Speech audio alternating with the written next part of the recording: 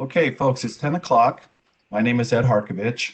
I'm the lead staff person on the Sempra pre-ramp um, workshop number 2, and also the anticipated ramp filing in May. In that regard, Sempra is presenting today on what they're doing with regards to the ramp filing, and we hope it's informative. Next slide, please. I would like to just take a moment to talk about safety while we're working from home. Um, and it's very important because we oftentimes leave that to our employers, and even after a year, sometimes we need to be reminded that we are in a pandemic. So when you're out in public, please practice social distancing, wear the appropriate face coverings, and also be aware of your surroundings so you can avoid situations where you might be exposed to the coronavirus. Also, while you're at home and working remotely, plan your escape routes should there be a reason to leave, either earthquake, fire, or other circumstance. Also be aware of your fire extinguishers and know where your contact information is and have it available so that you know where those numbers are should you need to access them. We're not going to ask for emergency contact information on this workshop. Sometimes people do that, but you'll be on your own if you have an emergency during the workshop. Utilize safe ergonomic working practices. We find that that's a significant area that affects people, and your home environment may not be set up as ergonomically as your normal work environment. So please be aware of that and try to learn about how to sit and view your equipment at home to prevent ergonomic problems. Also, during the workshop and otherwise, please stand up, stretch, and take sufficient breaks during the day. We do not have breaks scheduled between now and lunch. We'll leave that up to you, and the same for after lunch. So just plan on one major break during the day, but don't let that impede you from standing up, stretching, and taking whatever breaks you need. Having said that, I'd like to introduce Joe McCauley from Sempra, who's the key point person on their ramp initiative, and I will give him the mic and let him take it from here. Excuse me, Ed, this is Tom Long. Could I just make a comment? Sure, Tom, go ahead. Thanks. First, I just wanted to let folks know that I'm going to have to leave at 3, but I know that Jonathan Lesser, Dr. Lesser is on and he'll be listening and participating for turn. And I'm hoping that Dr. Feinstein will be on as well. I don't see him yet on the participant list, but I assume he'll be on. So I just want to let folks know that. The second is, Ed, I just wonder if you could help me understand the purpose of this workshop in the sense of a lot of what seems to be presented. I mean, there have been some what I would characterize as fairly minor changes from what was presented in the first and second workshops. So I'm just not quite sure. I mean, and I hope we can talk about those, but a lot of us have registered our concerns already, and should we just re-register the same concerns we've already registered? Or I'm just not quite sure how we should participate. Well, that's a good question, Tom. You should participate and re-register any ongoing concerns that you continue to have. I should mention, and I'm glad that you did ask a question, because it reminded me that we want to record this workshop. So I'm going to ask our host, Joseph Haga, to turn on the recording for this workshop. I also think that there is a lot of repetition. I don't disagree with that. But the idea being that we're going to go into a little greater detail. We've already covered tranches. I don't think that's a major focus of this workshop. We've talked about the risk identification process in the prior workshop. And I think we're talking a little bit more about the internal workings of the model that they use. We also talk a little bit about the wildfire nexus between the wildfire mitigation plan that's due, I believe, February 6th, maybe 7th, coming up here in about a week, and how that fits with the ramp filing 3 months later.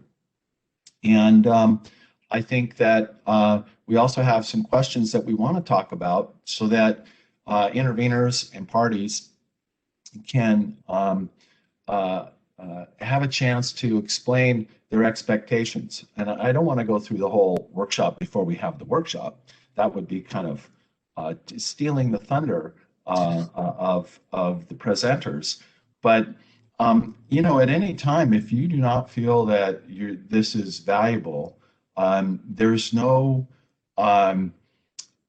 requirement that you have to participate and stay on the line. And I apologize if you don't find it as valuable as you think.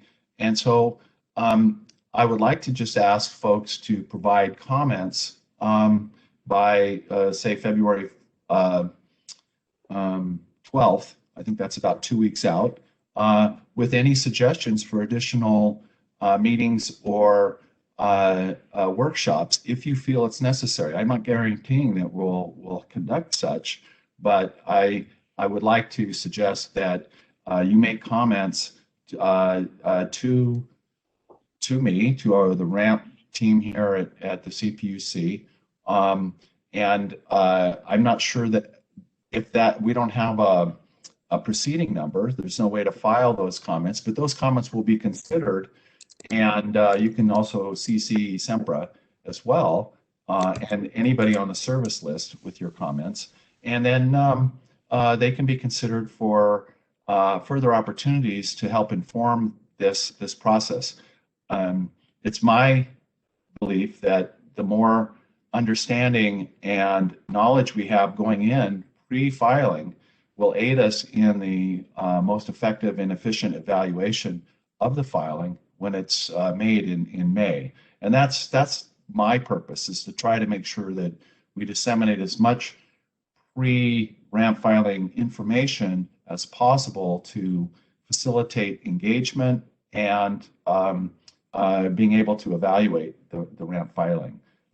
So that's hopefully as much of an answer as I can give you to your question.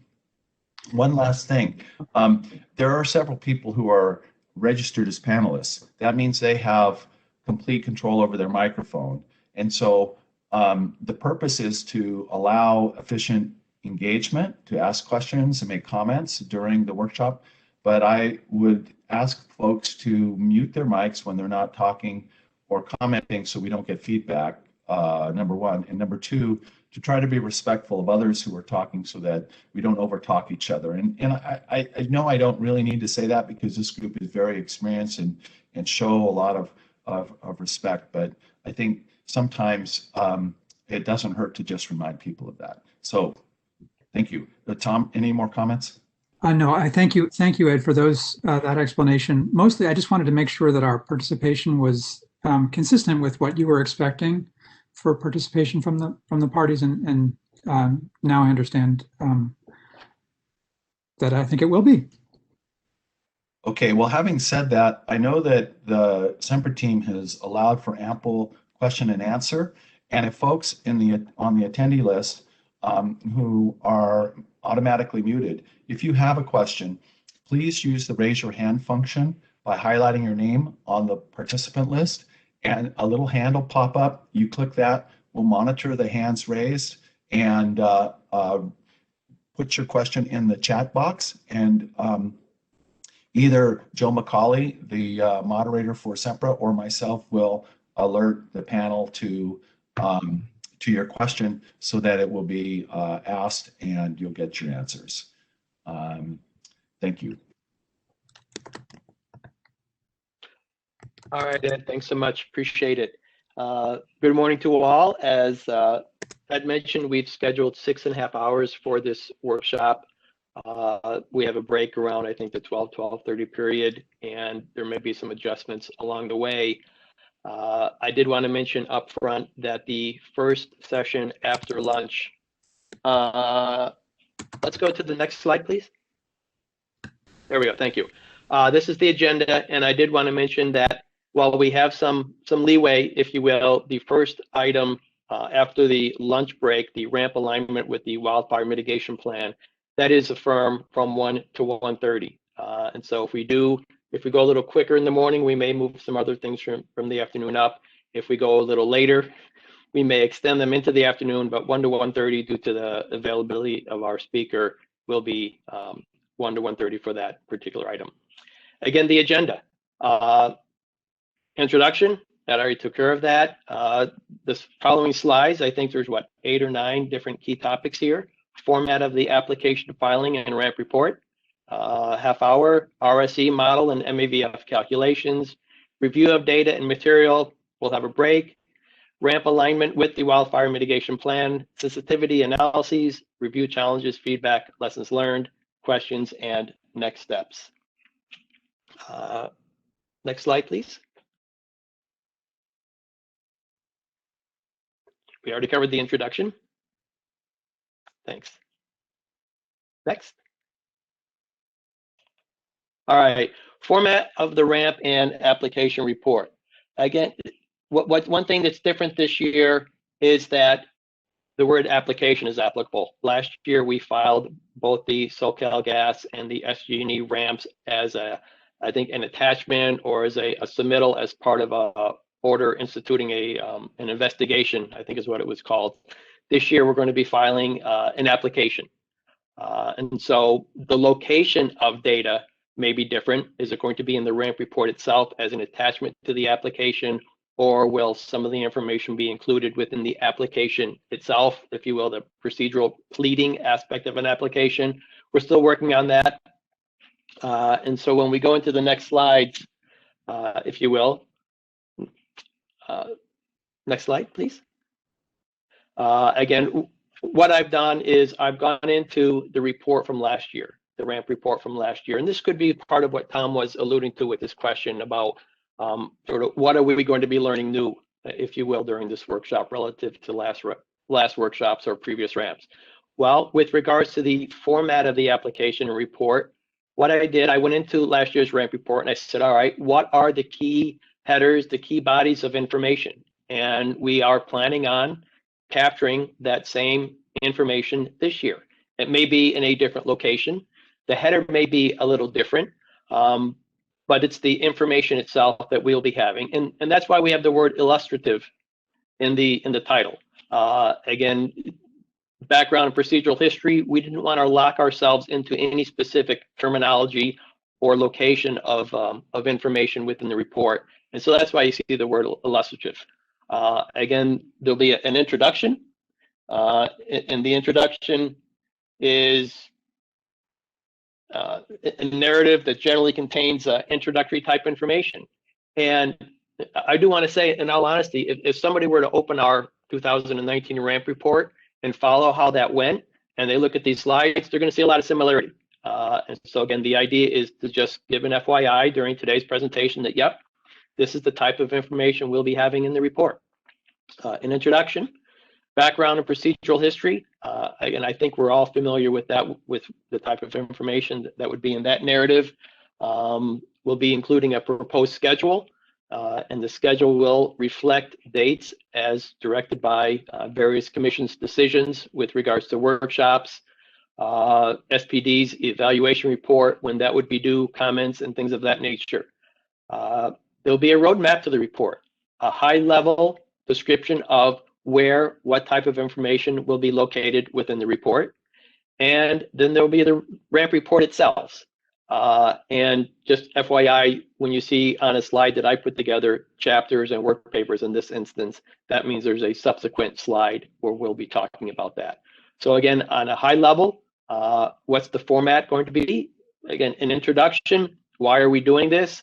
Background procedural, a schedule, and we do anticipate, to the extent there are some leeway in scheduling workshops and things of that nature. We'll be coordinating with Ed and SPD beforehand when we put together the schedule within the application.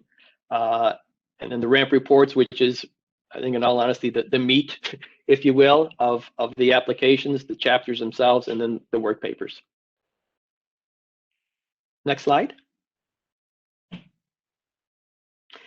So when it comes to the chapters, if you were to review last year's ramp report, you'd see what we refer to as chapters I think A through G, which were upfront chapters, if you will, and then we had the actual ramp report itself and the chapters within the ramp report. We plan on following a similar approach, if we're going to call them chapters A, chapter B, or a different format, that's still to be determined. But the anticipated header of those chapters and the corresponding content is overview and approach. Again, what is the approach we're taking in putting together this year's ramp? Enterprise risk management framework.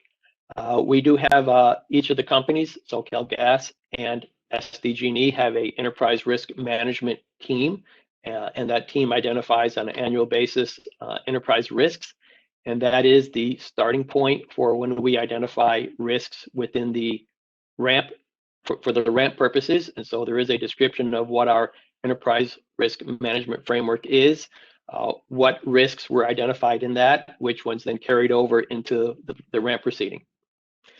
Risk quantification framework, words that are very key and important to a lot of people on this call. That will be a narrative that describes what is our multi-attribute value function framework.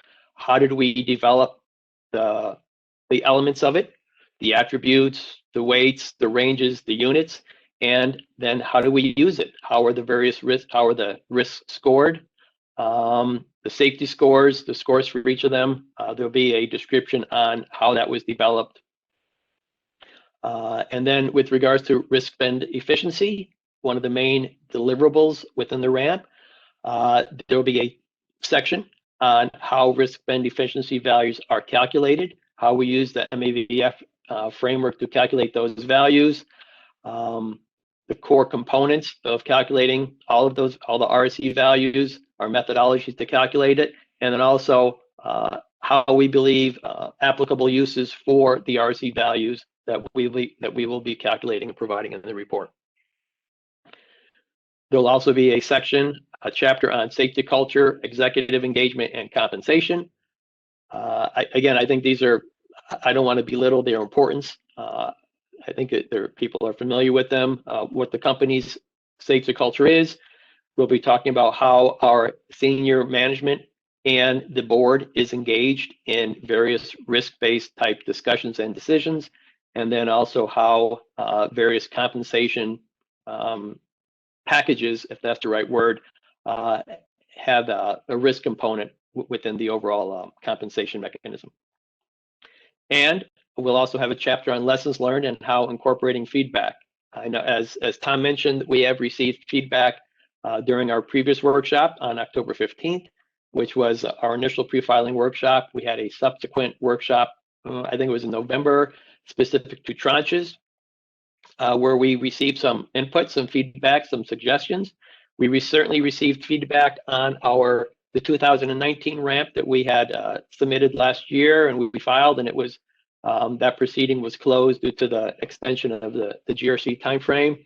But we've recorded all the feedback, suggestions, comments from those activities, and also we've been monitoring PG&E's and SoCal Edison's last ramp proceeding, keeping track of comments, suggestions made within those, and to the extent we are modifying, incorporating, modifying our previous ramp, are incorporating lessons learned and feedback into this ramp, we'll have a chapter where we will be specifically calling that out. Then there are the risk chapters themselves, which again, I'll have a subsequent slide after this one, and then we'll have cross-functional factors. And we mentioned this early on. Cross-functional factors is something new for us this year within our ramp. The idea is there are activities and there are departments who are involved with activities that impact more than one risk factor. I'm sorry, more than one risk. And so since we have chapters that are specific to risks and how do we address those specific risks, to the extent a group is their activities, and let's say the emergency response group, well, some of the activities they do, they span multiple risks.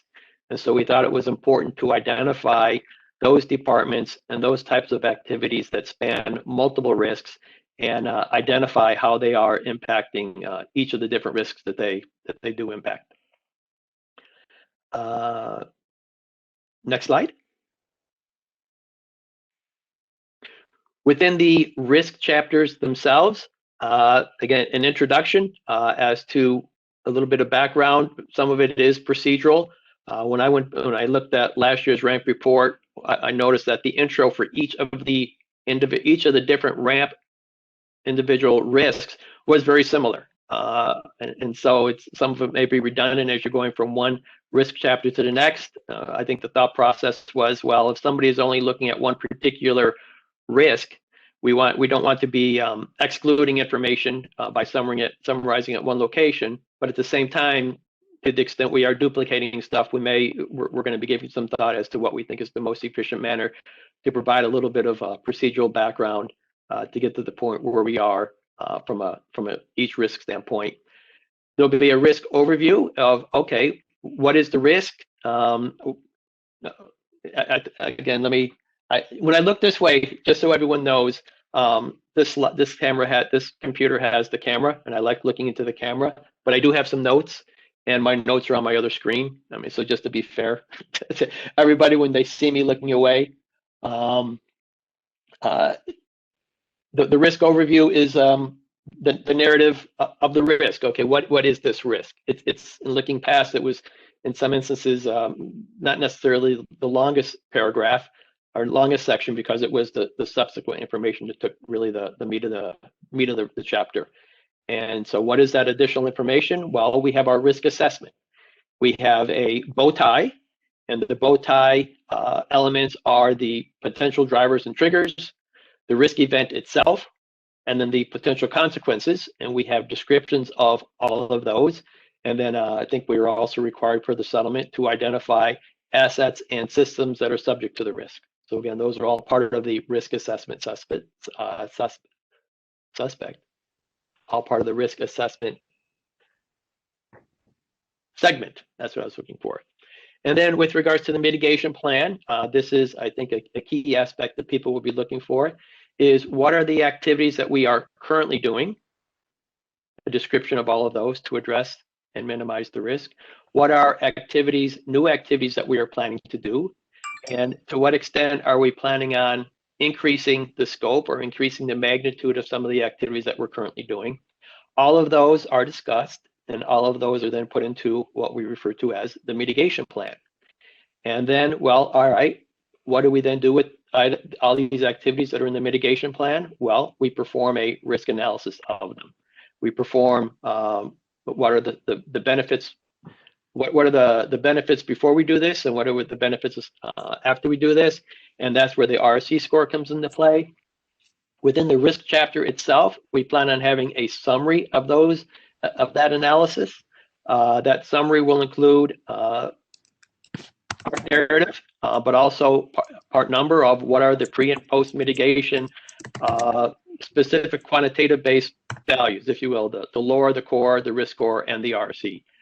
A lot of information that goes into how those numbers were developed. The data to develop those numbers will be included in the work papers, and then within the chapter itself, we'll be summarizing the results of those quantitative analysis. And then we are also required for each risk chapter to have 2 alternative mitigations. And so within the risk chapter, we'll be having a description of 2 alternative mitigations that we evaluated and considered. Next slide. With regards to what I'm sorry, Joe, this is Tom Long. I'm sorry to interrupt. I was on mute. I wanted to ask a question about the previous slide. Please. Okay, thanks. If that could come up, thank you. First, a couple of suggestions. First, on risk overview, based on experience, it would be very helpful if you made sure to include in that a very clear definition of the risk event. Sometimes it gets a little muddy and a little bit, and then it's just not clear enough. So if you could be very precise about what exactly is the risk event, that would be good. And then under risk assessment, I'm surprised you don't include tranches, the explanation of the tranches under that. So I would urge that the risk assessment section include and devote good attention to an explanation of what are the tranches that are being used for the analysis and showing how those tranches are compliant with the settlement. Sure. And while not on this slide, I definitely appreciate that. I think whether that be within the risk assessment or probably if I were to have had it on the slide, I might have had it within the mitigation plan header, because when we discuss each control and mitigation, again, just the way I'm thinking of it, we'll say, here's a control and here's a tranche of that control.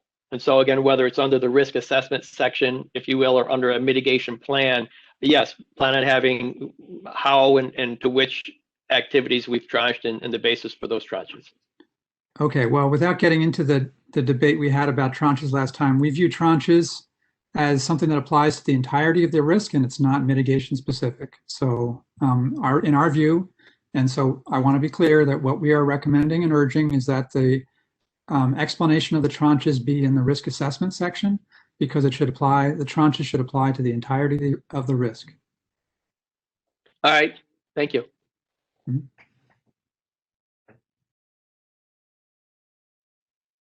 Since Tom asked a question, were there any other questions at this point? This is Chris.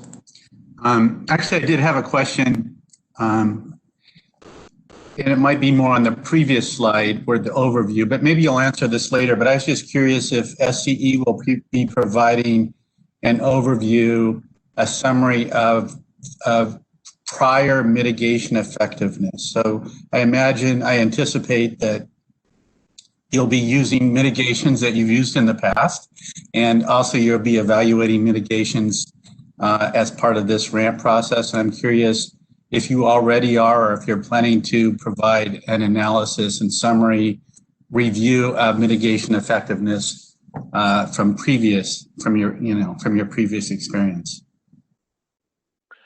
All right, if you don't mind, I noted the question, and I think I'm not the person to answer that. In all fairness, when Mason starts, Mason Withers, I think, can give a better answer to that question, and he'll be speaking in one of the subsequent slides on how we calculate the RC values and some calculations. And I think at that time that might be the best time to answer that question.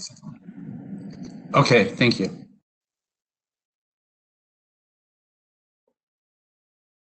All right, so let's continue on. I think the slide we're on thank you.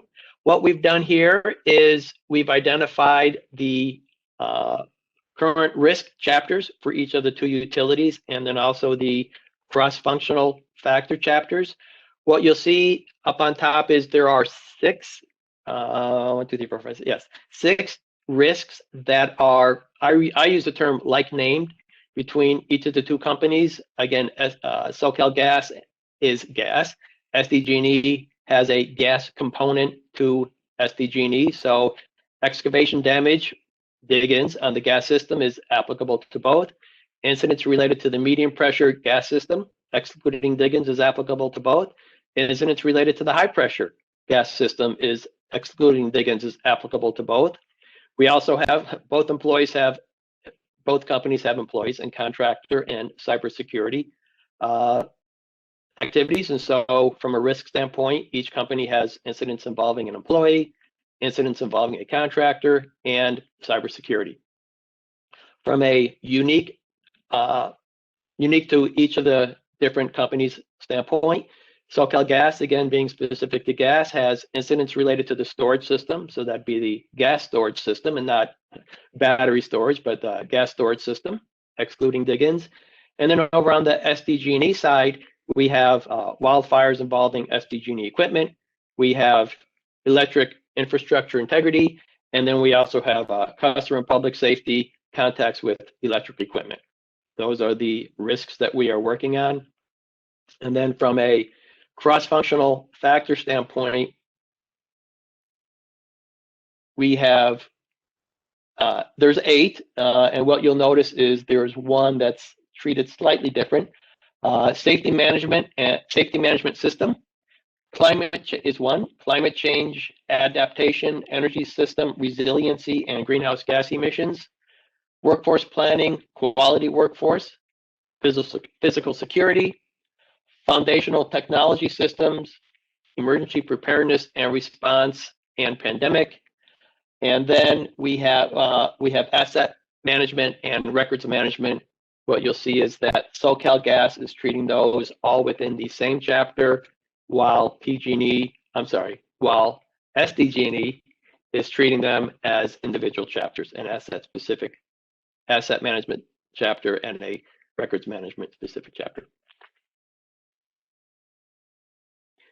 Next slide. And then work papers. And again, I went in, I said, okay, what's all the information that we have in the work papers last year? Based upon the feedback we heard from some of the stakeholders on wanting to make sure information is in here.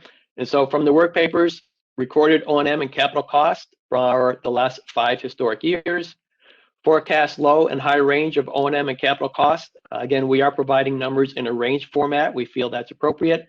And so for the ranges, it'll be the 2022 through 2024 time period, which aligns with our GRC forecast period. We'll have the risk quantification framework assumptions. Again, part of that are various financial assumptions, MAVF assumptions themselves, attributes, units, ranges, weights, reliability sub-attribute indexes, the model inputs. Some of the inputs involve the incident rates, the risk reduction, source of data, scope, effectiveness, the risk being addressed, and the project life, and then also pre and post mitigation analysis. And so this will be a description and then the numbers themselves with regards to how did we identify the benefits, what was the source of identifying those benefits, is it industry, is it subject matter experts, is it national, is it company data, and then the results as well. That information will be provided in detail within the work papers. And then, as I mentioned earlier, a summary of those, including the RCs, will then be captured within the risk chapter itself. Joe, this is Tom Long. A couple of comments about the slide. This is very important. This is key to the transparency requirement of the settlement. And so I'm just going to raise some things that I don't know if they're included in what you're listing here, but I wanted to make sure we're on record as indicating that we view what I'm about to describe as very important in terms of transparency. So the first, and to me, it would seem to fit under model inputs. We need to see how the values that you use for the lure, for the core, and the mitigation effectiveness were determined. And we need to see the source of data for those values. And if subject matter expert judgment was used, we need to understand the basis for that judgment.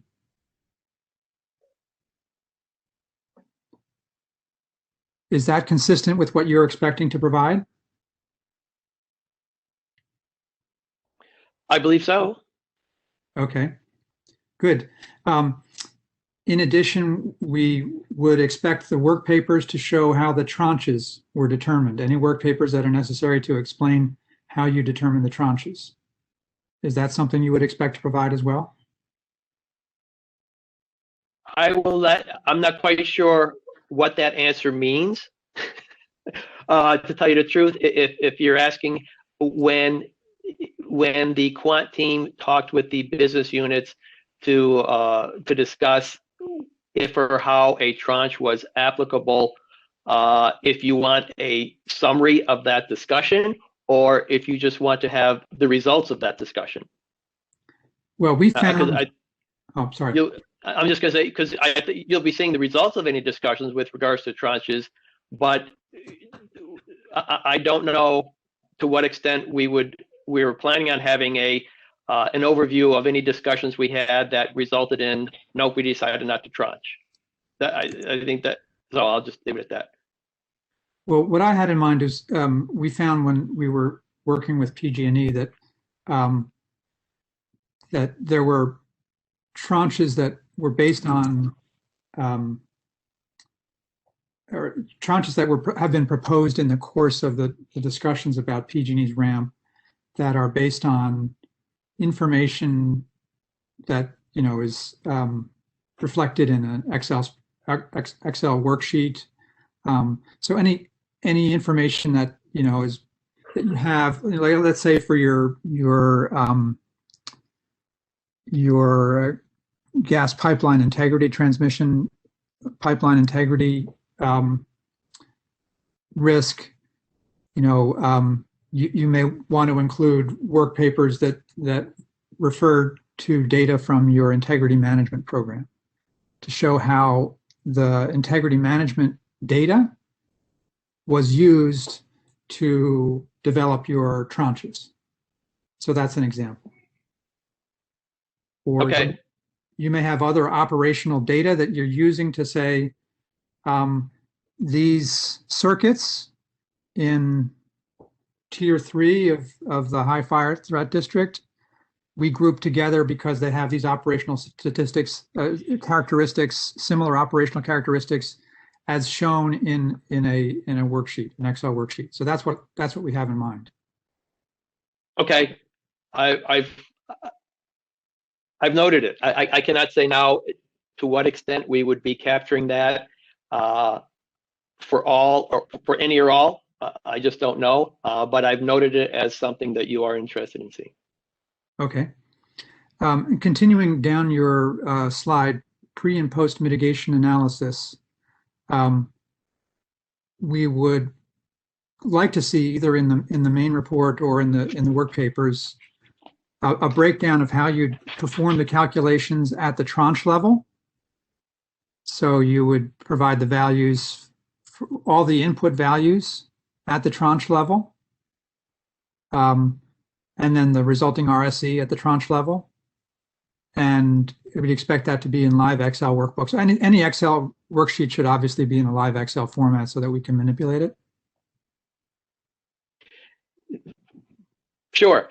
And just, we have had discussions in-house about what are the best ways, what are efficient ways to provide spreadsheets with extensive data.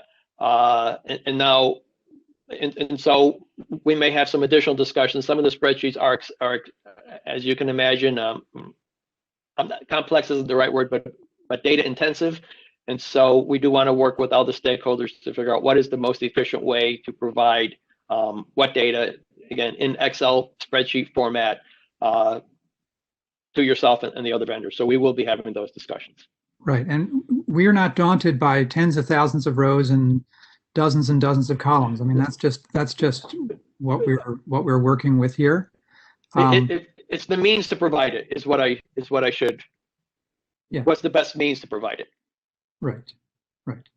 Yeah, I mean, providing the Excel file by itself shouldn't be a problem. It's just how do you, if you want to convert that to PDF or some other format, then that may be what you're talking about.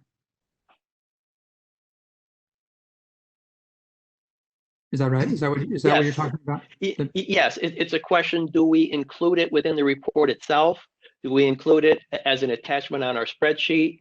Do we coordinate directly with those who ask for it that are going to be doing the analytics? That's what I'm talking. That's what I'm referring. Okay. This is Ed Harkovich. I'd like to jump in here. I think that this is an important question. Thank you for raising it, Tom. And to the extent that folks would like that analytic data, perhaps there's a way you can put it on your out-facing share drive as an Excel file that can be downloaded by the interested parties. If not that, then I would suggest that that information either get sent to interested parties through a data request so that they have it already in an Excel format, which would obviate the need to convert it from a PDF, which I find personally troublesome to get the formatting and the formulas right. So that's just a couple of thoughts that I have. And I think that kind of detail can be worked out individually, or we can have another offline meeting to go through the best way to provide that information. What do you think, guys? I think those are good ideas. Yeah, I particularly like the having PG, or I'm sorry, the Sempra utilities have a website where we can just download, voluminous work papers. That would be great. yeah, I think we're all saying the same. This might be a good opportunity to remind call-in users who are on the workshop that by hitting *1 on their keypads, that raises their hands and alerts us to allowing them to make comments or questions. And so for call-in users specifically, *1 on your phone keypad will let us know that you have a comment or question, and then we can address that. Thank you.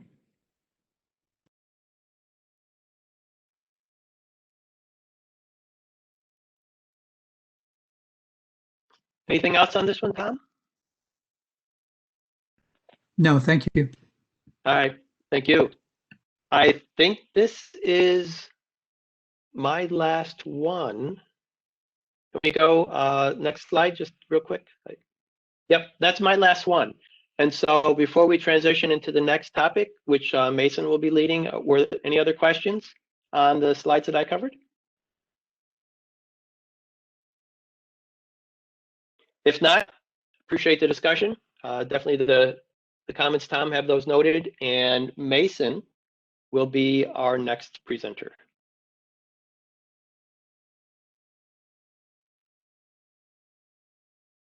There he is.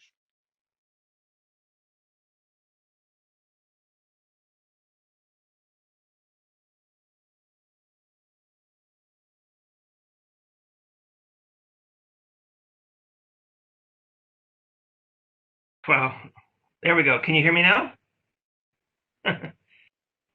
Good morning, everyone. I see there's 79 participants in this call. I'd like to see you all face to face, but here we are remotely. Hope everyone's doing well. I'm here to talk about a few quantitative-minded things, starting with the MABF. Joe H., are you the one running the slide deck? If you could advance ahead one, please. Thank you very much. So this is our multi-attribute value framework that we use to basically calculate what the risk score is at the risk level. And per the settlement agreement, we're showing it to you in this format. We have attributes at the top, and there's sub-attributes to help inform what those attributes are comprised of. And then we have ranges and we have weights. So I'd like to again, I can't hear myself talking, so I'm assuming the audio is fine. So I'm just going to keep going. It's a weird dynamic. So the attributes are health and safety, reliability, financial, and stakeholder impact. You can see those at the top and on the left. And you can see the units, health and safety, reliability, and stakeholder impact have kind of sub-attribute indices that add up to those values. And financial is straight, the unit is dollars in millions. And then you can see the ranges and the weights. 60% of the weighting is for health and safety. This is pretty similar to the MABF we had in 2019 with a few marked changes. And I know we talked about those at the last workshop, but I'm not sure all 79 participants were at that one. So I'll just real briefly go over the differences. This year, we've added the attribute of stakeholder impact. And the idea of stakeholder impact is there's many aspects of risk events that affect different stakeholders in different ways that are not necessarily captured in health and safety, reliability, and financial. And the way I'll get to it in a second, but the way we're looking at it is we've kind of identified some stakeholder groups, and then we try to measure the impact to those groups that are above and beyond the other attributes. And it's coming in as a 5% weighting. It's not too significant from the weighting standpoint, but we do think it helps to tell a more full message of the risk event and its impact on society. And then another change is in health and safety. We've added into the sub-attribute, you can see there, health and safety index sub-attribute, we've added in acres burned. And acres burned has actually a pretty large health and safety impact in the pollution and the soot that gets into the air from wildfires. And typically in the California setting where we have these wildfires, the smoke is blowing right into the populated areas. It's kind of like a function of just the way where the greenery is and where the populations live. Our people are breathing in a lot of bad stuff. And there's government work and medical work and academic work that talks about how bad that impact is to human beings. And we've tried to capture that from the health and safety perspective. And it's kind of the same guidance, like where we just wanted to like fully represent how this risk is impacting society.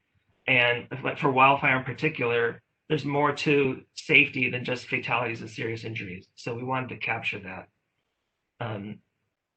And I think the reliability is largely unchanged. You can see here where this slide represents SDG&E and SoCalGas. And so after the slash is the SoCalGas piece, and before the slash is the SDG&E piece. Because SoCalGas doesn't have the electric side, the gas curtailment and the meters loss of service is 50% of their weighting, whereas at SDG&E is 25. And then back to the stakeholder impact. The stakeholders we're focusing on are customers, employees, the public, the government, and regulators. And essentially, the way we're looking at that is the impact to each of those groups.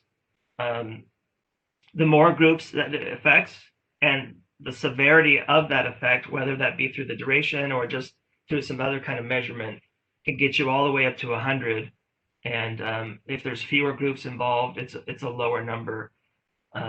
So we think that just kind of tells a better story. The stakeholder impact, I'll be honest, is a little more qualitative in nature than the others.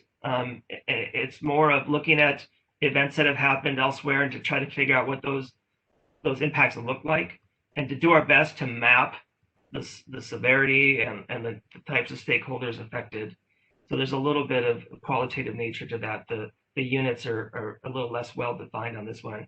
And I think we're fine with that because this is kind of representing that gap where there's other things going on. An example that you can think about a stakeholder impact is in a wildfire, there can be the need to evacuate your home. And we're all familiar with that concept in California, unfortunately. And thousands and tens of thousands of people evacuating their homes, closing their businesses, stopping their schools, and all that. That's not as captured in just health and safety. And you could try to monetize some of that, but and I think we try to do that as well. But the stakeholder impact is a way to really get that feel of there's a social impact in the case I just came up with, clearly to the public and even to the government, the regulators, because then there's more work to be done. How this happened, how can we prevent it? It's a major impact to lots of parties. So we're trying to capture a more full view of the impact to society from risk events. And as in everything that we're doing in this proceeding, we want to keep growing. So I see Joe's face. I think he has a question posed. Hey, Joe. This isn't the end state, right? We want to keep growing, and if people give more information about you need to capture this or that, we definitely would like to take that under advisement. And we want this to be the tool that we use to consistently measure risks across our enterprise. I think I'm good there, so I want to pause here and take any questions that we might have. Hi, Mason. Hey, Joe Mitchell, Muskie Grid Road Alliance. two questions. First, just to verify, I think I've asked this before, but this is just to just verify. The ranges those don't represent caps. Those are just the size of that's just the scale for your function, correct? Correct. Yeah, there are no caps in the way we do our analysis. Great. And then just something that we discovered when going through the PG&E ramp, there's sort of a unintended consequences to health and safety weight that's very high. Because when you look at wildfire losses, you tend to have very high financial losses as a ratio compared to fatalities and injuries. So when you increase health and safety weight, it has the what I think is an unintended consequence of de-emphasizing wildfire mitigation, because you're not as worried about wildfires. They have a lesser impact because it's mostly financial. I understand completely what you're talking about, Joe. And, we've looked at that exact question. And I think having the acres burned helps the story a little bit more and reflects what you're talking about. But as we've talked about at other times, coming up with an MAVF that's consistently applied across all the risks is difficult. Whenever you tweak one of the attributes, it affects the others. And I agree that it may not be perfect. I will say that we think the wildfire mitigations that we think are appropriate are showing to be appropriate using this method in terms of the RSEs. So I hope you can see when we get to the point where we're showing RSEs for the wildfire mitigations, I think you'll see that those mitigations are still looking pretty good from that valuation standpoint. But I totally understand what you're saying. I don't know. Yeah. Okay. This is Tom. Hey, Tom. I see Chris has popped up too. Chris, did you want to go first? Sure, I'll go ahead and you may get into this more later, Mason, but with SDG&E and PSPS, does that, and it might be, I'm just seeing that everything's here on one slide, and so I imagine you may be talking about this later, but does PSPS affect more or less every line of what we're seeing on this one slide? Does it weigh into stakeholder impact? Does it weigh into electric outage duration, electric outage count, or is it only going to be part of maybe a subset of some of these things? Yeah, great question. Good morning, Chris. Nice to see you. Let me walk through the PSPS impacts are on these attributes. So we have a safety component for PSPS, and we don't differentiate between fatality and serious injury at this point. There's not that much PSPS safety data out there, so we kind of call it a SIF. So we're taking the safety for PSPS. We're not taking acres burn because that's that we're trying to prevent the acres burn for PSPS. Nobody would claim that PSPS is causing acres burn, so that's not included. The stakeholders certainly, and we think the PSPS impact for stakeholder is mostly on customer and a little bit of others. I know the more PSPS we do, it kind of makes regulators and the government maybe ask more questions, which is obviously the right thing to do. So there's a little bit of that, but most of it's focused on the customer stakeholder piece. And then we include the electric outage count and the electric outage duration as part of PSPS. And that's basically looking at the history of PSPS and what we think it's going to be in the future, and just how many people is it, how long are the outages. I think you guys know that we capture PSPS information down to the customer level. So we know we know exactly which customer has been PSPS for how long and when it was. So we're able to use that data, put it into MAVF. And then finally, I guess I went out of order, but we also have a financial piece as well from PSPS. And it's very early on, and I know people poke holes in it, but we have a number to use for customers, critical customers, and medical baseline customers for all of those things, and financial is one of them. So yeah, we have that. I hope that helps. And then I'll add to that. You didn't ask for it, but I'll add to it. When we talk about wildfire risk, in the next few slides, you'll see wildfire risk is actually a composite of the wildfire piece.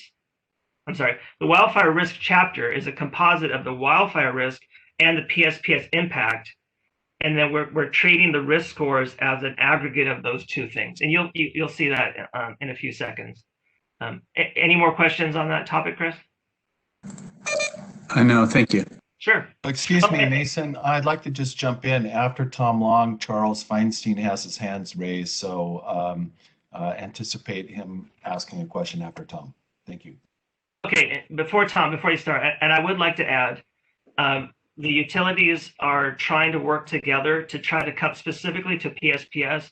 It's new, the impacts are not widely known.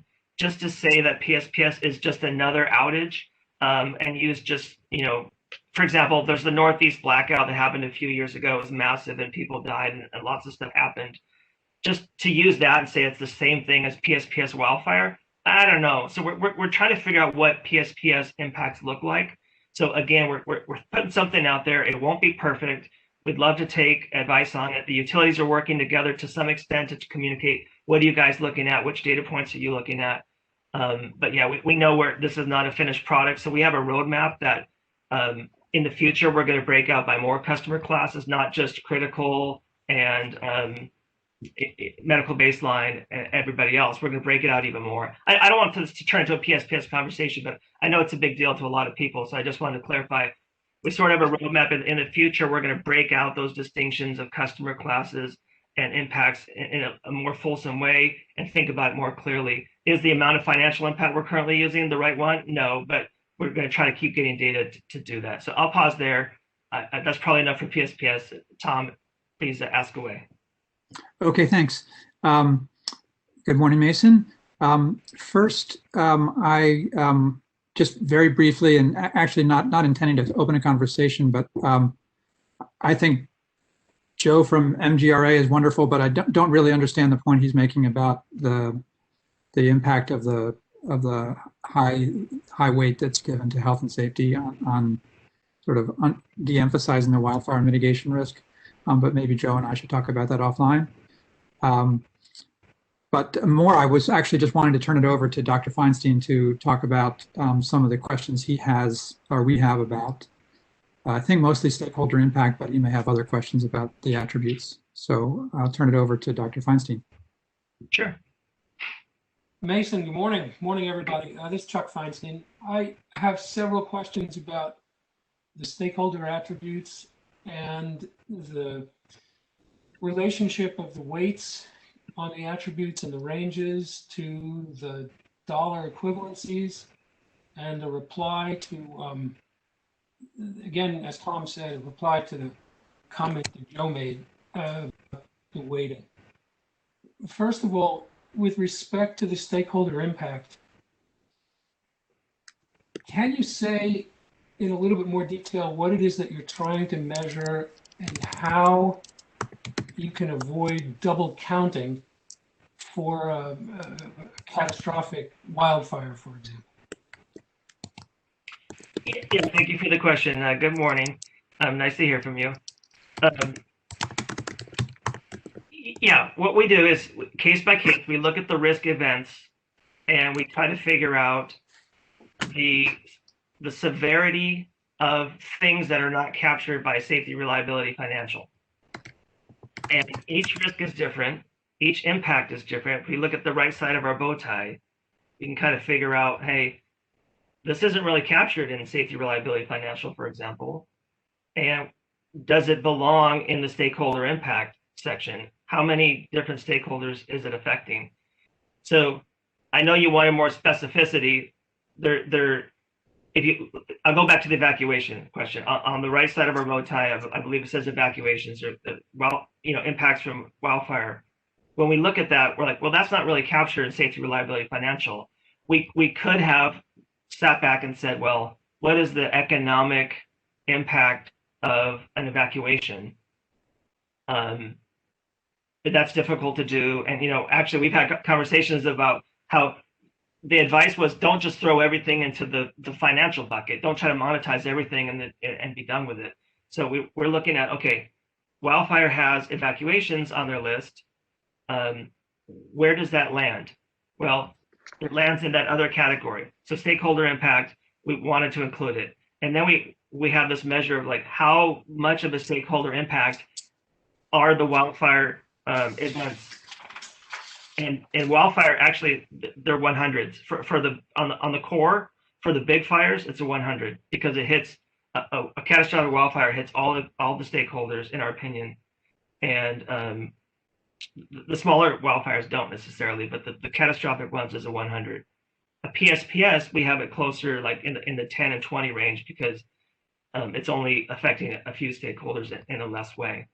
So we go through this exercise of trying to figure out risk by risk what it is that's not being captured by safety, reliability, financial, figure out what we believe is the severity and the amount of stakeholders affected, and then essentially make a judgment call that we think that's the right thing that's captured.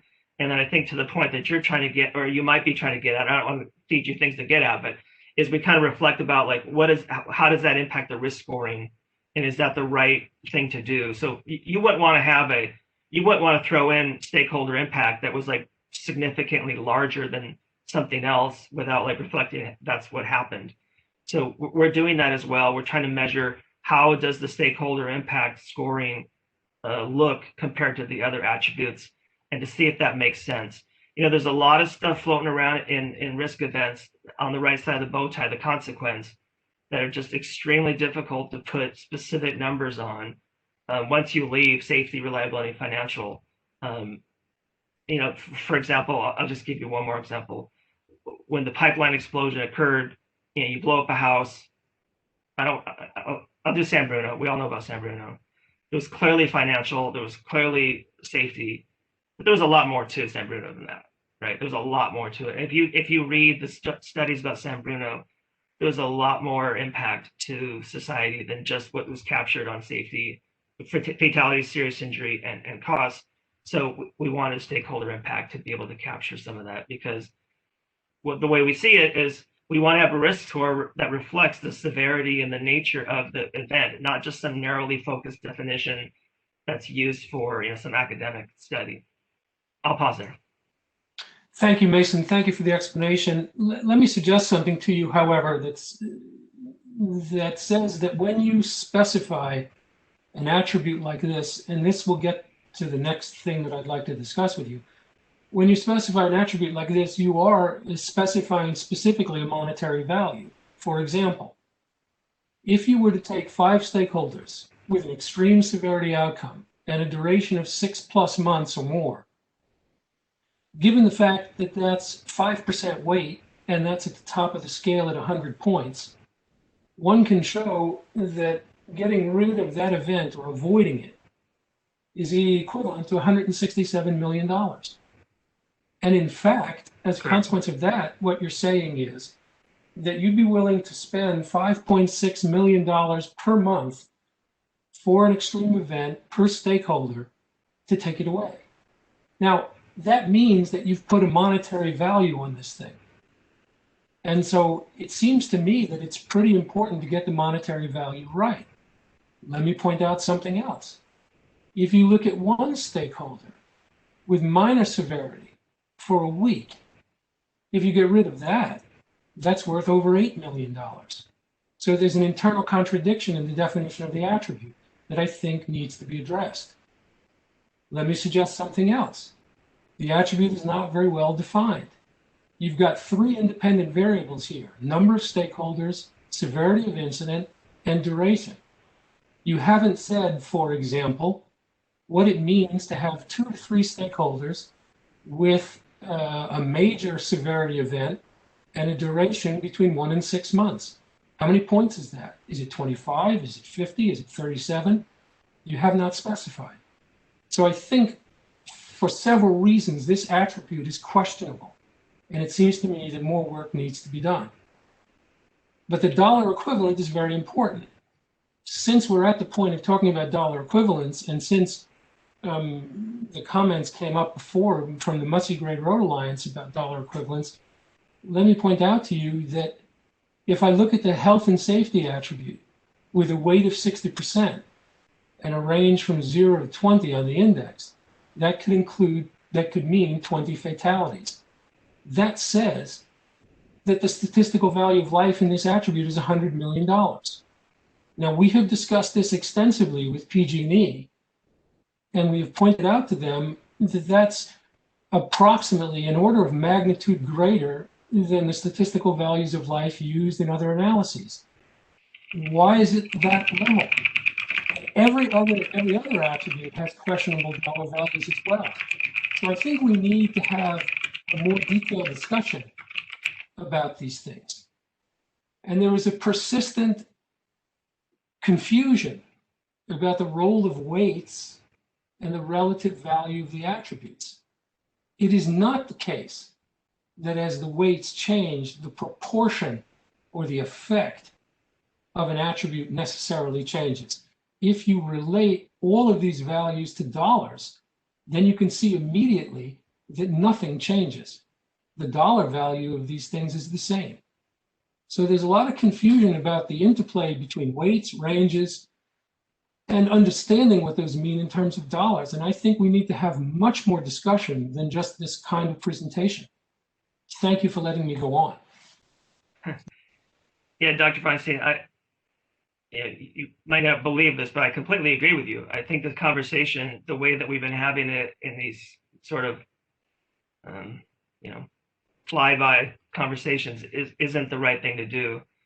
I think the SMAP, if we do the SMAP the appropriate way and we have time and the experts come in and the utilities come in and have a full discussion about just the utter complexity of using an MAVF to do what we're doing in these ramps, I think will be good for everyone.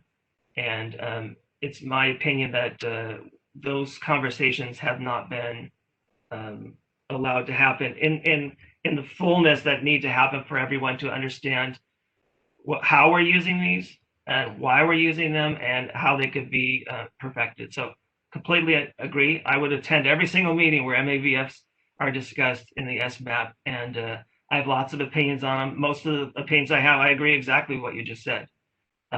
So on that we agree. However, we have a ramp filing in May. This is what we have right now, and I think there's an opportunity here for us to show you what we have. And if you want to ask questions, if you want to say, well, what would the risk scores have been if you had done this? In a finite amount of those types of scenarios, we would be happy to do that as well, because I think we'll have the data in a position for you to ask those kind of questions. And not just you specifically, doctor, but all of the above. So yes, I agree.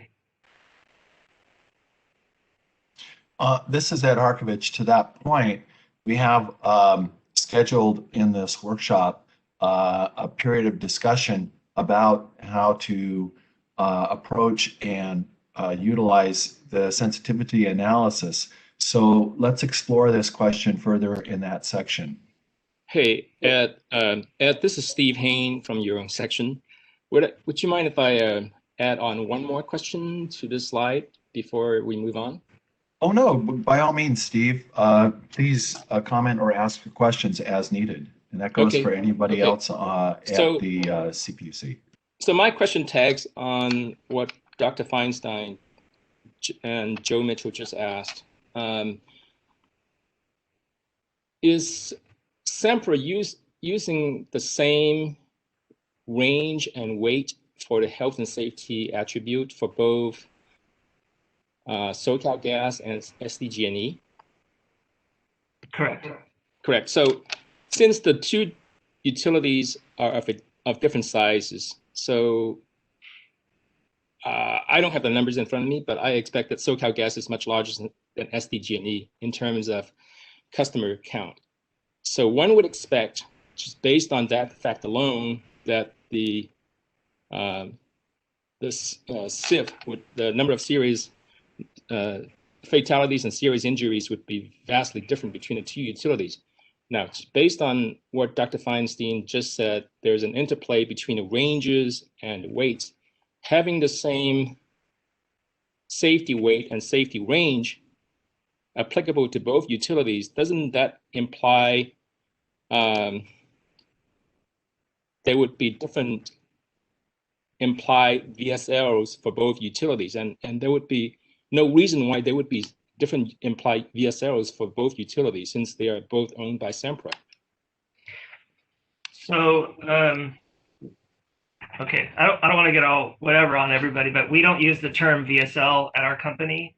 Nobody ever talks about VSL that I know of, other than in these conversations. So we're not in the business of doing that. I fully understand that. Even moving away from that implication, what I have described is still true, that there would be the interplay between the safety weight and the safety range and its relative effect on the safety, on the financial weight and the financial impact. So there would be different relative values, effective relative values, just because of this, the two different utilities are of different sizes.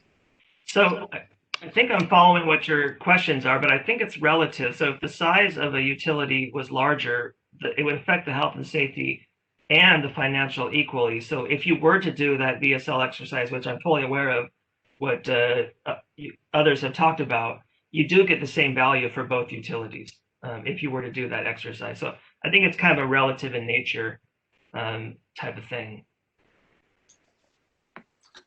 May I respond, please? This is Chuck Feinstein.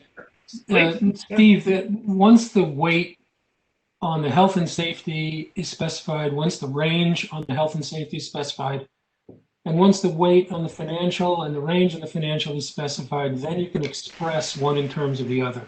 You don't have to think about the statistical value of life. It's something that is there. It's something you can analytically observe. So once that's the same, 60%, 20% in this case, for those ranges, then the statistical value of life is $100 million. No one ever said, and I think this is what Mason's getting at, no one's ever said that these attributes, scales and weights, ranges are constructed by considering the statistical value of life. That's fine. Nevertheless, it's a consequence of it. And so therefore, once you specify those things, then you get that value. And Steve, in this case, both utilities, both IOUs will have the same statistical value of life because the ranges and the weights, relatively speaking, for health and safety and financial have not changed. Okay, thank you for the explanation, Dr. Feinstein.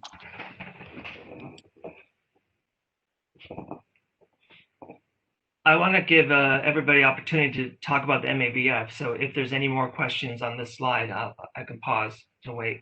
Dr. Feinstein, I think I still see your hand up. Is that from before or is that a new? Sorry, I can put it down. No problem. Well, sorry, Mason, this is Tom. Just a loose thread from what Dr. Feinstein raised. I think he raised a question that maybe you could answer. I mean, I know that the discussion turned to, oh, well, we need a bigger forum or a different forum, but and Chuck, you can fill in this question, but you were saying that what you see here is not well specified, in that there are certain values you don't know, and maybe Mason could help answer that question. So maybe Chuck, you could express that question again and then give Mason a chance to answer. Sure, Tom, happy to.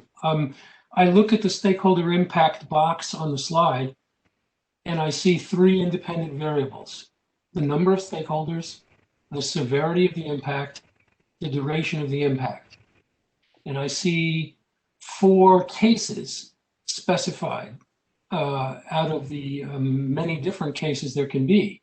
So for example, in this case, you have 5 stakeholders, or 4 different stakeholder levels, 4 different severity levels, 4 different durations.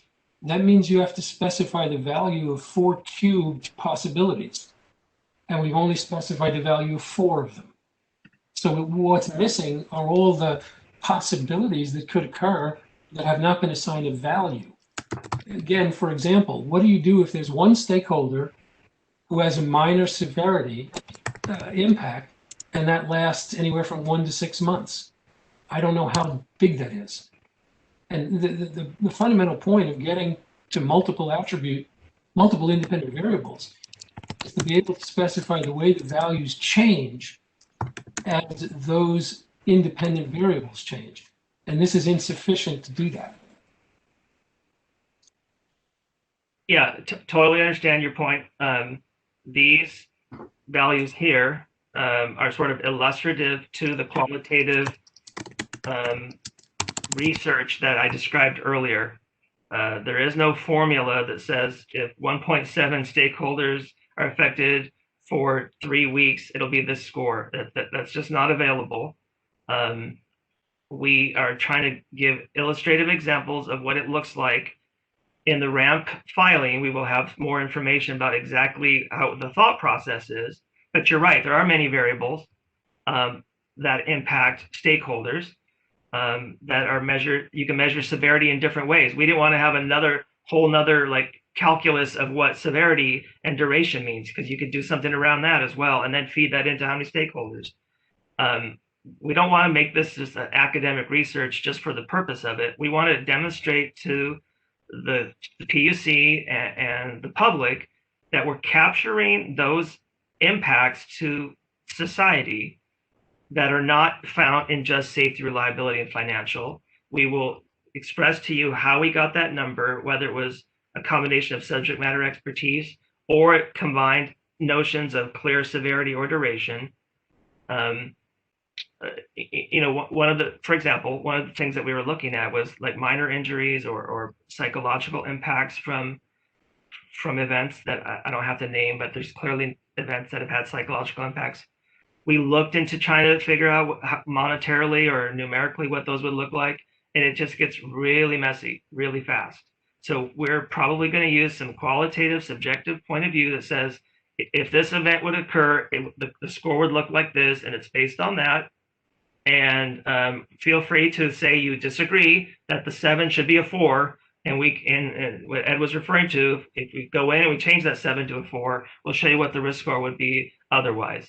There's clearly an element of human life that is not formulaic in nature, and we're doing our best to try to capture that using tools that we have available to us. But yeah, there will be no one formula that takes 4 inputs and turns it into an output that is consistently used for stakeholder impact. It's kind of in the that's life category. But again, we're going to tell you that we use a 7. We're going to tell you why, and then you can, of course, respond to, well, that 7 should be a 12 or whatever.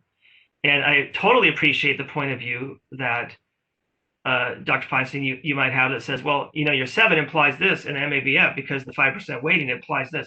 I 100% get that. So we're very happy to have those conversations. I should have put illustrative here. Those are just illustrative to get the conversation going, which apparently worked.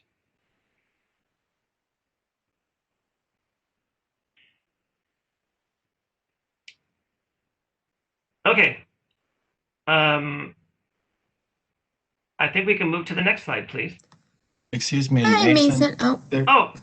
There's great. a couple of folks that have their hands raised. They haven't asked their question in the chat box. So attendees, please ask your question in the chat box. And if we're not able to address it right away, then raise your hand or ping me, and we'll make sure that we forward your question to the panel or the presenter. I see a question from Melinda Dickinson, and if you... Yes, hi, can you hear me? Yes. Okay, great. I'm sorry, Melinda, before you start, where would I see that Melinda was even trying to ask a question? In my chat, I can't see anything. That's the thing, is that the list of participants is very long, and if somebody raises a hand, it's hard to see that because you have to scroll through all the attendees. Okay. So by the attendees sending a question in the chat box, which we're monitoring, then we will see that and hopefully pass that forward, or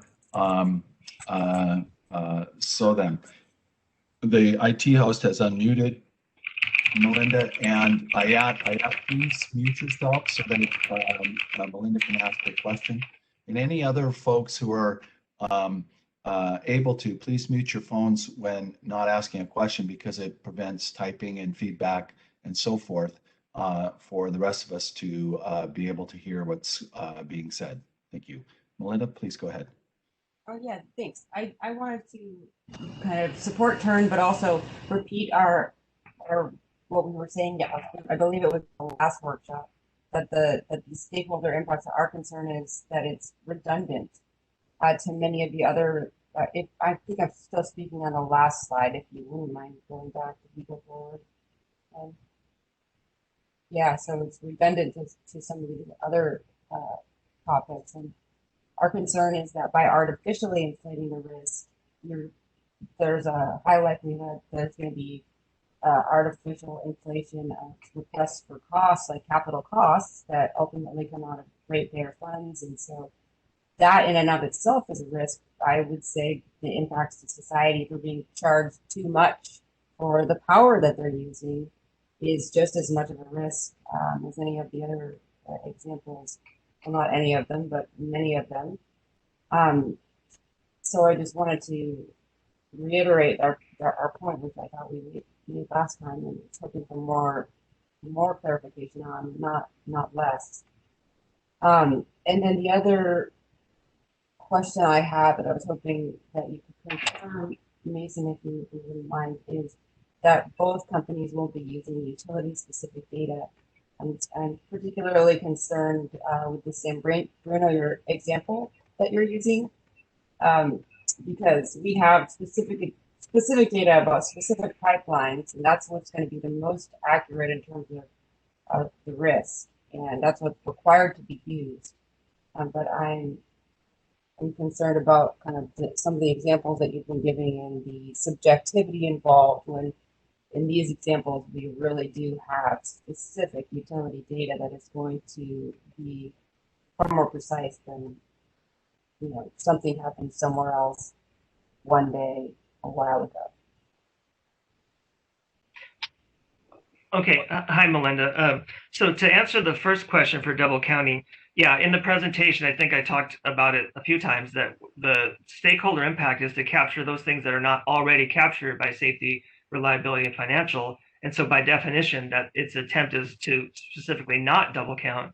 And then, so in the ramp, when we discuss what the stakeholder impact score is, for how we used it in the core for the calculations, we will talk about how we got that score and how it is pointing to things that are not already counted for safety, reliability, and financial. So I hope that when you get the ramp, you find that the explanations for the stakeholder impact scoring doesn't do what you were fearing that it would, which is to be double counted. Yeah. So if, for example, the stakeholder impact was it costs society a whole bunch of money, but we already captured that in financial, that would be an appropriate usage of stakeholder impact for sure. So we're gonna do our best to explain what factors led to the score of the stakeholder impact, and hopefully the observer will see that it's not double counting. And then obviously, if you you can comment on our presentation of the ramp post filing to get more clarification if you need. And then to the second point, it's kind of a standard process in risk assessment and other quantitative assessments to use data where you have it. And so if you know a specific asset's likelihood of failure and consequence of failure, you can use it. When you don't know that particular asset's specifics, you look at similar assets either in your own territory or your own or backyard, as it were, or statewide or nationwide to fill in the gap of what might happen. So for example, in the case of San Bruno, the example was used because that's what can happen if an explosion occurs with a high pressure pipeline. And we're not saying that's exactly what would happen if it occurred over here in SoCalGas service territory. We're not saying it's the exact same results, nor is it the same likelihood, but it is information to be used when you're doing risk assessments. To not use real world examples that happened outside of your service territory would be extremely limiting. I don't think there's anybody who thinks that's necessarily appropriate. For example, SoCalGas hasn't had that type of event, and if you only used SoCalGas information, you could have the false impression that, well, it hasn't happened in the last X years, it's not going to happen again. So you use outside information to help fill in that story, and that's pretty standard data assessment techniques. Well, Now, what you're saying, unfortunately, is just more of a hypothetical than anything. It's not.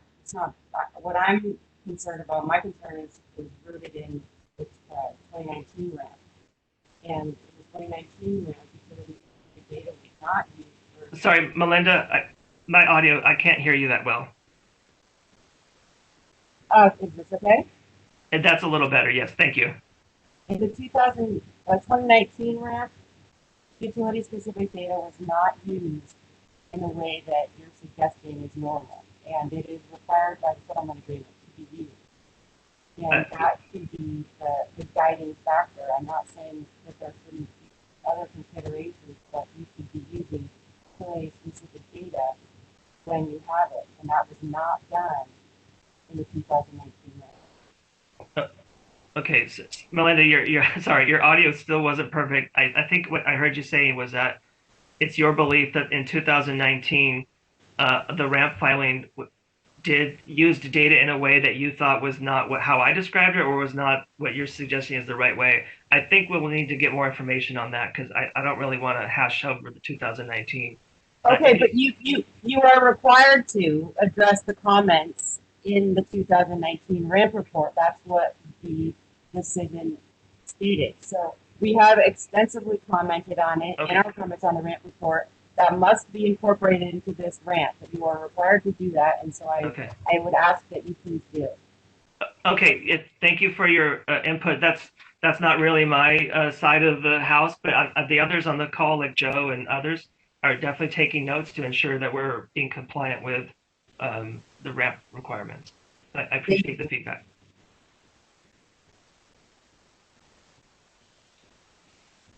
And I just want to clarify, was it only me with the audio, or was something wrong in general? Ed, Mason, you're fine. I think it was just Melinda's connection that was not working well. Okay, thank you. Mason, just real quick, Melinda, can you just confirm with which organization you're with, please? Protect Our Community. Thank you.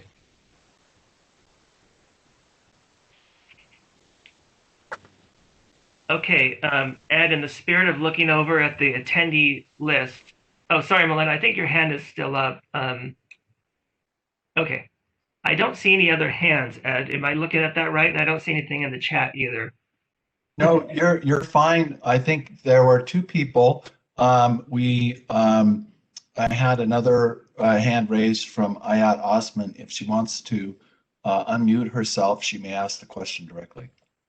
Hey, I think some of my question was answered, but overall, I just have a question about how would we define the dependent variables and independent variables, and what type of optimization are we using in the context of MAVF, the multi-attribute value function. So this is, I'm the new supervisor in this group for the risk assessment with SPD.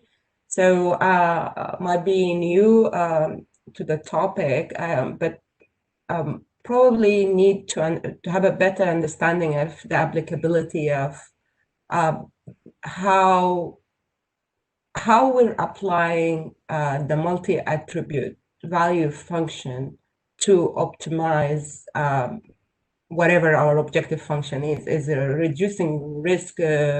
Are we defining specific risks that we would like to reduce? So I'm kind of not clear on how is this applied, and you don't have to go into a lot of details if this information has already been discussed. I will just catch up later. Thank you. Yeah. So, yeah, nice to meet you. I don't think we've met before in person. Your question's awesome to me. That's a great question that I wish we talked more about, because, like you say, what we're showing here is just a risk score, and then, well, what are we going to do about it, right? So I think a lot of the focus has been on, well, make sure you're calculating the risk score the right way, and I think that's what Dr. Feinstein and others are like. Well, we need to have as much information as we can to put in, so that we want to make sure you're using this MAVF the right way to get the score, right? But then the next question is, if you, what are we going to do about that score, right? Are we going what kind of dollars are we going to use to buy down that score, or are we focusing on one particular risk, or how are we doing that optimization? And that's something I think a lot of us have very much interest in. Right now, I would say my answer is, and I'm not speaking for every utility or even for my whole company, but right now we're sort of looking at piecemeal, say, oh, the wildfire score is this. If we did a project to reduce that score for a certain cost, that looks cost beneficial from a MAVF standpoint. So that project is a good project to do. That's kind of how some people are thinking about it. We haven't done too much optimization. I know Dr. Feinstein's probably chomping at the bit right now. He'd like to chime in. And I think that's a great topic for the upcoming SMAP. That, like, if you had a set of dollars, what's the most efficient way to use those dollars? What kind of goal seeking are you trying to do? And we would fully support those kind of conversations. That's kind of like that's more graduate level work. Right now, we're still maybe a senior in high school type of work. All right. No, thank you. That's very helpful. That's what I thought, but maybe I don't want to prolong the topic here. It needs a separate discussion, I would say. All I want to say is there are some modeling opportunities there to use nonlinear programming, and that would help a lot. Kind of zeroing in on which risk we would like to minimize. And I understand that there is a lot to do with the multi-attribute value function, multiple ways to do it. I would just caution on getting into too much of the variables that might not have a huge impact on the risk. So there are some variables that would impact the risk, and I think that's where we need to focus if this work is ongoing. But if it's already done, then okay. Thank you all. Thanks. Yeah, I'll just say again, I'm very happy to hear those words, and I think the SMAP would be a perfect location to bring up that kind of concept to help us continue our growth. Ed, I'm going to defer to you. Is there anything you want to say on that? And if not, we can move to the next slide. I don't have anything specific to say to that at this point, but those are very good points. We certainly want to focus on the most important variables in defining the risks and how we want to approach them in the ramp. But I think it was noted before, this is very complex and there's a lot of moving parts. And we're still in an iterative process to try to improve it. This is Chuck Feinstein. Mason, you invoked me, so I know now the need to respond. But very, very briefly, we had a long discussion over a long period of time about use of optimization methods. We showed various optimization methods at one time, and we agreed with the settlement that we would approximate any optimization algorithm by ranking risk mitigations by the risk spend efficiency. So we're cognizant of the fact that this is an optimization problem, and And the best thing we could come up with in the settlement was an approximation to an optimization algorithm. Thank you. I realized I was invoking you, and I'm happy I did. So thank you for that comment. I think we can go to the next slide. Not lunchtime yet, is it? Actually, I was kind of joking there, but Ed and Joe, how are we doing on time?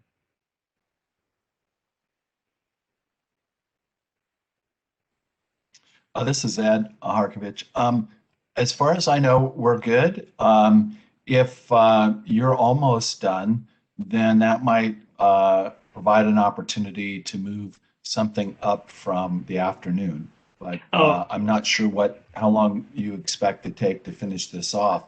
We have a hard start at 1 o'clock for the wildfire. I think that's the only concern. Okay, so Mason, looking at the number of slides between, it's now 11:45. This was identified to be the break of this discussion, and then you would then be getting the RSC examples at this point. And so I think you are a bit behind. Yeah. Well, okay. Let's have an agreement. Well, do we need that break, first of all? Do we need lunch? Is that what you're asking? Oh, is that the No. break? Oh, yeah. Okay, I thought No, it was another break. Okay. Mason, you have until 12:30 Okay. to continue your presentation, which is roughly 55 minutes. Okay, all right. Let's proceed on then. So I think now we're talking about the risk scores at the risk level for each of our two companies. And this slide here is what we knew at the time, and I think this is the same slide we showed in October. This was the slide that we used to help communicate. Well, there was a requirement that we needed to rank the risks by the risk score, by the safety score, and then make sure the top 40% we did a complete score on. So what you're seeing here is what we did for that review. And then we use this information to decide what should go into the ramp. And what we've done since that time is taken those risks and created ramp chapter, or in the process of creating ramp chapters for them. So this is kind of just a review of how we got to the selection of the ramp chapters as a review more than anything. And I know, like, we just encountered someone who maybe is not fully invested, or not invested, but full up to speed because they're new. But that was the process. Is we looked at all the ERR risks in the SoCalGas register and the SDG&E register. We ranked them by safety scores through an assessment. The top 40%, we presented the reliability, financial, and the stakeholder impact scores. And then we made a proposal that following risks would be included into the ramp. So we don't need to dwell on it too long, but that's kind of how we got to the ramp risks. So if you could go to the next slide, please. And then this was like kind of the remainder of the SoCalGas risks. They didn't have safety consequence. And then let's go to the next one, please. Okay. So here's where we are now, though. Now we have, I'm going to say 8 risks, but there's an asterisk, so there's a little bit of clarification we need to do. These are the risks that we have proposed be shown as ramp chapters. And the difference is this is with more up-to-date data. You know, we've been working feverishly since October, and this is somewhat updated data from that time frame. So you won't be able to look here and then go back 2 slides and get the exact same numbers. So the clarity I want to add right up front is that if you look at line items number 5 and 6 here, they're both excavation damage dig-in. One's on high pressure, one's on medium pressure. In the ramp, the proposal is that we include those into one chapter. In our enterprise risk register, they are separate line items, but we think it's easier. The mitigations are very similar. The personnel, a lot of stuff there's a lot of overlap. So rather than have 2 separate chapters and talk about them separately, in the ramp, we're going to combine them into one dig-in chapter, as you might call it. And then in there, we'll kind of talk about the high pressure and the medium pressure aspects thereof. Okay, so these 8 risks or 7 ramp chapter risks are sorted by the risk score. And the risk score is that using the MAVF on the previous slide, uses safety, reliability, financial, and stakeholder impact. We found one way to help communicate, at least internally, is looking at annual consequences. And I know this is not in the settlement agreement necessarily, it's kind of above and beyond, but it kind of helps us figure out, does this look right? Like these are more on the annual level where you've already kind of looked at, you know, your consequence times your likelihood at that level.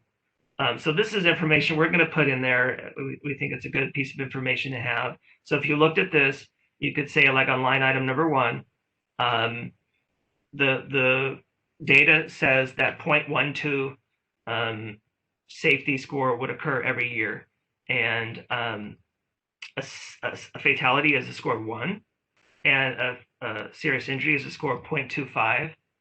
So like on average, you could say it's a fatality once every 8 years, or it's a serious injury once every 2 years. We just think it's good to put into annual terms for communicating. So before we like necessarily pause right here, I'd like to go to the next slide and kind of show the second view of it, which is same risks, sorted the same way, but this time we're showing the lower and the core. The lower is the likelihood of the risk event, and the core is the consequence of the risk event. And then like to Tom's question, Tom Long from Turn earlier said, we really want to understand what the risk event is. And I'm not going to go through and tell you all exactly what the definition of each of these risks risk event is, but it's important to know that. And so we clearly want to make people understand what the risk event is. But what we're saying here is like on line number 1 is we think for an incident related to a high pressure system, there's going to be 8 risk events per year. And when they occur, they will have a core on average, we're all using expected values for core of 382. So the math that we're doing in the settlement agreement is you multiply the lower by the core, you get your risk score. And that's how we get the scoring here. So it's a little bit different view than the annual view that you saw on the last one. This is more like in line with the settlement agreement. Like this is a requirement to show everything by lower and core. And of course, we're happy to do so. We just included the other slide as further supplemental information. So for the interest of time, we have the exact same review of the last 4 slides we showed. This is for SoCalGas, and we have the same again for SDG&E. So I guess I could pause momentarily to see if anybody has any specific SoCalGas questions. And if not, if it's more just to the spirit of what we're trying to show, you can probably wait till we get through the SDG&E portion.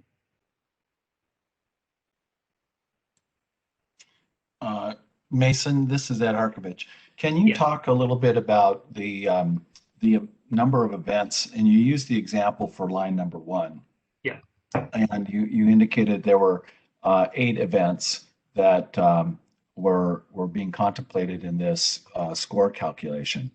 I'm wondering, just for this example, how many of those events are based on the historical experience of SoCalGas, and how many of those events are based or were the events based on some sort of metric that's a nationwide or a wider regional contemplation of events other than just SoCalGas?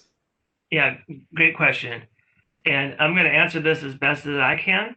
And we have a couple folks from SoCalGas available if I say something incorrect or that needs further enhancements. But essentially what we did was, in kind of that conversation with Melinda, we looked to see what we knew about ourselves, right? We have internal data, we have incident information, we have the number of miles, we have to some extent the consequences of the incident's internal data. And we looked at that. And then to the extent that we thought we could supplement that information, we looked at the PHMSA data to look to see Like, is what we're seeing for our own stuff, how does it compare to what they see nationwide? And like all good analysts, we tried to make sure we were comparing apples to apples as much as possible, so that we weren't just comparing, SoCal gas steel pipe to, Rhode Island plastic pipe, for example. So we did our best to try to incorporate internal data, and then we sort of used national data to kind of calibrate to make sure we were, making sense of our own data. We have a pretty good track record at SoCal Gas for these. The consequences haven't been too large, but we didn't want to just assume that that's how it was going to be. So I guess the short answer is a combination of both. And Ed, it's definitely case by case, because each line item here has a sort of a different analytical flavor to it. And I hate to keep saying that. People get tired of me saying it's case by case. My bosses, stop saying that, but that's what it is. When you sit down, you say, what do we know about this risk? We know something different about each one. So I think I'm trying to answer specific to number one, right? And right. I just wanted to use an example so that folks get a flavor of, I think it was raised earlier in the workshop that the nature of the inputs needs to be well explained and fleshed out, so that there can be some sort of sense put to how these events result in the risk score, and then ultimately how we view them in the tableau of all the other risks and all the other mitigation spending that we're going to be evaluating. Yeah, we totally agree that whenever we use data, we should tell you the source of that data, and to the extent that it's practicable, we can even show you a live version of where that data is, if that makes sense. And then we will fully explain to the extent possible, like, for example, Ed, how do we get 8.64? We used this process, right? We did this, and this, and it added up to 8.64, or multiplied out to 8.64. And then to the extent possible, tell you our source data, our thought process, how much of it was subject matter expertise. On a few occasions, we used internal data and national data, but we thought there was a trend that was not necessarily explained by those. And so subject matter expertise might say, you know what, because of climate change, we think X, and then we might refer to a study that where X may have come from, for example. So it's not only historical, but it's a combination of internal, external, calibration, just keeping track of the assumptions that you're putting together and explaining what we did. And then hopefully after the filing, you guys could say, tell us more about this. What did you mean by that? And then we'll be able to answer those questions. Or, like we were saying earlier, well, you put 17 here. What if you put 12? We think it's 12. Put 12 there. And what would happen to the score, for example? And so, it gets even more complicated than that, because on some information, we know, maybe we know more about the reliability piece than we do about the safety piece, because maybe we do have pipeline incidents that have some reliability, and we could use our own internal reliability, but because maybe we haven't had the safety event, maybe we have to kind of use outside to sort of help calibrate. So it's almost like a multi-attribute calibration going on as well. And we intend to explain all of that with you. You can take my word for it, but me and my team are nothing but transparent, and that's what we're trying to do. Thank you, Mason. I think we can move on now. Okay. So let's go to SDG&E piece. It's going to look a lot like the last four in terms of the layout. So if we could go to the next slide. This is what we knew in October. This is the process that we went to for that workshop, and we explained everything again.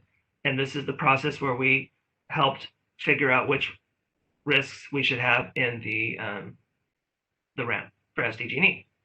So I think the next slide is SDG&E has a few more than 10 in our enterprise risk registers. If you could go to the next slide. Yeah, there's 22, and so that was part of the process. And then we could go to the next slide, and then what you'll see is the annualized version. Oh, and here we go.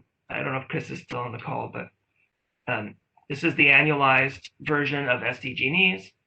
And this is the first time we've showed, I think, in public, this concept of that PSPS. And I don't want to get stuck on PSPS because I probably went too long on it last time, an hour ago. But essentially what we're doing is we have a wildfire piece and a PSPS piece. And we think we're going to add them together to get the full risk score. So we do that. We're showing this for the annual version of this work. And then we also show it for the lower core version of the work. Let's move to the next slide, and you see the lower and core version of the exact same. I see Chris popping up there. So any questions, Chris? No, not yet.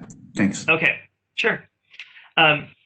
So I will talk briefly about it. So lower and core, what this says right here is for wildfire, line item number 1, there's about 22 expected reportable ignitions associated to SDG&E. There's a whole process of how many ignitions you report through utility. We think there's going to be 22 on average a year reportable. And just before people maybe people who don't know that data very well, 22 of them are likely going to be almost nothing. At SDG&E, we haven't had a wildfire that burned down a structure since 2007. But we've had 20 to 30 ignitions every year since that time. So most of them do almost nothing. They burn a little bit of vegetation. Sometimes they put themselves out, whatever. So when it says 22 here, that doesn't mean 22, news-making catastrophic fires. That's 22 reportable fires. So in the spirit of explain what is a risk event, for wildfire, a risk event is a reportable ignition. Okay, that's the 22 you see there. And then before I get into the 4, the 579 on the core side says, if that reportable ignition was to occur, what's the expected value of that impact of that ignition? So 1 out of 300 of those ignitions is pretty much nothing. And then that 300th one is pretty bad. Several $1 billion worth of damage on average, that kind of stuff. I don't want to evoke Joe Mitchell's name, but there's a lot of work to be done around how you separate out the small guys and the big guys. And I know we're talking about power law and we use some gamma, whatever. There's lots of discussions on what does that big guy look like. I just don't want people to get the idea that we think the big one happens 22 times a year, or that the core is only 579 for it. It's a very big number when the big one does happen. So before, Joe, I see you popping up. Before we get to that, the notion is that for PSPS, we think there's going to be about 4 PSPS events a year. And an event is defined as when customers, like a contiguous set of customers, are still out. So from when the first PSPS person was turned off to the last of that contiguous set, that's one event. And it could be that the very next day there's a whole nother event, or the event could be 2 weeks later or whatever. But we think there's going to be 4 contiguous PSPS events. And then when the PSPS event happens, it's going to be 1366, because that's how many customers and the reliability, safety, financial. When you multiply it all together, you get 12,600 for the wildfire piece and 5,400 for the PSPS piece. Added together, you get 18,085. And I know we could probably spend the rest of the afternoon just talking about that. And I don't want to get sidetracked onto exactly what we're trying to show here on this slide in general.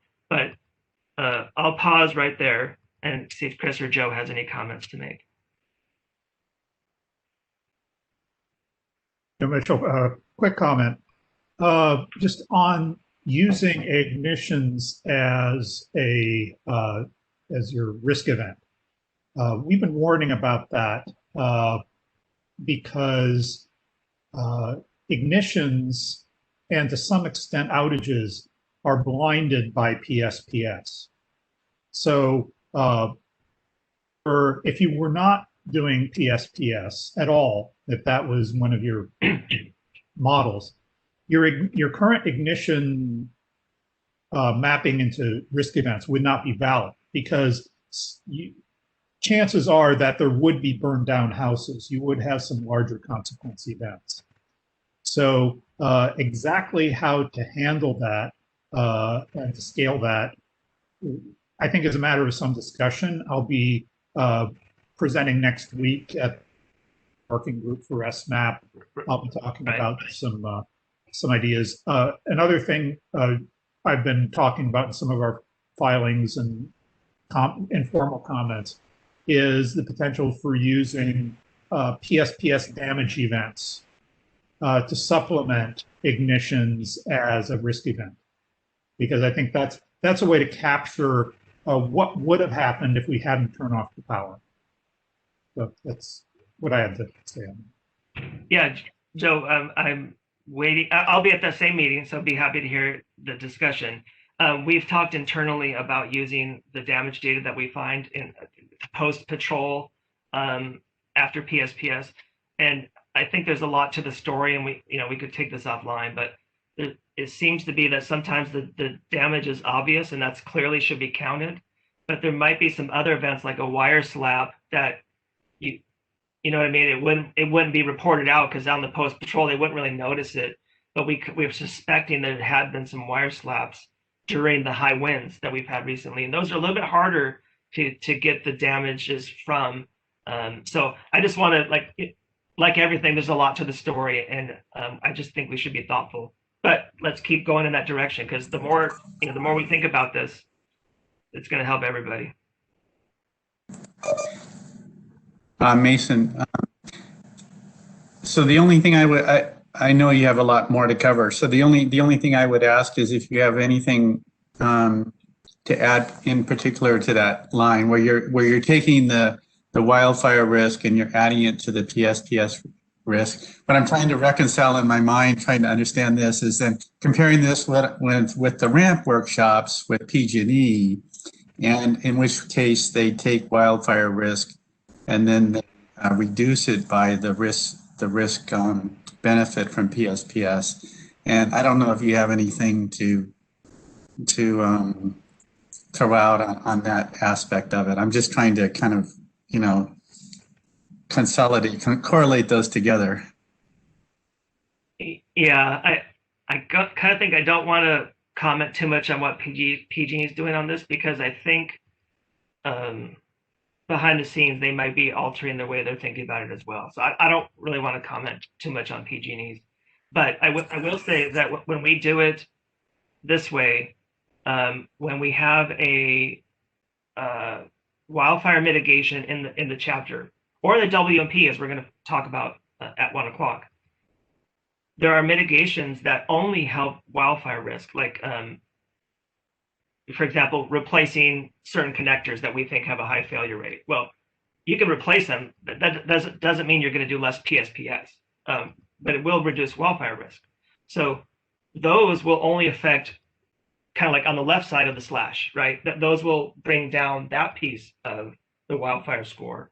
Then there's other mitigations that only help PSPS mitigation, like generator programs and community resource centers and microgrids and those types of things.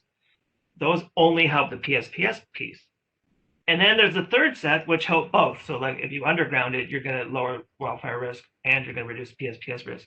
So we think analytically it's a lot cleaner if you look at it this way, recalculate the wildfire and the PSPS pieces and do your RCs based upon the total score. And we think it puts things on apples basis. We're striving to figure out what, where's that optimal point between no PSPS and a whole bunch of PSPS. We're trying to, if you do too much PSPS, then you have its own problems. We think there's kind of like an optimal point of given the infrastructure we currently have, there's a certain amount of PSPS which is appropriate, which lowers the total score in aggregate to the right amount. And we're trying to find that through some analytical tools that we have. Did I No, yeah, sorry. I appreciate that. Thank you. Sure. Okay, so we don't want to turn this into a wildfire discussion completely. Just like SoCalGas, this is the Lauren core piece. And just like we said for SoCalGas, it's completely the same. We're going to describe exactly what a risk event is in the ramp. We're going to try to, when you see, talking about wildfire, if you look at the bottom, 300 for digging, when you see 300, when you see the ramp, you'll know exactly what that 300 represents. And then we'll talk how we got the core at the bottom one. We'll talk for the core, how we got a 1. What kind of inputs from the excavation digging on the medium pressure caused a 1 into the core score. When you looked at safety, reliability, financial, and stakeholder impact, gave you a 1. And then they're obviously rounding. 300 times 1 is not 284. There's some rounding going on in there in the 1. Okay, so that kind of concludes the view. The last 8 slides these are our risk scores for SoCalGas and SDG&E. And I just kind of want to say from a summary, these risk scores are extremely important for lots of reasons. It's not just for looking at which mitigations are to talk about. It's information. Where are the risks at our company? What do they look like on an annual basis? What do they look like from a risk perspective? We look at risk much more than just this risk score, because like for wildfire, like I said, it's our opinion that a majority of the wildfires are very small, and the big ones are really bad. And so we're trying to figure out what that looks like. If you boil it down just to a risk score, it's kind of like an expected value. And some people want to know, well, how bad is the bad one? It could be $3, $4, $5 billion, and it could be 2,000 homes, etc. You don't really get that just from a risk score, but this is really good information to express to people. Where are your risks? How are you discussing these risks internally and externally? And are we happy with those levels of risk, and what should we do from there? So I was going to say, without even talking about mitigations, we think these last sets of slides are extremely important. And internally, we're doing our best to make sure these risk scores reflect how we think about risks internally as well. So I'll pause there. I think the next set of slides is more kind of diving down into how we do RSEs. So any questions before we do that? I think we got about 20 more minutes, 25 more minutes.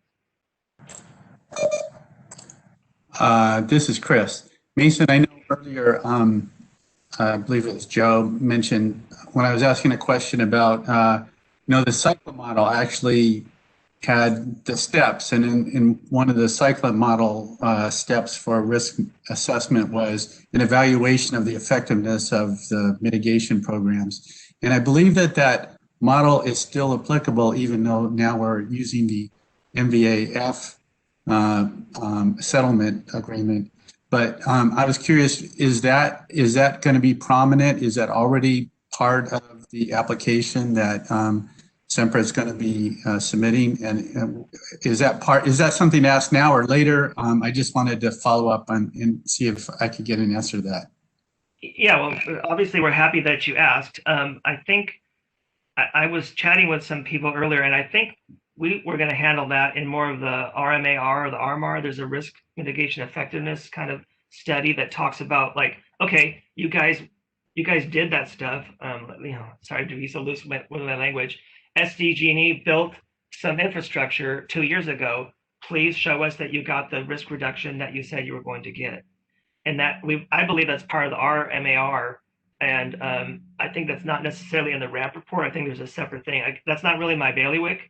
So if anybody from SDG&E or SoCalGas wants to jump on, or we can handle that a little bit later. But yes, we definitely intend. That's part of the whole idea. That's the accountability of, you do something, you make sure it works. So should we keep doing it or not? I mean, that's where we want to be.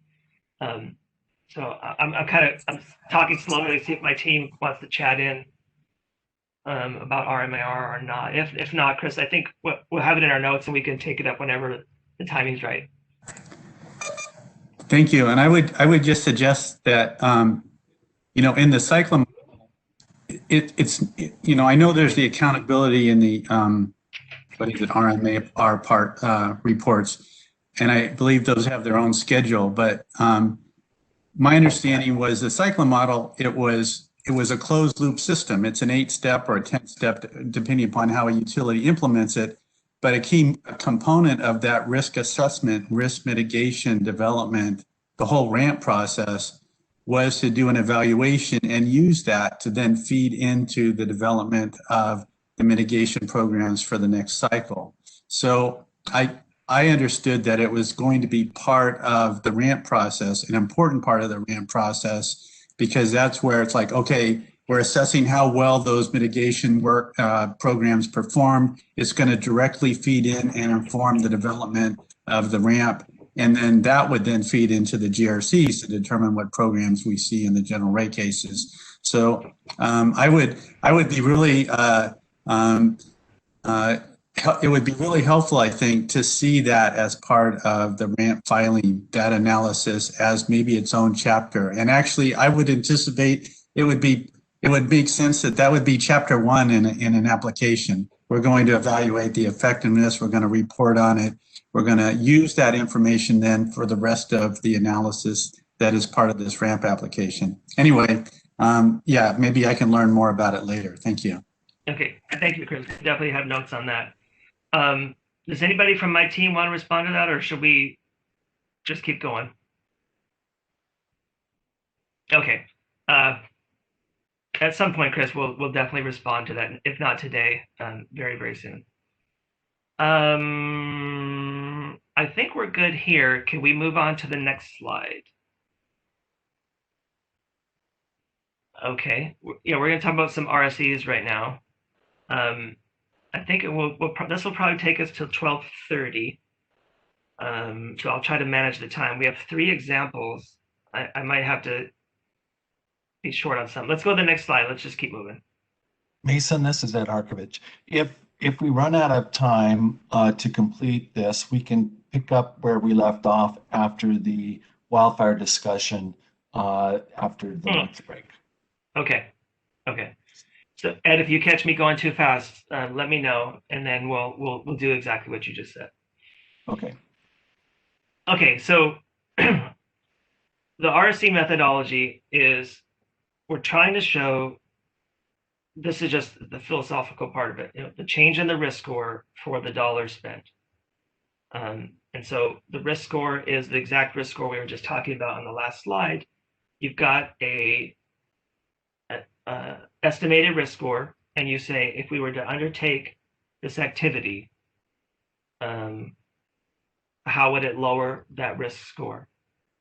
You can also think of it in like the second bullet there is how much would the risk increase if you ceased to do a current activity? The risk scores that we talked about in the last slide, and Joe Mitchell was kind of hinting at as well, those are the scores that's where we are right now with the assets that we have and the way we run the company. Those are not risk scores like if you said, if we didn't do something, what would the risk score be? Those risk scores are, what is it right now, given our functionality and our assets the way they are.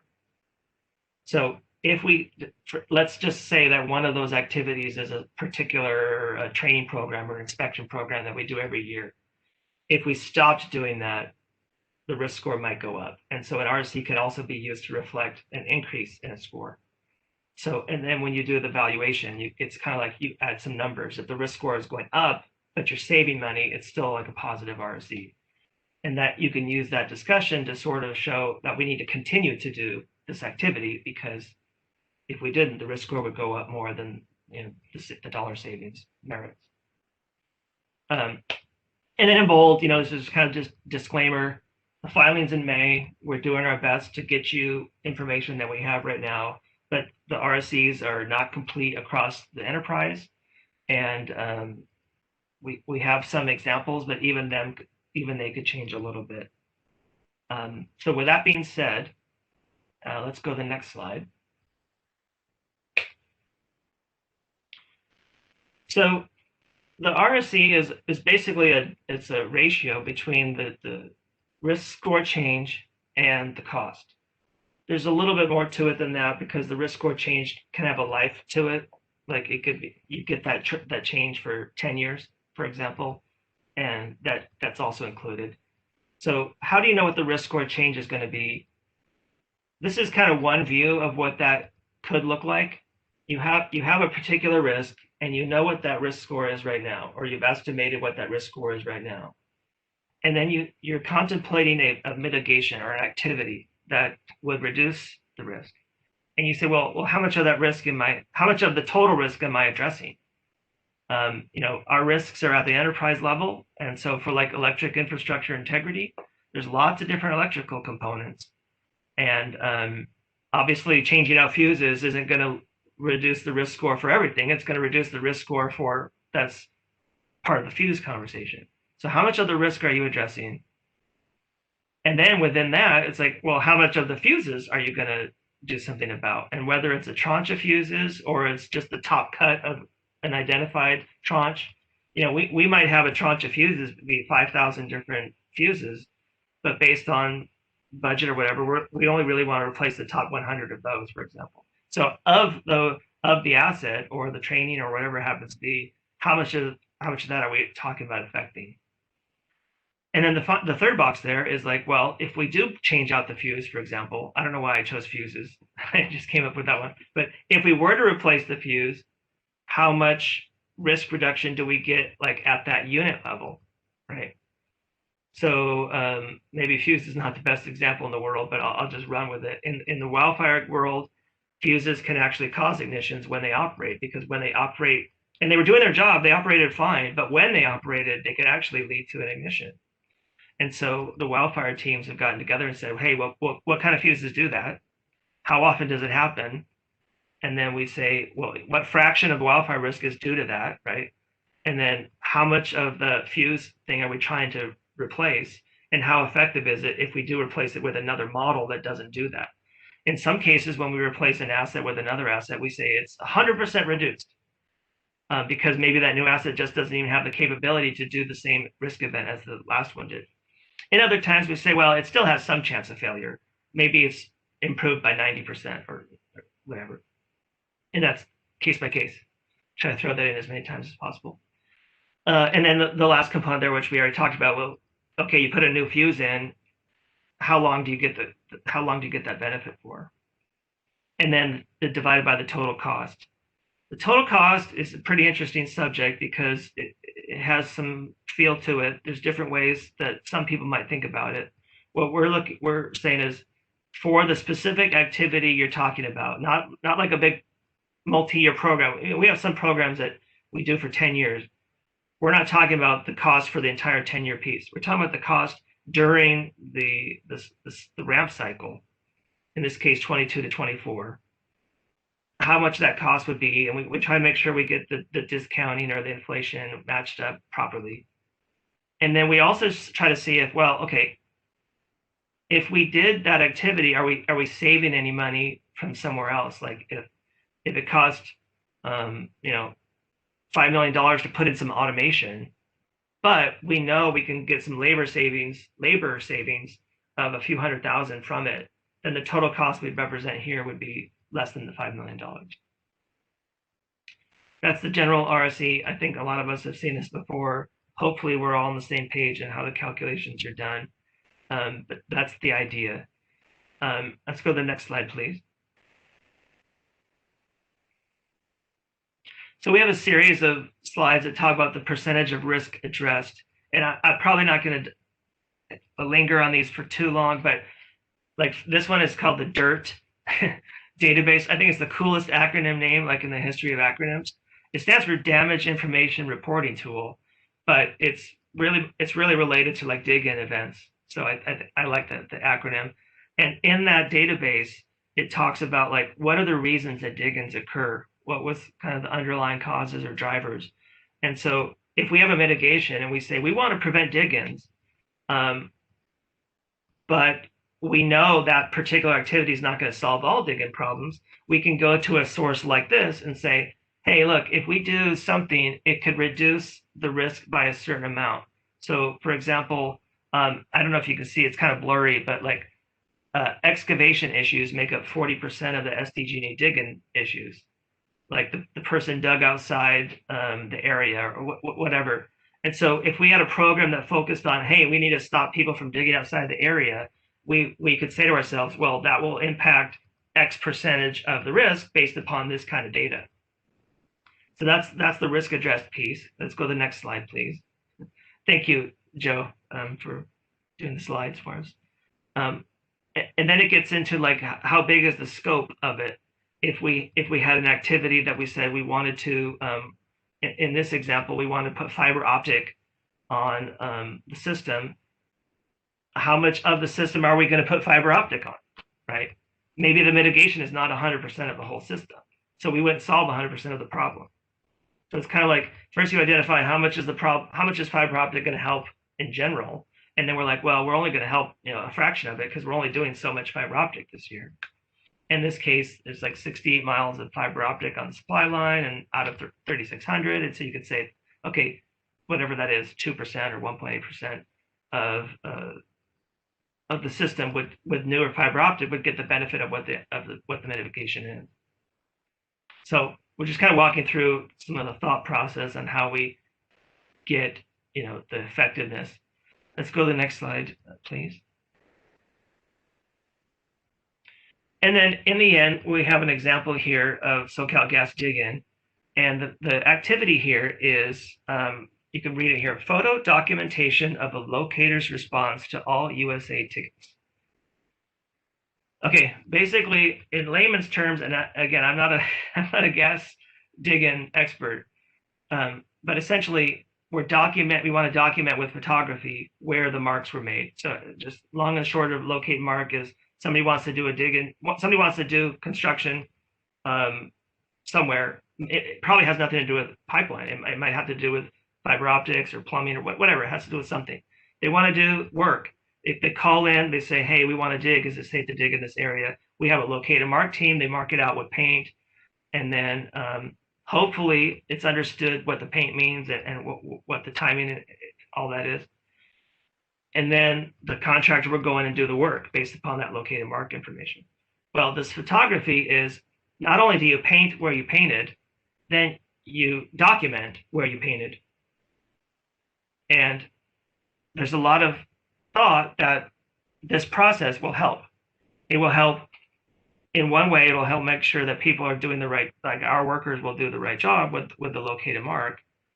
But it also, it's kind of used like the contractors who may have dug in the wrong place can't like use it as an excuse. And so we think there's going to be a lot more accountability and kind of on both sides of the fence with this documenting. I shouldn't say a lot of accountability, because if you look down here, we're saying it will help by 1%. But using the items that I talked about just now, approximately 5.8% of dig-in issues on the distribution system are related to markings. Okay. And then we're going to try to photograph every single marking from now on. So that's the scope is 100%. All tickets will be photographed. And then the effectiveness is subject matter expert driven, because we don't really know what exactly photographing will do. We suspect it will do 1%. Where did we get that number from? Experts. Where did they get the information from? I don't know. We'll try to explain that in the ramp where we got that information. So you can kind of see, like in this one example, I think this is a really good example. It shows you that we have some really good data to back up like this 5.8 thing. That's based on like this massive database that talks about how many dig-ins are due to marking issues. But then it's kind of mixed with some subject matter expertise, because the new activity has that aspect to it. There is no known that I know of outside entity that's done this photography thing and they can guarantee that it's going to be some reduction. And I think we're going to be working with other utilities and experts to see what they find for their values. Hey, Mason, this is Steve Hain. Hey, Steve. Is that 1% applied to the 5.8% all dig-ins? It just applies to the 5.8%. Okay. All right. Okay. Yep. And then, so those are kind of like, yeah, how much of the risk are you addressing? Basically, in this case, how much is related to markings for dig-ins? How much of it are you doing? Well, we're going to do all of it. We're going to photograph everything. Then how effective do you think you're going to be at those 5.8%? Well, we're going to be 1%. How long does that last? Well, you got to basically do your photography all the time. So we don't think we're going to get a permanent benefit from taking a picture once. So we're calling it 1 year. There could be some discussion around that. And then we have a cost. How much is it going to cost to do this program? It's obviously not just buying cameras. You have to store the data, and there's the whole thing. So there's the cost. And then to calculate the RC down here in the dashed box, we basically take those inputs based upon the risk score. We turn the crank and we get an RC of 127.1. In further examples, we actually show a little bit more of what turning the crank means. And so we'll get into that with the next example. But so in this example, you take those inputs, you know your risk score up front, the unmitigated risk score right there, you see it, and if you do the work, you get 127.1. And Mason? yes, hey, This is Ed, and I have a question regarding the lifetime benefits. Can you explain how that was determined and why only 1 year was, well, maybe you can't explain why 1 year, but explain the process for determining that, because it seems that there may be more long-term residual impacts. yeah, I'm not the expert on this particular example, Ed, and I hate to say that. I like to answer your questions. I think the 1 year is we're going to do this for 1 year, and during that year you get the benefit.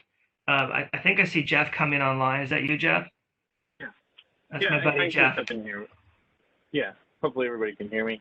The idea behind the benefits lifetime, as Mason mentioned, it is a derivation of kind of subject matter expertise. But the idea behind this mitigation is that you go out and you photo, right? And then if there's an issue, you can go back and see, well, was it incorrectly marked?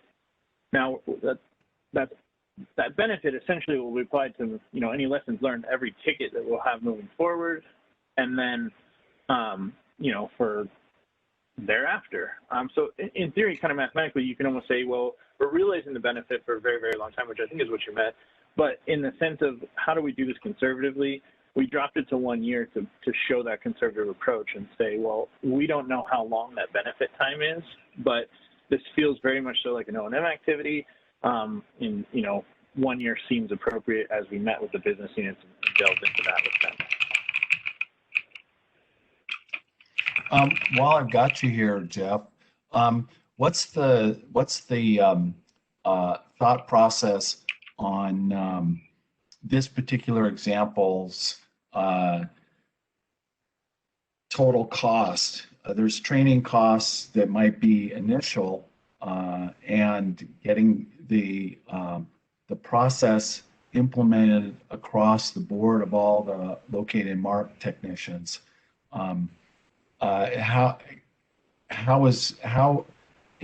In this example, I'm just trying to tease out, how Sempra has gone through defining the costs and how this might be applicable to other risks as well as in this example.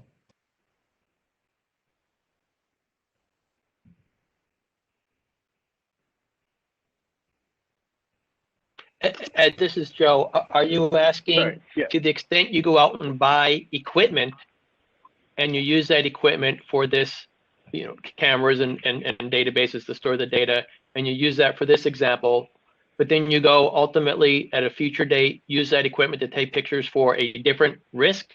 How are we capturing then the allocation of those capital dollars for a different risk? That's part of it. I mean, because I can imagine the total cost, including, implementing a training exercise amongst your technicians.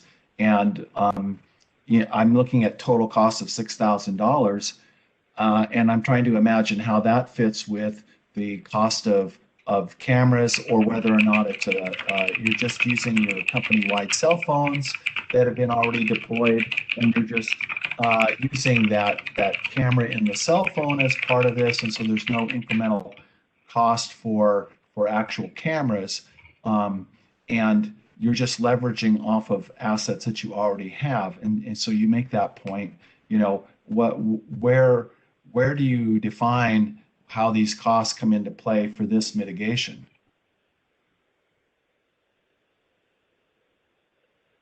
Jeff, can you provide some background as to, again, to the extent these numbers were illustrative, but an example of how that number might be capital, might be O&M, and sort of how it might have been derived?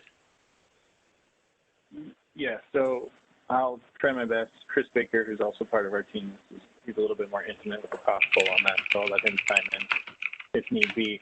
But I think it's exactly that, kind of what you mentioned, Ed. It's the cost of doing the trainings, and then what's it take to get the information uploaded, and then also the body's required to analyze the data if need be, and then and obviously any cameras or anything like that. So that's kind of the extent of that cost. But again, Chris, if I'm wrong, please let me know.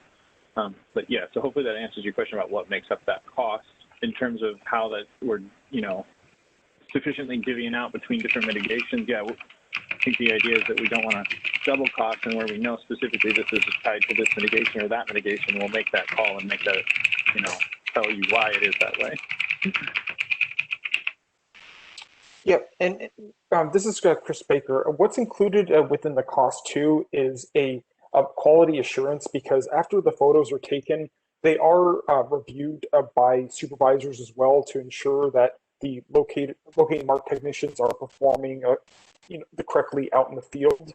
In addition, the photos then are uploaded to a Cortera, which is a locate and mark system in which the photos are housed internally, but are available for review later. But as we all know, when you take a photo, it's just a moment in time. So the benefit of that photo, has a shorter lifespan than some of the other mitigations that we have.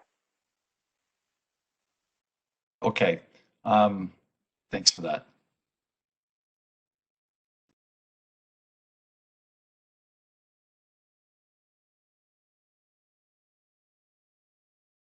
Mason, you're muted. You need to unmute. I just said something really brilliant. Thank you for reminding that. I think this concludes this example. If there's any other questions, please ask now, or you can ask later, of course. If not, let's move on to the next slide. Oh, Tom, are you? Yes, Mason. I think I'm unmuted. Can you hear me? Yes. Okay. I think this is a quick question. Earlier you were talking about the costs of that will be in the denominator of the RSE calculation, and I don't think we're going to be in disagreement here, but there was something you said that made me a little concerned, and I wanted to make sure we're in agreement that for the mitigation that is whatever mitigation is being specified as the mitigation, you're going to include all the costs, even if they extend into multiple years, even if they extend beyond the rate case period, whatever that may be. And we have disagreements about that, but you're going to include all the costs, right? That it's not going to be a truncated calculation of costs. Correct. Yeah. For the specific work, if it requires costs beyond there, we will include those as well. I was referring to, like, if you had a long program of replacing 100 poles a year over the next 10 years, we would only be talking about the first 3 years of that program. But you're right. Yes. Okay. All right. Thank you. Sure.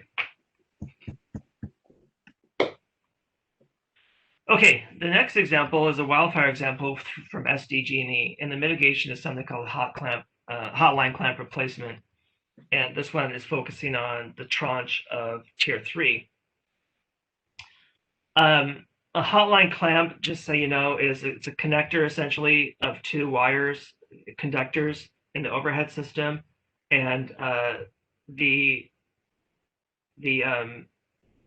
failure mode of it, unfortunately, is if that clamp goes bad, the wire could go down to the ground, and it could be energized or hot, or it could hit somebody. So that's a bad thing, obviously. So there's a new kind of clamp like technique, so that if the clamp does fail, it will fail in a mode that the wire won't go all the way to the ground. And so we've identified hotline clamps as a source of potential ignitions. And much like the discussion before, it's like, well, okay, how much of the wildfire risk is due to hotline clamp failures? And it's estimated that in, you can see here this risk discussion, that 1.13 wire downs per year occur in Tier 3 because of hotline clamp issues. And then there's this thought about, like, okay, well, how many of them lead to ignitions? Oh, sorry, can you go to the next slide, please?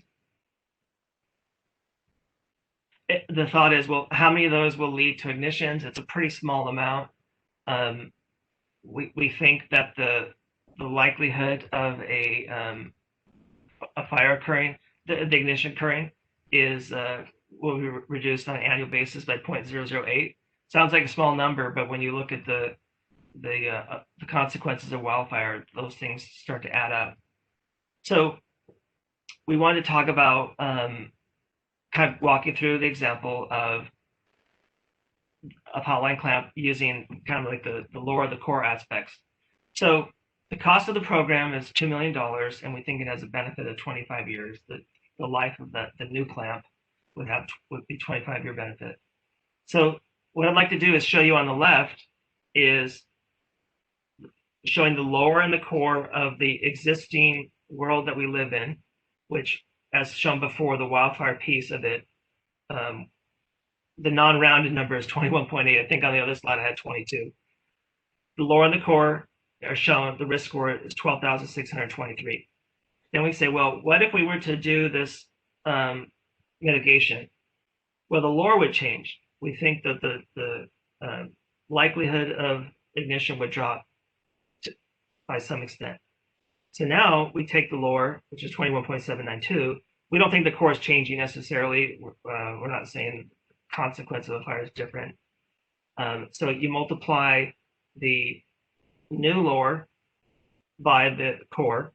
You see that in line 3, gives you 12,618. And then the RSC calculation is what's the difference between the previous risk score and the new risk score multiplied out by the life of the product and then divided by the cost of undertaking it. So in this case, I didn't make it clear, this mitigation is attempting to replace all hotline clamps in tier 3. So it's like 100% reduction. That's why we're claiming 100% of the 0.008. And then when you do the math that way, you get an RSC of 58. Mason, this is Jonathan Lesser. Hey, Jonathan. Hi, how you doing? Good. On your RSC calculation, the settlement requires that you discount both costs and the numerator and the denominator. And so you're multiplying it by 25 because it's 25 years. But as you know, you really have to calculate the discounted present value of those benefits. I can't get anything past you, can I? In our worksheets, we do use a discount factor for the 25. So I forget exactly what it is, so I don't want to be quoted. So in reality, it's closer to it's a different number. But this was for illustrative purposes. Yes, our worksheets do include that. And the denominator is also using discounted dollars as well. So nice to hear from you. Okay, thank you. Mason, this is Tom real quick. I just want to say, I think the labels on the boxes the 2 bottom boxes are confusing. I don't know if that's going to be something that you do in the report, but they seem exactly opposite. So when you described it, it made sense to me, but the one on the left is the status quo and the one on the right is the one with the benefit of the mitigation. So saying that one on the right is without the existing mitigation, I don't think the word existing is helpful there. Just some feedback. Tom, you are exactly correct. I'll have to fall on the sword for that one. Those are mislabeled. That label should be exactly opposite. So, well, I think you'd say without mitigation and with mitigation. I would suggest as helpful labels. Yeah, well, I'm just saying that they're put in the wrong place. So yeah, message received. Okay. Hey, Mason, this is Ed Harkovich. This might be a good place to stop, and we can pick up on the next illustrative example after the wildfire discussion that takes place after the lunch break. And we can continue and close out with any additional comments or questions at that time when we finish this part of the workshop. Otherwise, we won't have enough time for a legitimate lunch break, and then we can resume at 1 o'clock. Okay, sounds good. Thank you. See you at 1. Okay, folks, save your questions and comments for this part of the workshop until we complete this section later this afternoon. We're going to take a lunch break until 1 o'clock and resume right at 1. Thank you.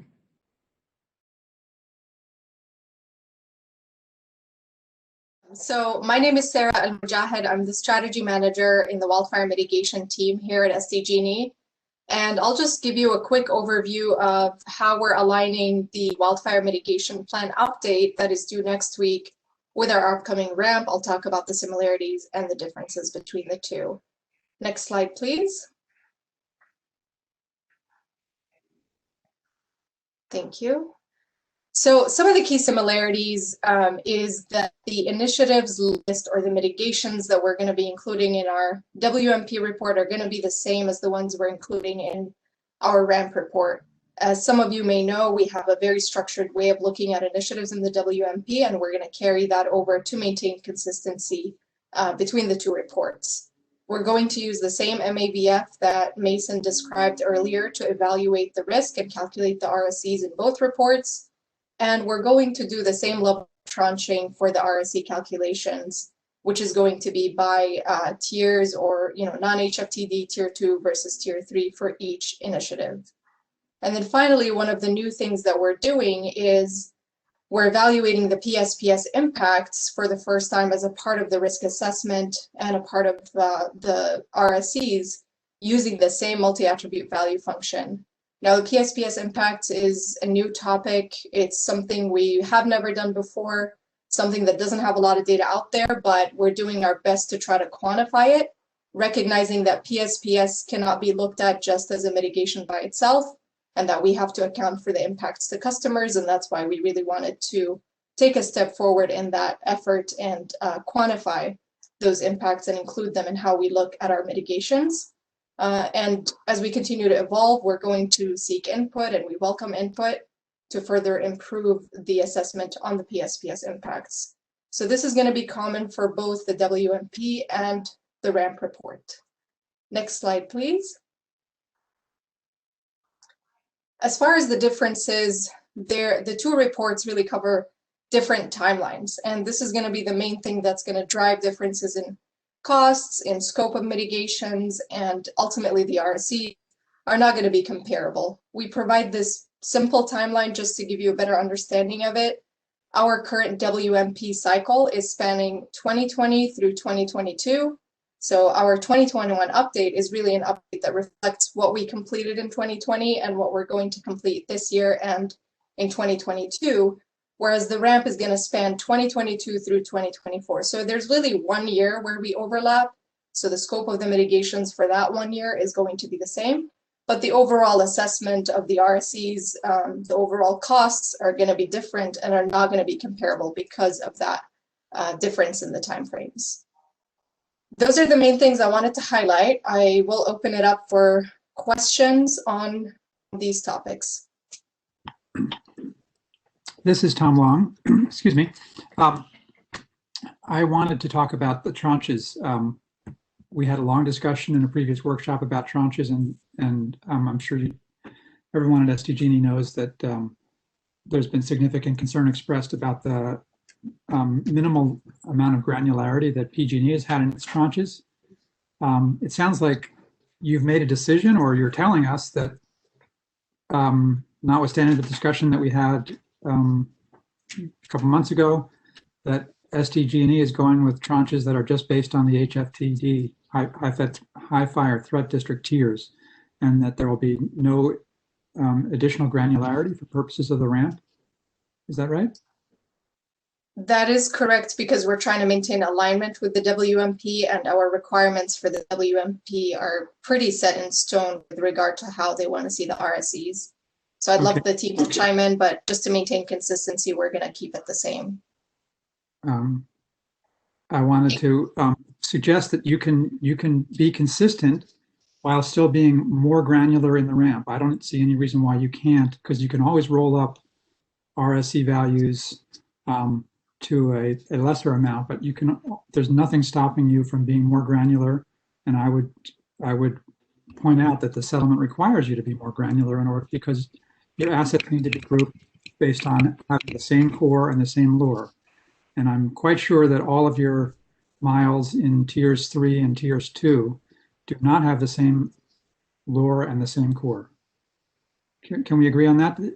Would you agree that they have different cores and lures in tier 3? Not all of them have the same core and the same lure? So Sarah, I took myself off mute. Can you guys hear me? Yes. Okay. Yes. Sarah's not in the shop that talks about lore and core the same way that we do. Okay. So I can address any of those questions that you have, Tom. Okay, thanks. Please do. So we have early work that on some segment level, we do have lore and core differences. We're looking at segment work, and then that work will be described hopefully in the ramp to some extent.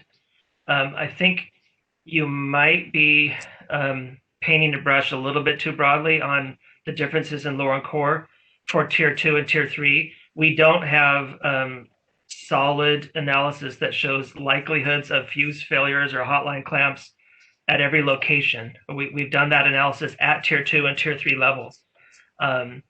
So I think we do have a little bit more granularity than just tier 2, tier 3 for all W wildfire mitigations, but I don't think it's accurate to think that there's a lot more out there that we're not including.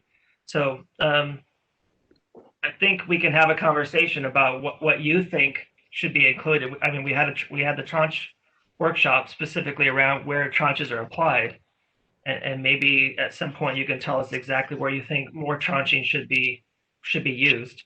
We certainly don't have asset data at segment levels for likelihoods of ignition, though. So, yeah. Well, I'm pretty sure that as Sempra is rolling out its covered conductor program, for example, yeah, that it's doing some analysis to figure out what it views as the highest risk circuits or mile segments and which are lower risk. You're certainly not going to be rolling out covered conductor places where you don't think it's really needed. So you have to do some way of figuring out where the highest risk is. And that's the equivalent of the lore and core analysis. And so whatever you are doing to prioritize the rollout of these programs should be used for tranching your system for purposes of the ramp. Yeah, so for covered conductor, we have segment level analysis, what we call segment level. It's basically the operating segment that PSPS might be undertaken at. And we do have ideas of what the likelihood of ignition would be on that segment. And we do have ideas on what the consequences on that segment.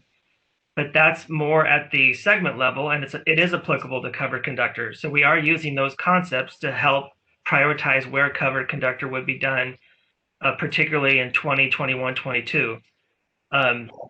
As we go out 23 and 24, we do want to use more of our wings analysis, which is at the segment level that talks specifically about the lore and core kinds of ideas at the segment. And so I think it's a little bit of a mixed bag of, if you're talking covered conductor, I totally agree with you. And so like in our mitigation, we're not going to ask for 100% of the backcountry covered conductor. The amount that we're asking for will be sort of a pre-tranche subset of that area, and it will have defined lores and cores that are not representing the entire tier 2 and tier 3. So I think that's part of that just maybe confusion about what a tranche is and the way it's applied. If you're only asking for a subset of a mitigation, aka a few segments of line to 2 covered conductor, that is a tranche in itself already. And you're not comparing it to the part that you're not doing.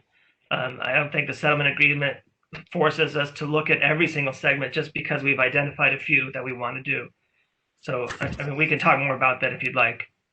Well, I cannot emphasize enough the importance of meeting the tranche requirement of the settlement, which requires the same lore and core, and it also says, let me just flip to the words, achieve it as deep a level of granularity as reasonably possible. So it's not saying every single segment has to be a separate tranche, but it's saying achieve as deep a level of granularity as reasonably possible. And then the guidance is same lore and now The problem with what you just described, Mason, is that you're going to say, we're going to do X, let's just say it's 100 miles. You're planning to do 100 miles of covered conductor replacement in year whatever. And I think the commission will want to know, well, what if you did 50 miles? What would be the risk reduction there? And we want to because we'd want to know, and therefore we need to know the tranches. You have to do a tranche analysis, because the first 50, they're going to be diminishing risk reduction returns with each incremental mile. And so we want to know that, in other words, the 80-20 rule could apply here. You get 80% of the benefits by doing 20% of the work. And so we want to know on a tranche basis how far to scope the program, how deep into the system to scope the program in order to get the most cost-effective results. And when you just tell us, oh, we're going to do 100 miles and we're going to treat 100 miles as a tranche, you are defeating the entire purpose of this exercise. You are completely defeating it. So this is fundamental. So my retort to that would be that rather than defeating something, I think we're the utility that's creating that in the best possible way, that doing it in ways that others hadn't even imagined up to this point. So I wouldn't characterize us as defeating tranches. The Wings effort that we're putting forward is very cutting edge and is going to do exactly what you're talking about. I think some of the confusion is exactly on this slide. Sarah's representing here what we're planning on doing in 2021 and 22 for the WMP. Those projects, due to putting things in the queue and having them permitted out and job creation, takes a lot of time. So I think she's characterizing in 2021 and 22, we're not using necessarily the Wings style tranched work that's now available to us, because those have already been basically put into the project management process as we speak. Whereas new work that's going to be done in the future, hopefully by 23, I don't know, cross my fingers, that work will be prioritized exactly in the way that you're talking about. So I think in this discussion that we're having with Sarah is that we're trying to show that the WMP and the ramp, as much as they can look alike, will, but because of the timing and aspects to it, the projects that we have in 2021, 22 are sort of already in the queue, to speak that way, and that future projects will have that tranching. That, as we discussed earlier, every single segment in the future will have its own lower and core. Every single segment will have its own risk score. Every single segment will have the benefit analysis around what if we underground this versus what if we cover conductor it, or what if we just do nothing, or what if we get generators to it. That's the plan. But the work that she's talking about in the current WMP doesn't include that larger effort. It's including the ones that were done on a less segment by segment, tranche by tranche basis, because that's the queue that they developed before 2020. Yeah, Sarah, no, anything you want to add? Yeah. Yeah, sure. I'll just add that, we're starting to do that just for a few of our big programs. It wouldn't be appropriate to say we can apply it for everything. Part of this has to reflect the reality of how we do the work, right? And so we're trying to be as realistic and representative as possible of what we do. So I can say that for 2023, 2024, we're going to have some more granularity that's going to drive how we're coming up with the scope of covered conductor and maybe potential undergrounding. That's still being refined. And you're right, Tom, I think we can roll it up to the tiers. It's just a matter of not being able to do it for everything. We're just at the early stages of starting to do it for some of the major projects that we have. Well, I saw a chat question from Martin asking, so are you going to have more granular tiers than just the more granular tranches than just the tiers for after 21 and 2022, that is, beginning in 2023 and for 2024? I would say not for everything. Well, what about for covered conductor? Yeah, that would be one of them that we can potentially do the analysis at a more granular level and roll it up. But again, we're still at the early stages of developing that. It just won't be available for everything else. What about vegetation management and the specific programs such as tree removal? That's not part of the the analysis that we're doing right now, but in the future, we intend to apply the same level of granularity to it. Well, the future that I'm concerned about in this workshop is the upcoming ramp submission. So the questions are, what level of granularity of tranches are you going to have in the upcoming ramp? Yeah, vegetation management will not have segment by segment tranches in the upcoming ramp. So it will just be at the tier level? Yes. So when you deploy your vegetation management resources, you just say go out and do anywhere in the tier? Doesn't matter where? I don't know what you mean by do. Well, like remove trees that are not dead and dying, but trees that are considered to be troublesome species. You just do that anywhere? Just say go out and do it anywhere, or if you have a specific question, prioritize it? If you have a specific question about vegetation management practices, we can bring in the vegetation management subject matter expert. Well, we can do this for every single mitigation you're going to propose. So my point is that the system has different risks based on different locations and different conditions of the assets. And that needs to be reflected in the ramp analysis, and it shouldn't be at just the tier level. That is just not what the settlement contemplates. So, Tom, I think we understand what the settlement contemplates. I think vegetation management is a very complicated subject, and I don't think that vegetation management groups are ready to tranche things any more refined than tiers at this point.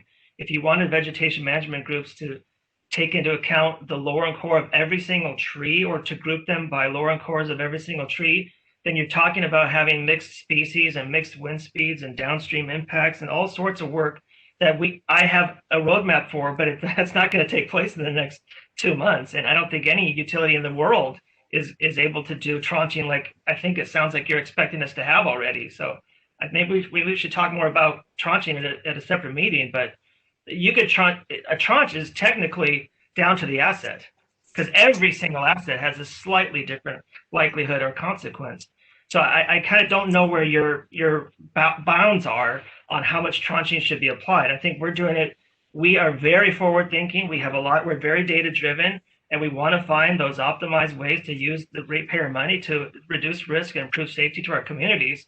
But for you to expect us to have stuff that nobody has, I think we should talk about that, because that's just not realistic. Well, I never said that. Remember, if you were listening to me, what you would have heard me say is that you have information that you use in order to decide how to prioritize the rollout of your various programs. And I'm sure you have that for vegetation management, just as you acknowledge you have for covered conductor.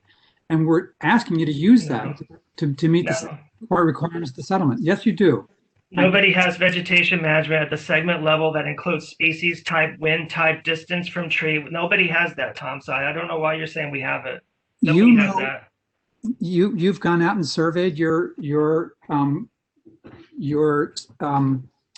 conductor and figured out what tree species are located in proximity, and you have them labeled by tree species. And so you do know that, and you're going to decide where to do that work based on the proximity to the tree species that you're concerned about.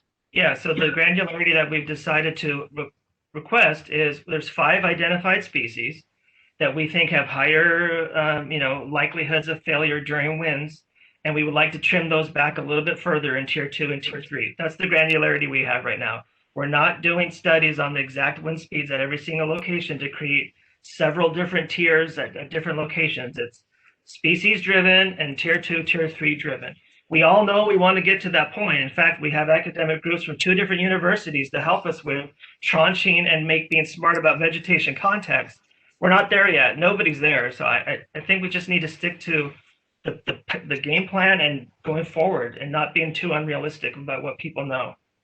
Just keep in mind the point of this exercise is to enable the parties in the commission to look over your shoulder and make recommendations about perhaps different mitigations, a different portfolio of mitigations.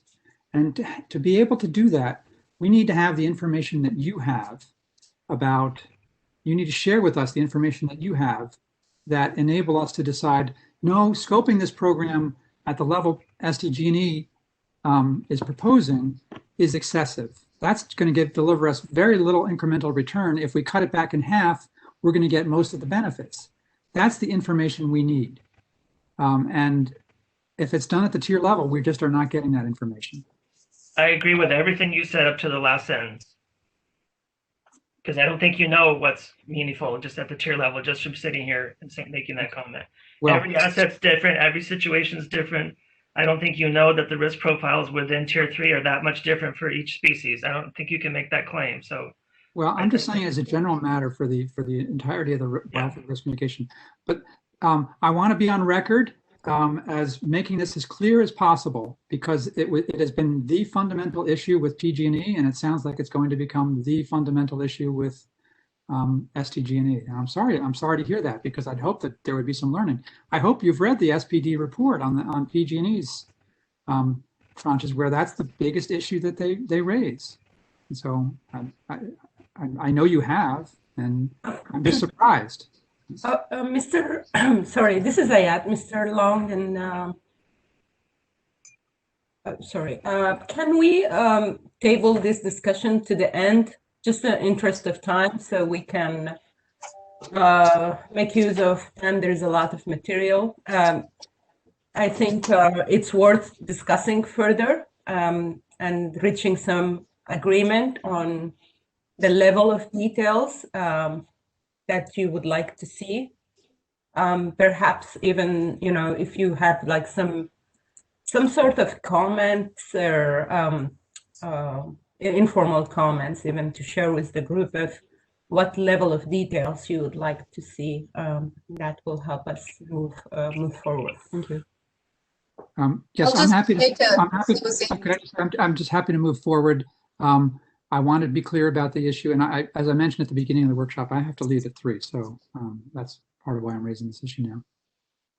I just want to reemphasize that we're going to represent the way we do things, and we're not going to make up tranches that don't inform how we do vegetation management, for example. So we're improving. It takes time to really shift things, but we're working in the right direction. We're doing our best to represent things at a more granular level to the extent that we can, and where it's really applicable. So we just want to make sure our filing or our report really represents how we think of things and how we do the work. So I just want to make that perfectly clear that that's what we strive for, and that's what we'll do. Thank you, Ms. Sura. I just want to mention that it's also of the interest of stakeholders in this workshop to understand the details. So just to be fair, it's not like a done deal. This is a pre-filing workshop. So we need to understand all of the issues that stakeholders raise, and we should discuss them, and it's not a done deal yet. So this is the purpose of this workshop. Thank you. Folks, this is Ed Harkovich. I appreciate everybody noting the time frame issue.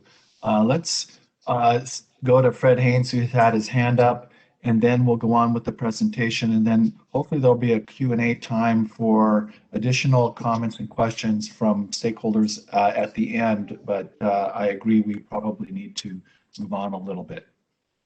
Go ahead, Fred. Yes, thanks, Ed. Actually, from the time I raised my hand, the questions I had were all brought up by other people, so I would respectively try to not raise my hand, and I'm not exactly sure how to do it. I think you click on the hand raise function and it'll remove your hand.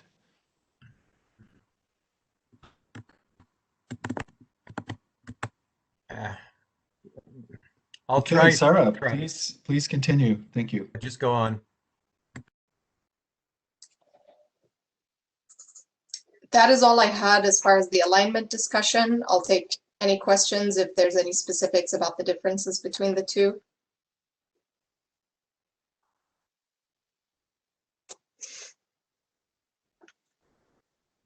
If there is none, I'll turn it back to Joe to proceed with the next set of slides. Thank you all. Thank you, Sarah. Really appreciate you finding the time to join us today. And so I think where we left off, is not so much going forward. There was one additional RC example that we wanted to go over. And so, yeah, keep going right there. We did the wildfire. So I think 2 pages, right? Is that it, Mason? Or does he need to go down? This is good. Can you hear me? Yes. Okay, perfect. Thank you, Sarah. Thank you, Joe. So this was the third example that we were walking through for the RSE examples. And this one is the SDG&E incident involving an employee risk. And the mitigation is called establishing a strong safety culture. And I hate reading slides, but I'm going to do it a little bit. The mitigation description is we're committed to a strong safety culture, and we place the highest priority on employee, customer, and public safety. To continuously strengthen our safety culture, company employees attend safety meetings, tailgates, congresses, and are surveyed every 2 years to solicit their candid feedback on the overall safety culture. These include stop work authority, close call and near miss program, and incident investigation process. So just so you know, stop work authority is the ability for essentially if the workers out in the field during construction or anything else, if they see something that they think is unsafe, they can basically have a halt done. Basically any level of employee can stop work immediately without fear of being told they're being inefficient, because safety is job number one, and that's what the focus is on. So this is a combination of those types of things: stop work, close call. We track close call and near miss programs. They get reported up, and actually I don't know if the whole company is, but quite regularly we get emails that talk about near misses. And I think that's a big deal. The safety culture is that if you only look at the data where somebody got hurt, you're kind of missing all these other data points of when somebody almost got hurt.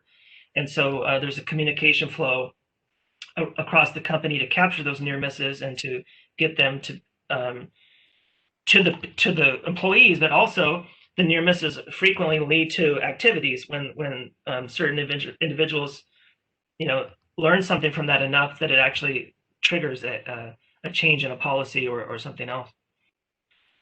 So this is a mitigation that we currently undertake. It's sort of a combination of a few efforts, including the safety meetings and the tailgates. A tailgate is essentially, before a job, they all meet at the job site, make sure everybody's 100% understanding what the job is intended for, where the safety people are going to be located, where the vehicles are, and where the first aid kits are, all that type of thing, and before they do the work. So the tailgate is like kind of like a pre-meet to understand the job. Okay, having said all that, let's move to the next slide. And this is another example of at the utility, there's a lot of stuff going on, and it's not all completely 100% data driven. So we say, well, what effectiveness, I'll just kind of jump to the chase. What effectiveness does this have? We don't know exactly how much effectiveness it has. We try to learn that from the surveys. We try to look at the kind of incidents that we think are reduced because of the near miss compilation of ideas, and how many jobs are stopped and what we think the impact of the stopping the job was. But we don't know, there's no hard numbers to say exactly how beneficial the safety culture is. We all think it's important to have, and so when we meet with the subject matter experts, we talk about, like, give us what kind of information you think can we use to figure out the benefits of it. And this year, because it's already in place, and maybe you saw some of the slide with existing and without existing, this is where it applies. This is already in place. So the concept now is, if we stopped doing it, how much would the risk score rise if we'd stopped doing it? So we've talked to the subject matter expert, and we think the likelihood of a risk event happening would increase by 0.02. It's roughly 2 to 3% above and beyond what it is right now. The safety culture programs total about $600,000 a year, and I'm sorry, $600,000 over the 3-year time span. So that's why we're saying 3 years worth of benefits with the meetings and the databases used and all that stuff. We think there's about 3 years of benefits, because that's the term that we're looking at for the program. So what we did here is we say, well, with the existing, meaning like what it is right now, we think the lower is 0.83, and the core is, that's the consequence if a risk event happened. And a risk event you can loosely think of as an event where an employee got seriously injured or was killed. So those are, if it does happen, the core is pretty high, 1336. So the risk score is 11.113. And then we're saying we think that if we stopped doing it, it would go up 0.02, which would be 0.85. And so then the math is a little bit sort of backwards, where we're looking at what would the delta be if we stopped doing it. And so the cost is actually, it's a negative cost, but we took the negatives out to make it a little bit more easy to understand. So the difference is between 1130 and 1113 times the life of the benefits, 3 years, divided by the cost. And again, this is illustrated. There is some discounting over the short term of those 3 years. And then roughly equals 83.5.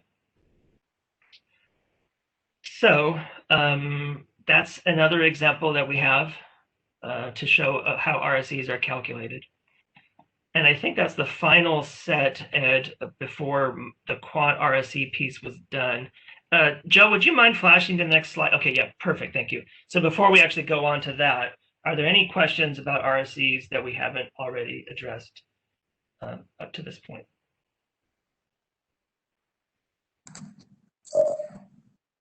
Hi, Mason. Could I ask you about the previous slide again? Sure. So I guess when we had the same kind of example on a earlier example, I thought I understood that the two boxes on the end were reversed, but I'm kind of lost with this one. So with the existing mitigation, the mitigated risk score is 1113, and without the existing mitigation, the mitigate. Oh, I see. Okay, I got it now. Okay, thank you. Yeah, sorry about that. The confusion was on the wildfire one where we must have used the same template, so I apologize for that. This one's got it the right way around. Okay, thank you. Sure. Any other? I didn't see any hands raised on the attendees. And if any panelists have a question, please chime in right now. Okay, well, I'll be around. So if any questions are created between now and the end, we can address them at that time period. Thank you, Ed.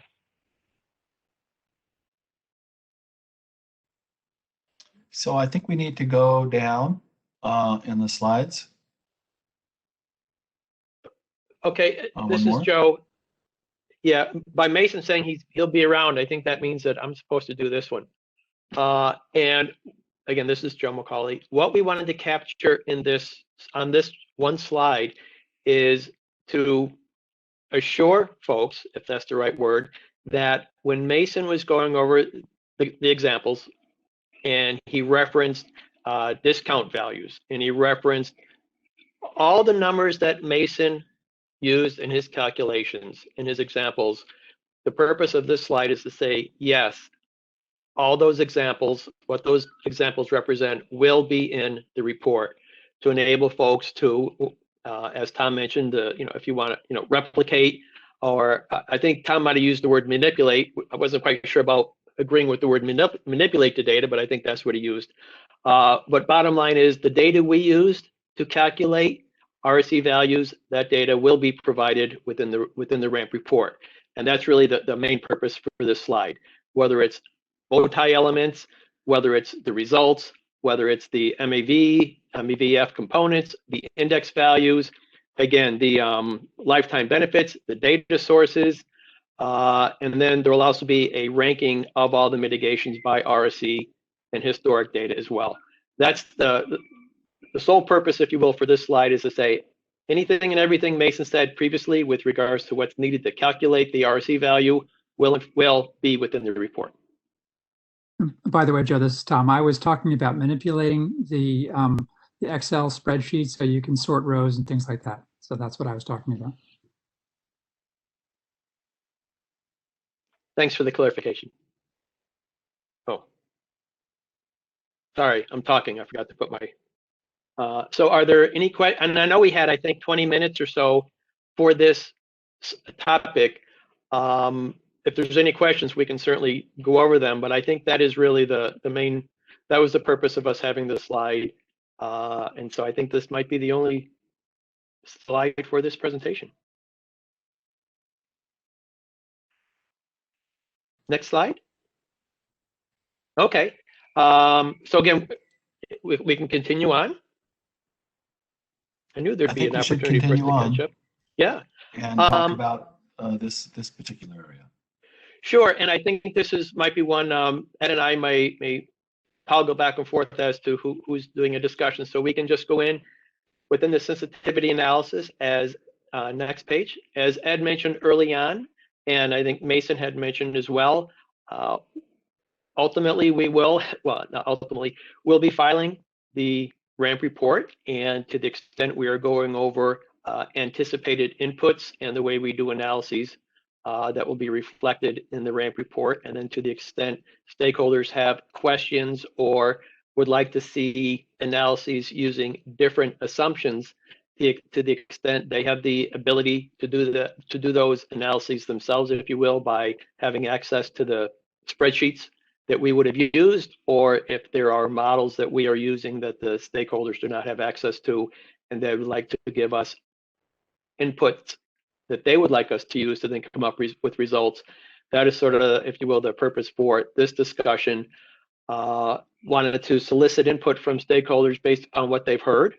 What type of potential examples of sensitivity analysis could they be contemplating today, if you will? They may contemplate additionals down the road, but what could they be, which ones could they be contemplating today? And then to the extent the utilities are asked to do sensitivity analysis, what would be a process to start identifying which type of sensitivity analysis they're required to perform them? And we included some milestones just to give a FYI from a calendar perspective, if you will. We filed the application May 15th. SPD, per the decision, per the one commission decision, SPD's evaluation report is due September 1, which is approximately 110 days. And so, well, what happens between May 15th and September 1? Some key activities are, and again, this would be specific to, if there's other things maybe going on, but we anticipate a post-filing workshop. And so we've tentatively have identified that as May 28th. So 2 weeks after the filing. May 28th, I think, is a Friday. The following Monday is a holiday. So we wanted to have it before the holiday, May 28th. And then it's, okay, that's the end of May. With regards to sensitivity analysis, what could be a viable time period for data requests to be submitted by interveners with regards to sensitivity analysis? We just, again, in talking with Ed the other day, we identified the last 2 weeks of June. And then does that then give the utilities 2 weeks to then complete their sensitivity analysis? And so again, put those there just as to initiate discussions. This is Ed Harkovich. And part of the thought process here is that if we are to consider the results of any sensitivity analysis in our SPD evaluation report, we would need to have them by some time that makes it practicable for us to include that information in our evaluation. And so that's the thought process behind trying to, pick some of these dates and table them so that we can get some feedback on the relative possibility for those data requests and what that might mean for turning them around and so forth. I heard a couple of ideas earlier today about sensitivity analysis, and to the extent that we can identify those items that would allow Sempra to respond to those, then we should try to include those in comments, either filed in 2 weeks on I think it's the 12th of February, or through a initial communication to Sempra and staff with regard to any kind of analysis that you think should be included in the ramp so they can get started on it sooner rather than later. Joe, do you have a question? Yeah, I think it would be good to have the PG&E ramp experience inform this schedule. What we had observed there was that I think it was end of September that we began meeting with PG&E and discussing what sensitivity analyses to perform, and it was the end of November before some of that came out. We were able to get some of that out. I think, at least for the MGRA analyses, which had a lower priority. The 2-week time frame for turnaround, that includes any sort of back and forth discussions to define what the interveners are actually asking for. That doesn't seem practical or realistic. I think more of a 1 month to 6 weeks time frame has to be expected, because some of these analyses are going to require SDG&E to go back and plug new numbers in and rerun its model. So a 2-week turnaround time, I just don't see that happening. So, but you would think, when should we have a cutoff date for the data requests for a sensitivity analysis, and what date does that look like to you? I think having a cutoff date is good.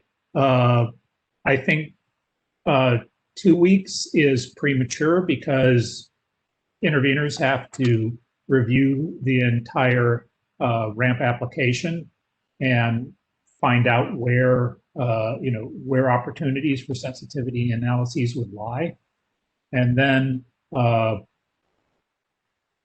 so I think the June 30th date is probably more realistic. And then giving a few weeks to SDG&E to prepare, I think is 4 to 6 weeks is the minimum that I can see as a reasonable. Tom? Yeah, well, the issue is we're dealing with tight deadlines, and so I understand that's the purpose of sort of approaching this discussion.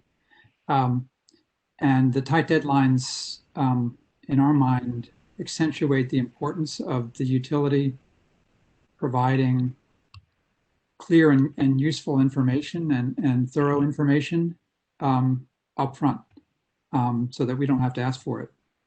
And we also should be talking about turnaround time for data requests. If we do have to ask for information, I think we need to have, it can't be the usual 2-week turnaround for data requests.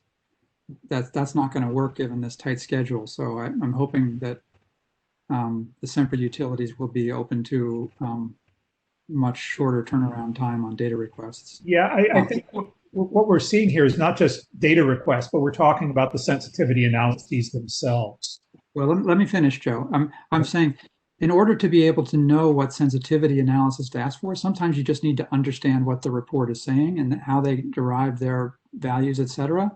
And if we have to extract that through a lot of questions before we even can ask what about sensitivity analysis, that's the preliminary. That my point is, there's just the understanding step, and then you figure out. We could ask a zillion sensitivity analysis. We're not going to do that because that doesn't help anybody.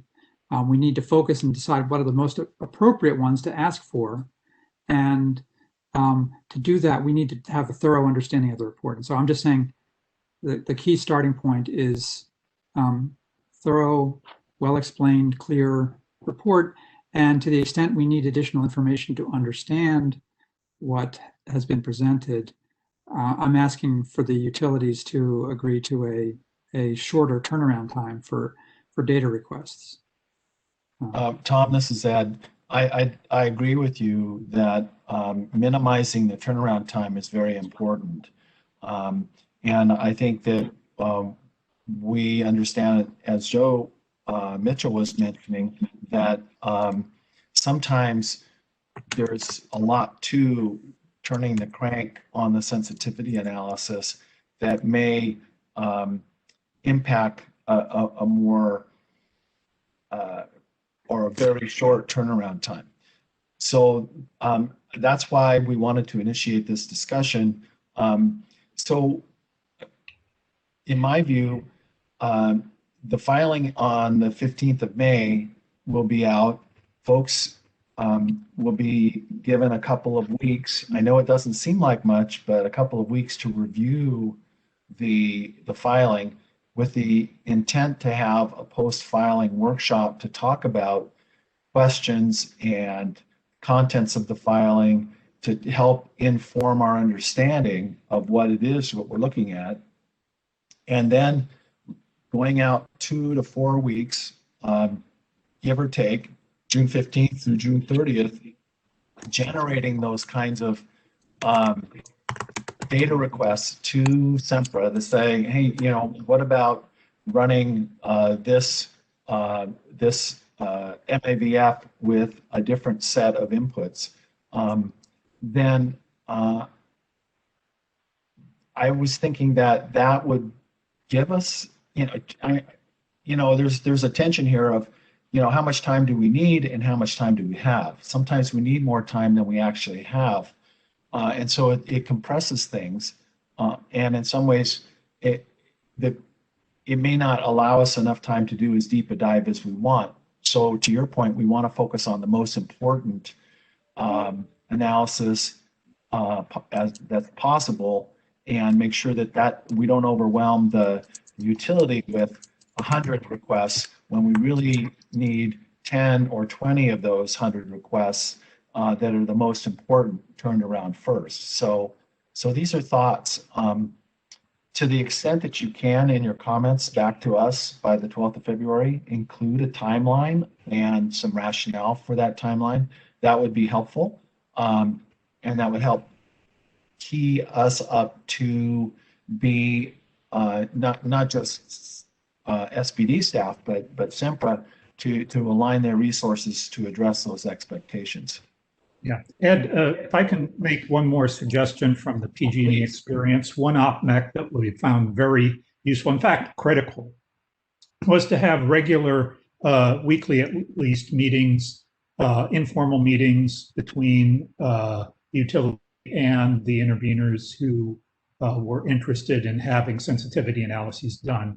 This helped with prioritization, which you just raised as an issue, and definitions, and I think really facilitated the production of those sensitivity analyses and their completion.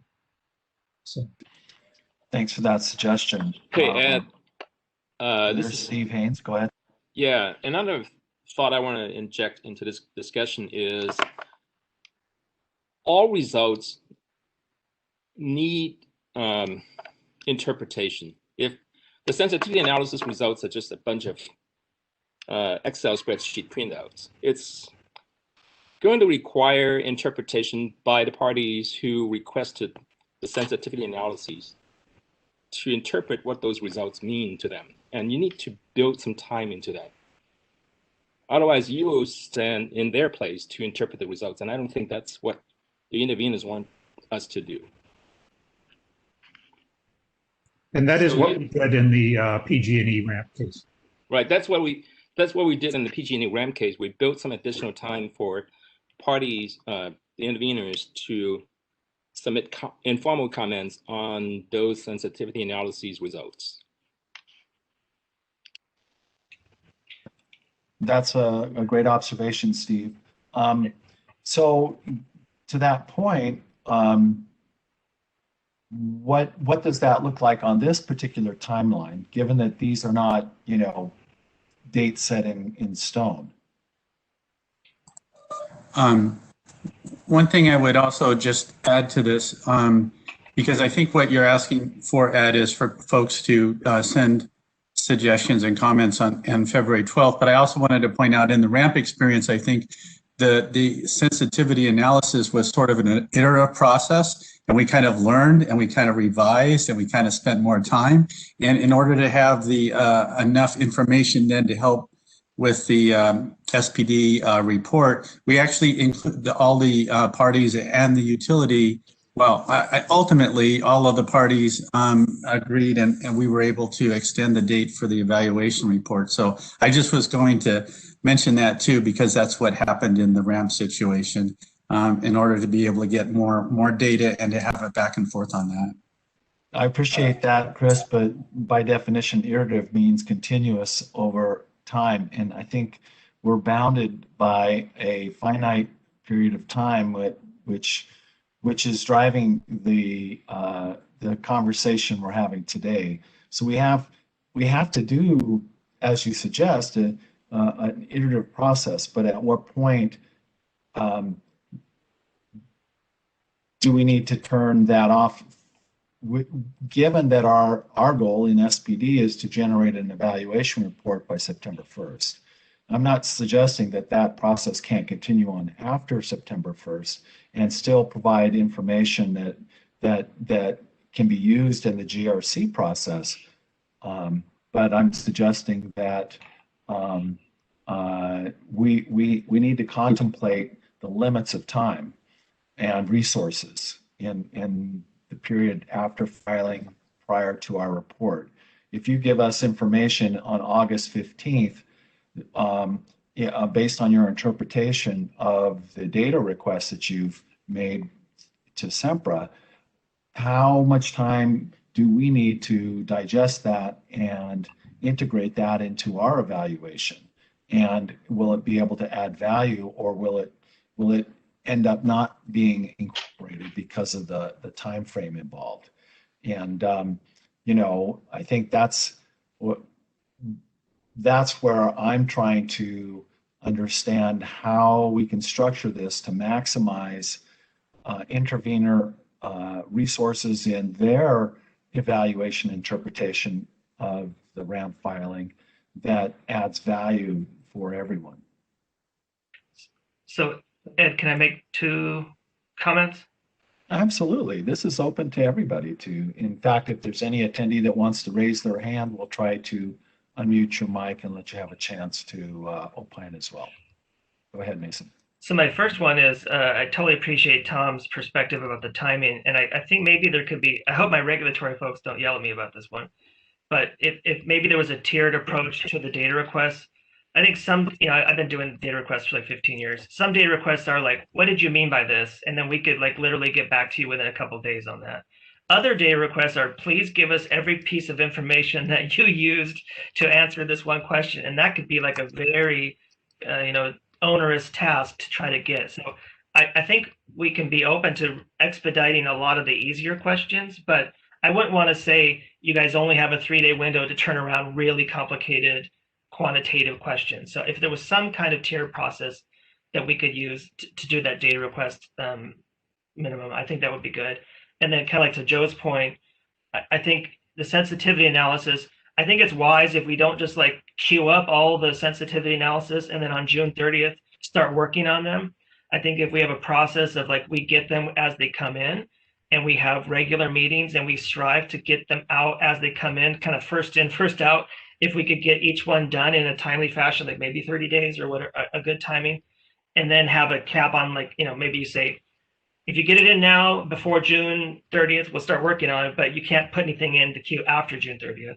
And then we could have a process that like basically starting after May 28th until, I think my math would be if it's 30 days after June 30th, with July 30th, between May 28th and July 30th, maybe we have a kind of just a regular meeting that talks about what the sensitivity analysis is about. I think those 2 things would really help the speed, help the efficiency of the process. And then hopefully by July 30th, all the sensitivity stuff would be done and most of the data request stuff would be done at that point. So that's my 2 comments.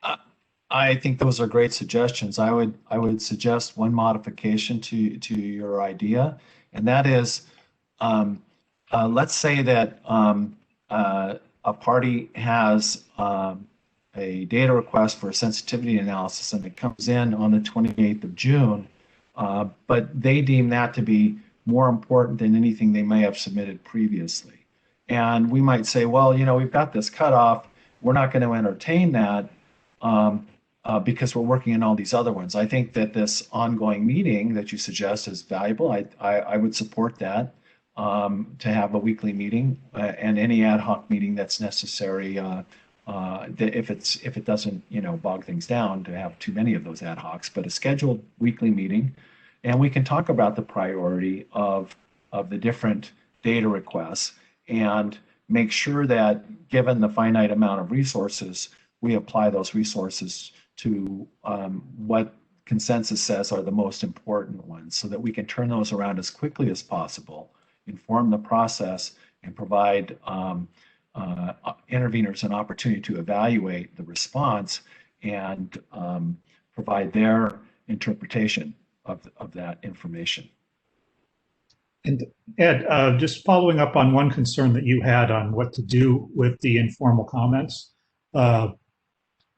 Stephen in the PG&E RAP added them, and his team added them to the as appendices in the SBD evaluation report, and that was very useful for interveners, because what we said is there in our own language. It's in the record, and it can be addressed by other interveners or by SDG&E and so forth. So, you know, in the case that SPD just doesn't have time to dig into everything that every intervener is analyzing, it's still in the record. Okay, Joe, I think that's a good idea.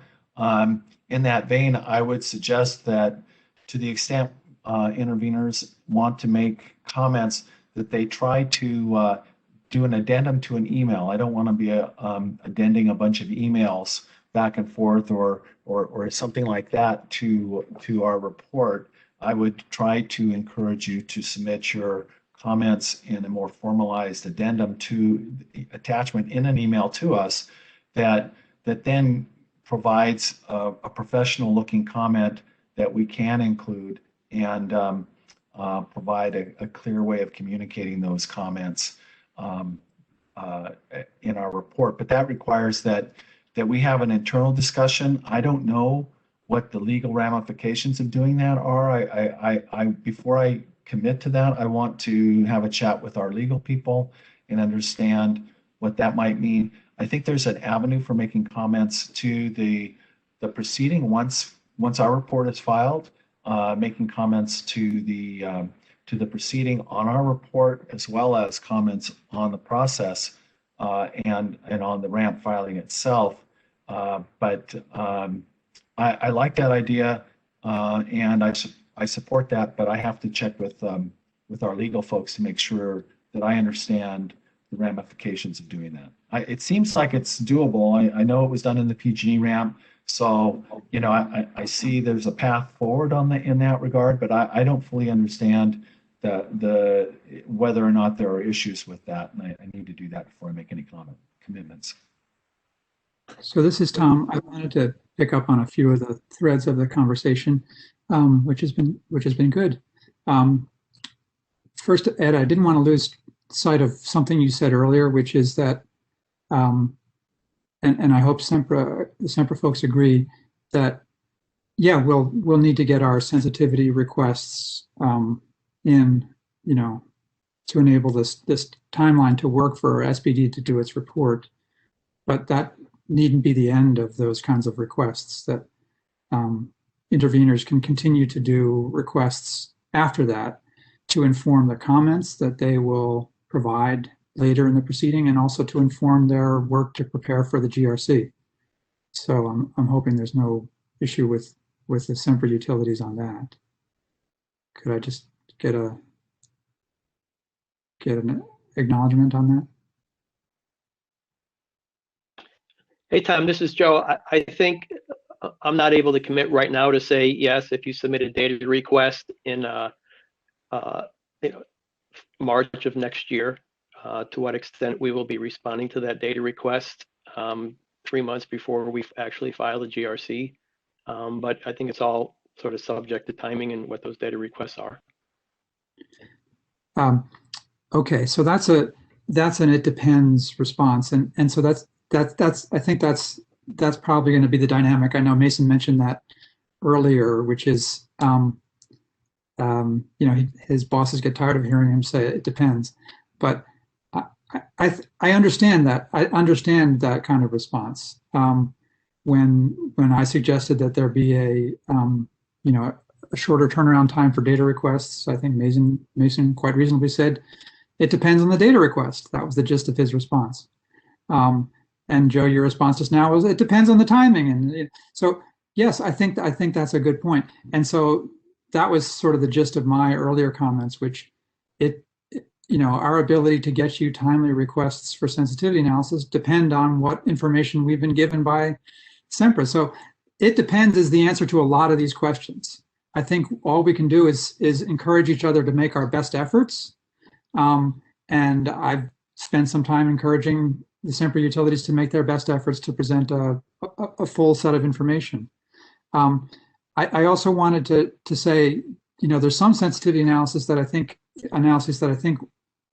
we can have a decent idea what that we'll be requesting. I think we'll probably be requesting that you run your results, you run your analysis with an MAVF that's, maybe one or two variants of your MAVF that have different weights and different ranges for your attributes.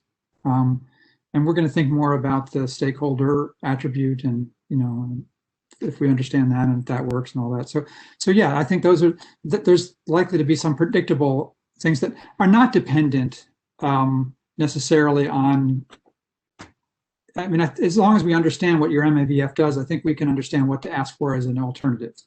But again, what I have in mind, and I just cannot underscore how important this tranche issue is, particularly for wildfires, but not just for wildfires, is we're going to need information. If you're going to have tranches that are going to be at a very high level, just 2 or 3 tranches, then for wildfire or others, we're going to need to see the information that you have internally that you use to make prioritization decisions about how to roll out your work.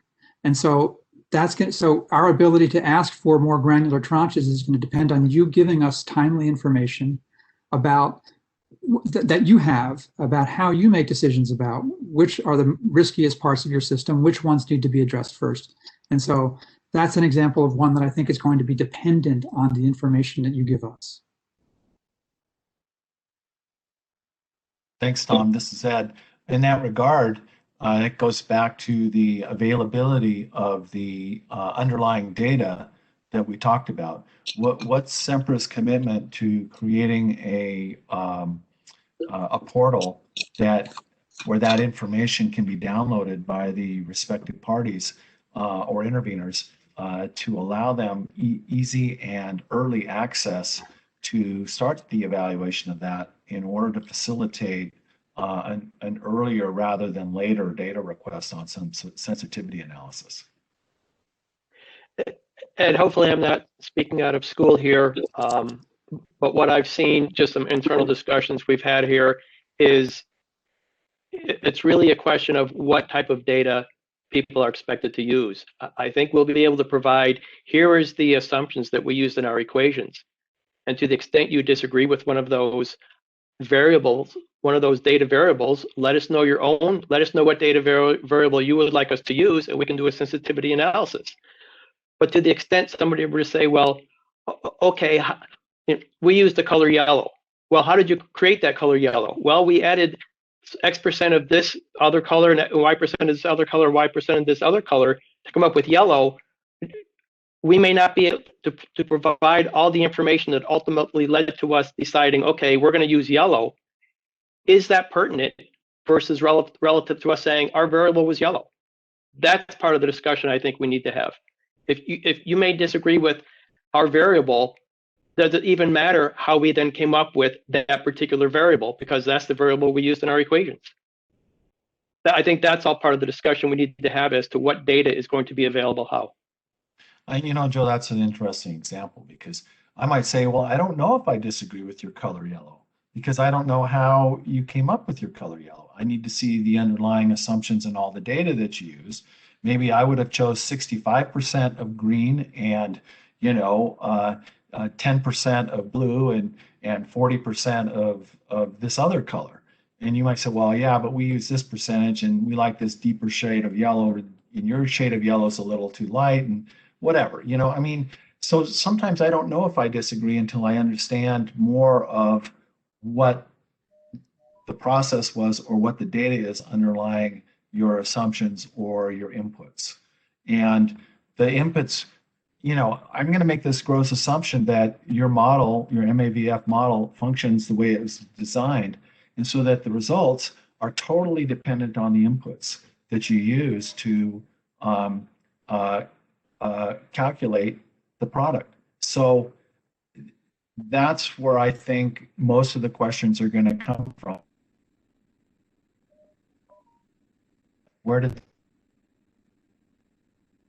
arrive? What's the data underlying it? And to the extent that there's tranches involved, like you've used for your covered conductors, and you've analyzed the variables that impact ignition rates associated with certain lines and circuits, the question is, well, if you've already got that information for covered conductors, how is that information not relevant to vegetation management? Why is that not something you would want to use in determining where you would focus some of your vegetation management resources, i.e. to address certain species, or whether you have a different setback requirement, whether you're more active in removing trees, that kind of approach to determine how you would mitigate the vegetation risk. So those are the questions that I would have, and that's just an example. I don't know to what extent I would have other questions. So, Ed, I understand what you're saying. I don't know how that goes into a portal. So I think we just need to have more information on what you're seeking to be in that portal, because we can't we can't answer all the unasked questions, if you know what I mean. So I just, let's put some more thought around that whole portal idea, I think. Okay, well, that was something that was raised earlier about the underlying data that folks might want access to. So I was just suggesting that this is further evidence that something like that might be helpful. But yeah, I'm not adverse to that. And I think we're going to have discussions on a couple other things when we talk about next steps. I see Joe raising his hand. Yeah, Mason and Ed, I'm a little confused by this. Doesn't SDG&E already have a website page where we go to pull down data request responses? That's usually been the process over the last few years. How would this portal differ from what you're doing now? No, Joe, that's the exact kind of question I think we wanted clarity around. Is that what you meant by a portal? So yeah, thank you for bringing us back to that. Yeah, that's what I was contemplating. Okay.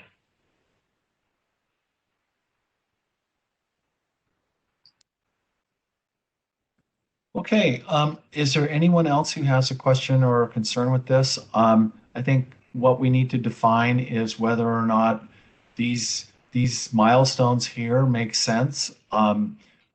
Does a post-filing workshop on or before the 28th of May make sense? Would folks be amenable to one within a week after the filing, or do they need 2 weeks or more to go through that filing and be prepared to have a workshop? I'm sorry, Ed, could you repeat the question? Can we set a date of May 28th for a post-filing workshop, or do you think we can set it sooner than that?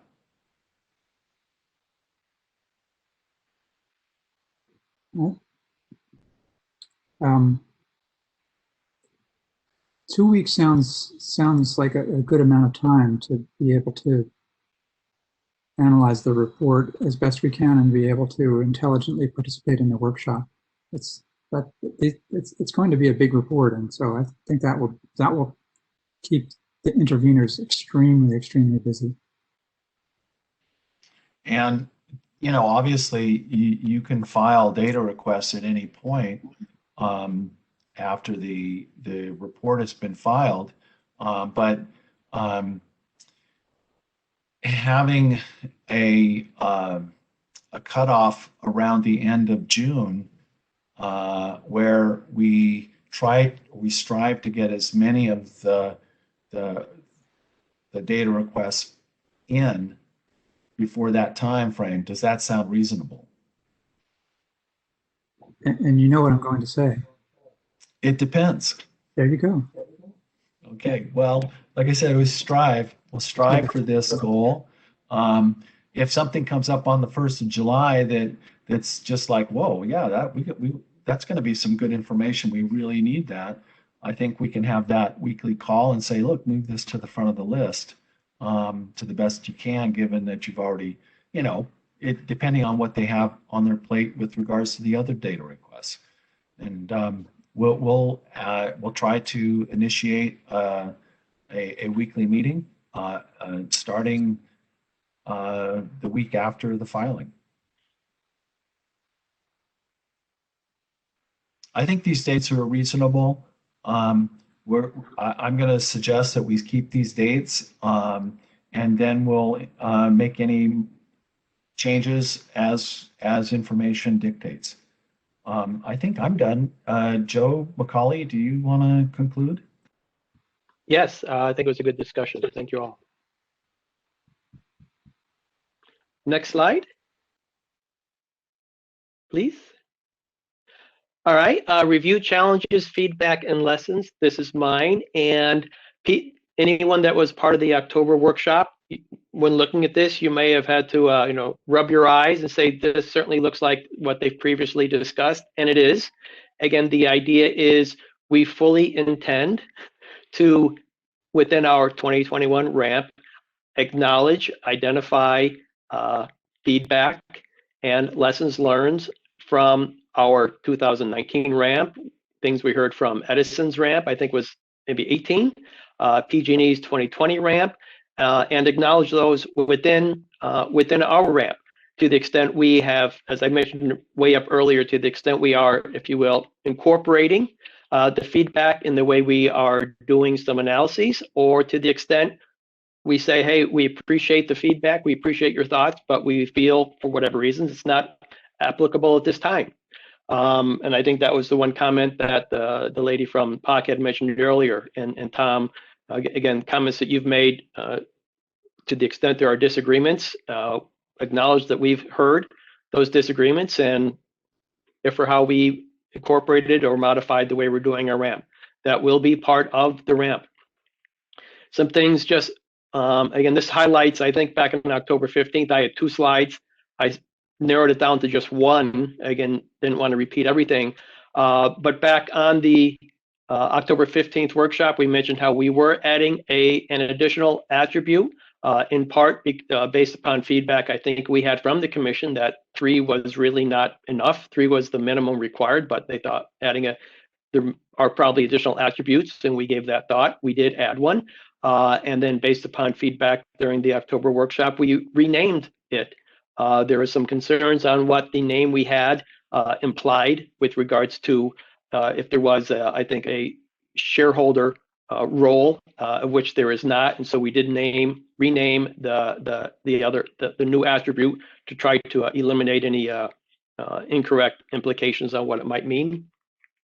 With regards to tranches, again, we had the October workshop. Subsequent to that, we had a tranche-specific workshop on November 17th, and as a result of that, we are doing. I've lost track of what HCA and non-HCA stand for, but we are doing an additional level of tranching HCA and non-HCA based. With regards to RSE calculations, similar to what we said, or I should say consistent to what we said back in October, we'll be reviewing all activities to evaluate performing an RSE, and we will include an RSE value with a mitigation when meaningful data or SME options are available. And to the extent we do not provide an RSE value, we will be providing an explanation as to why not. Again, using ranges as we did in the past. Additional details on alternatives, we are. And creating standalone risks and ramp for climate change, public safety, power shutoffs, and cyber attacks. Again, with some based in part on some of the feedback from the October workshop, our one cross-cutting factor chapter will be including some language on the climate change adaptability topic.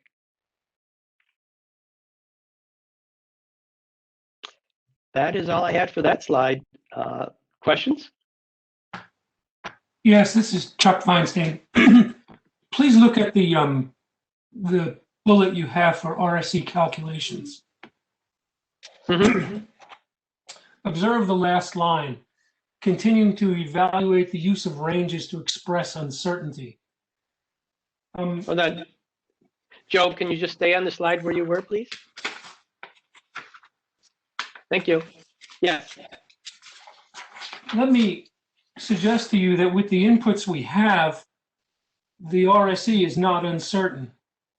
There's no reasonable way to find an interval of uncertainty for it.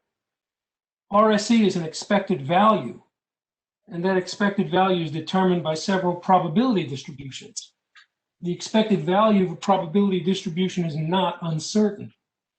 So you don't have an uncertainty about RSE. You may have something else you want to investigate, but that last sentence is very troublesome. Okay, and I think just I think this was a topic that you had mentioned, a concern of yours that you had mentioned during our earlier workshop. Perhaps. Okay. But once again, things. It sometimes appears that we mention things and things don't change. For example, in the first bullet you have there, with modifications to the MAVF, such as additional attributes and revised scales. The scale, the relative weighting for the health and safety attribute and the monetary attribute hasn't changed, even though we pointed out that there's something fundamentally odd about it. So in the same way, when we bring up things, it just seems to me that Sempra is not very responsive. Appreciate the input. And not to be short. Sorry, I don't mean to be short. My understanding of these pre-filing workshops is to inform the stakeholders what we are planning to do. There are always, I would anticipate, and hopefully you would agree, that there are going to be times when our interpretation of requirements and how we develop as the components of the MAVF may differ from how you interpret and may differ from values that you think are appropriate. The purpose for these workshops is to identify those, and then with regards to comments, certainly address them in your comments.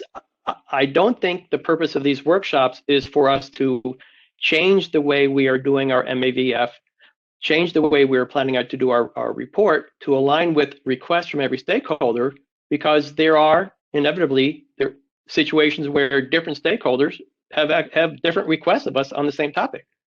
And so we appreciate your input. I think there's going to be situations where we just respectfully disagree with the positions you take, and our report will reflect the positions that we've taken. And then when you provide your comments, you will reflect those in your comments. And then ultimately, as it then rolls into how we do the GRC, and then that ultimately will then be, all right, hey, you asked, we suggested the utilities to do something, they did not. We feel that was more appropriate. And based upon that, this is how we think the commission should then decide. But Tom, after you, Melinda Dickinson has her hand raised. Didn't want to cut you off, Tom, but please go ahead. Oh, thank you. Yeah, I mean, another way of maybe putting what Chuck is saying is that we're participating in good faith in the workshops, and in the hope, maybe, well, in the hope that if some of the points we raise might resonate and might lead to changes, all we can do is bring in good faith, bring our concerns to you, and try to express them as clearly as possible. And that's what we're trying to do. And that's why we devote a fair amount of resources. I mean, we have 2 consultants on this call. We're trying to do our best, and we're hopeful, because we're optimistic people, that we'll be able to explain our concerns well, and you might make some changes in result. And we think those changes would be beneficial for the whole process. But you're not obligated to, certainly not Joe. And all we can do is our best. So that's what we're doing. If you hear a little disappointment in Chuck's voice that, you know, we're not gaining as much traction with you as we might like, that's what you're hearing. But again, all we can do is our best. And ultimately, and it won't be till the GRC, because there's no decision in the ramp, it won't be to the GRC. The commission will be the arbiter of whose view of all this is you know, makes the most sense. We just think it's useful to give you as much early feedback as possible, and that's what we're trying to do. And we appreciate it. And I think, as Mason had mentioned earlier on when he was talking with some of his discussions, there are situations when we fully agree with the concerns and challenges that you are identifying when you do your analysis. In some of those situations, we believe that the ramp is just not the appropriate procedure in which they have those discussions, that the SMAP has already identified some of those as the forum to have those discussions. So in some instances, I think we're just not able to catch up yet. When we do the next ramp, we will have already had the SMAP proceeding. Some of these questions, some of these challenges, misinterpretations, differing interpretations will have hopefully been addressed. So then come next ramp, we can just, I'm not going to say skirt right through them, but hopefully some of these issues will have been addressed by then. Okay, this is Ed Harkovich. Melinda has her hand raised. She's up next, and after her, Elliot Henry will be allowed to ask his questions. Can you hear me okay? I can, yes. Great. So I have to echo what the representatives from Turn were saying, and I actually have to differ from Tom a little bit. I think that in many instances, what we have been commenting to protect our communities, and I think others as well, oftentimes they are required full incorporation into the document. And I certainly was not here today thinking that you were just going to be telling us a bunch of stuff. I'm here to participate, and it should be a two-way street, not just a one-way street, especially with such large amounts of public funds involved. But that's just my comment. I do have a couple questions on this slide. The first is about the mitigations without an RSE value will include an explanation. And up until now, you guys have been telling us that you are going to correct the problem with the mitigations not having RSEs, and that all mitigations would have RSEs. And now you're saying this. So that's my first question. And then my second question is, I didn't catch what you were saying. Was there a change in the way that you're addressing climate change from the last workshop? I didn't quite catch you, so I was wondering if you might repeat yourself. Sure. I appreciate the questions. With regards to RSE, I believe if you go back and look at the presentation that we gave on October 15th, we did not say we would be doing an RSE value for every mitigation. I believe we said, similar to what we are now, we would be, in our evaluation of performing an RSE, we would be calculating an RSE when we felt, when the data to calculate the RSE was meaningful. I think we are consistent with what we've done. As we've had discussions, the RSEs are quantitative based analyses, and to the extent we feel we need meaningful data to come up with those analyses, and when there is not meaningful data, then there will be instances where we do not have an RSE. I think we are consistent with what we've been saying.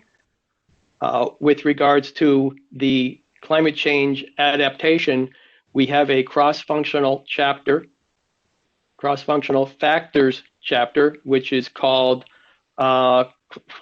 climate change adaptation, energy resiliency, and I think there might be something, greenhouse gas emissions.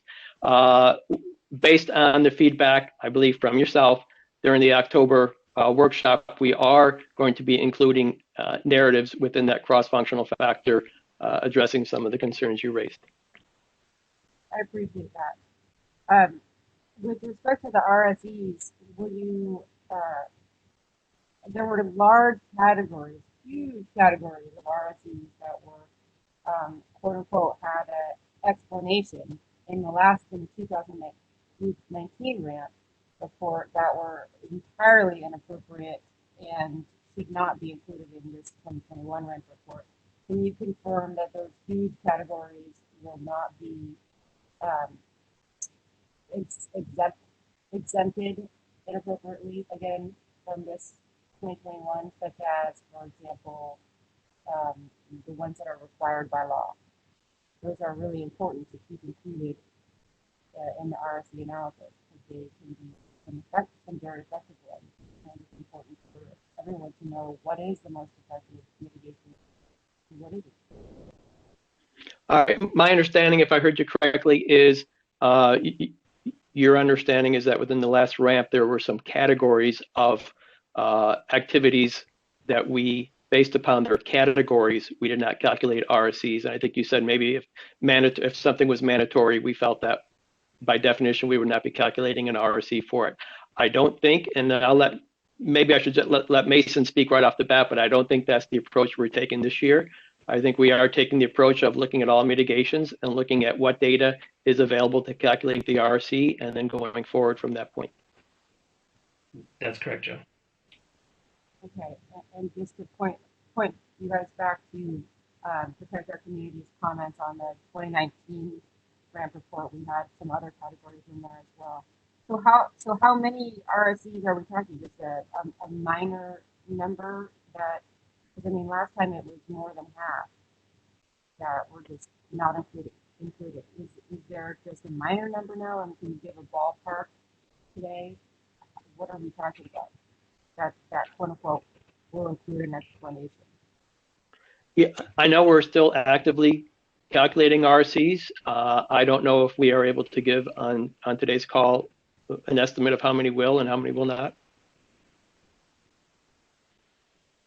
But it's going to be, most of them will have it. I mean, it should be all, but it's, are you guys at least trying to do all? Yes, we're reviewing all, as it says on the slide, we're reviewing all activities to evaluate performing an RSE. And we're making every effort that we can to do so.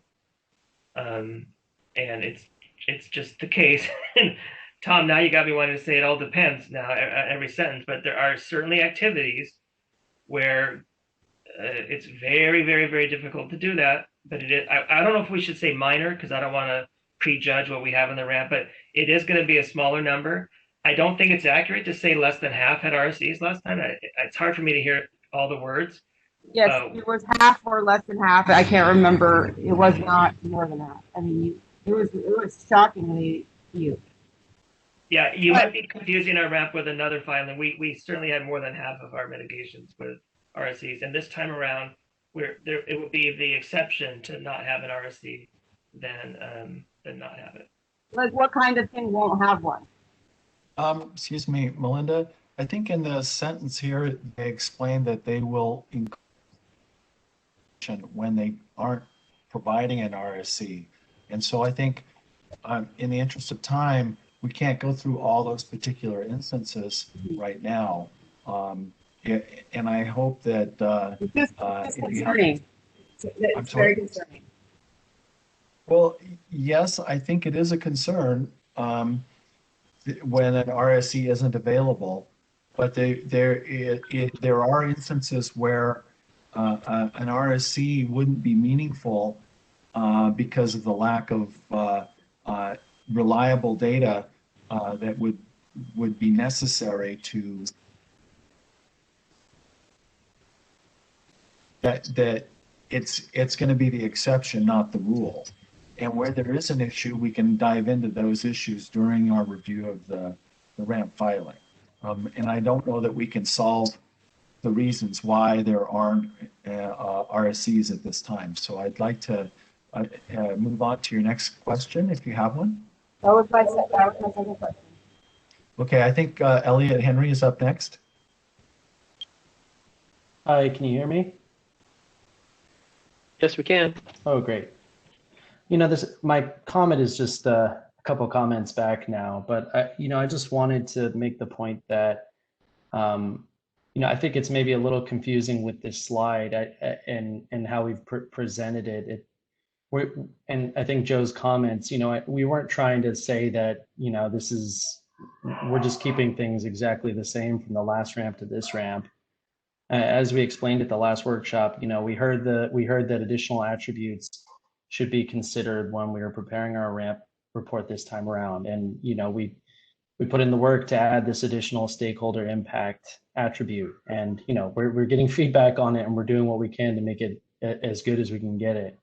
And we're doing more RSE calculations this time. We're doing more tranches this time. So, I don't want, folks on here and interveners in the commission to think that the comments are falling on deaf ears. We're trying to improve this, and we want our ramp report to be better every time. And obviously there are constraints with reality and what we can actually do and how we can present data in a way that actually means something. But do know that we hear the comments and we are taking them and doing what we can to improve our report each time. I just wanted to make sure that was clear and that there wasn't confusion on that. Thanks, Elliot. And again, just Tom, I hear you speaking. Just so everyone knows, Elliot is with the utilities. He did not introduce himself, but he's with the SDG&E and SoCalGas. So I think Chris Parks was up next, and Tom, you can go after Chris. Yeah, thanks. Yeah, I appreciate this slide, and it's encouraging to see that SDG&E has made climate change a ramp risk and PSPS a ramp risk from feedback. I would just add on that I do think that the more that the utilities, Sempra utilities can continue to incorporate the feedback from even this workshop to do what they can to further advance the risk mitigation. I think that would be most greatly appreciated. I think that the comments that were made earlier, for example, about greater granularity, I think that was a big outcome in the PG&E ramp proceeding. I think that has a lot of value. I think SPD made a lot of comments on that. I think those are really important, whether it has to do with electric, whether it has to do with, gas pipe, when you're, breaking it down into the different characteristics and attributes of gas pipelines so that can be prioritized. And that way we can get the biggest benefit in risk mitigation over the ramp. That will then feed the GRC for the next 4 years. I think that's really important.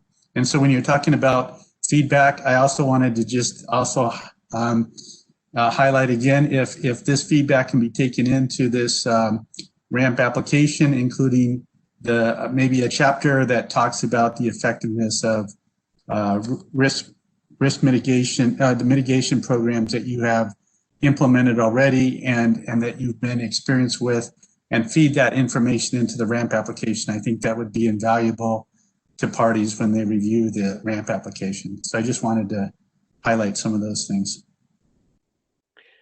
Thanks so much, Chris. And I know, Tom, you want to say something, but I do need to provide some clarity here. Chris, you said something that I'm glad you said it. There may be a mistake on this slide, and I want to be clear. The very last one, creating standalone risks in ramp for climate change, public safety, power shutoff, and attacks. There's a mistake in that. And as, again, certainly with my terminology, the standalone risks are the 7 and 8 risks that were on the one particular slide. And then there are cross-functional factor chapters. And so, and sorry for creating confusion here at the last, this is certainly not intended, but it's more of a creating standalone chapters because the climate change adaptation is not a standalone risk. That's a component to a cross-functional factor chapter. So I don't want to create any expectations based upon that sentence that are not there. And then again, with regards to public power safety shutoffs, that is not a within the risk, within the ramp, that's a component of wildfire, and we're treating it, I think, and then Mason can provide some additional clarity. We are distinguishing PSPS as a, if you will, as a mitigation and without a mitigation, but it's not a standalone risk within the ramp. I did want to make that clarification that bolded headers is a little bit incorrect. So questions on that? I want to make sure that we're clear on expectations. Well, I guess I don't really understand the details of that, so I guess I'll just have to wait to see, or maybe get more information on that. Okay, thanks. Yeah, Chris, this is Mason. I'll just add that the cross-functional factors, like for the climate change, they won't have as many numbers around like calculating mitigation specifically. It'll be a full discussion on how climate change affects multiple risks and how we think that the impact, how it's impacting those different risks. And there'll be a lot of narrative around what that looks like. There won't be mitigation specific to climate change that we have RSEs for. That's the kind of the difference. But we think that the CFFs, as we call them, the cross-functional factors, will have a lot of good information around the topics that you guys have showed interest in.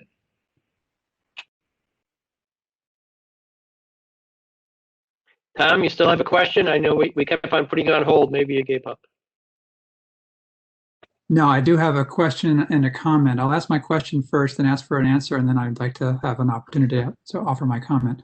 The question is, will you be providing RSEs for what some utilities refer to as controls, that is, mitigations that are currently in place? Yes. Yes. And I know when we had the last call, and sorry, I kept on emphasizing, and Tom, I think you asked, why was I emphasizing the word control, capital C, the word mitigation? We are using the word control, and when you read the ramp report, you'll see activities with a control ID, and you'll see activities with a mitigation ID number, just for tracking purposes. We are defining a control as an activity that we're currently doing. And to the extent we're going to continue doing it, it's in the plan.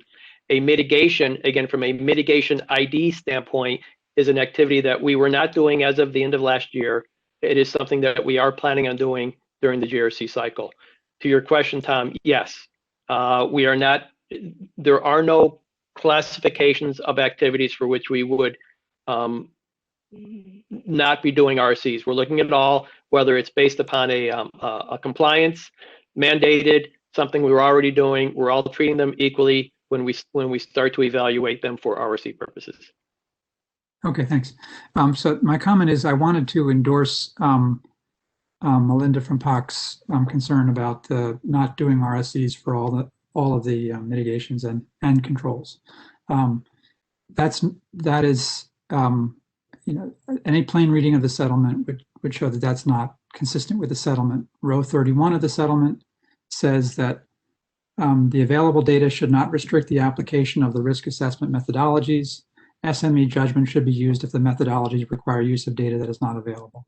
So you're required, there's nothing in the settlement that says, oh, you don't have to do RSEs if you don't want to, or if you think you don't have enough data. If you don't think you have enough data, then you're supposed to use SME judgment. You're supposed to explain that. Your explanation can make it clear that you're not confident.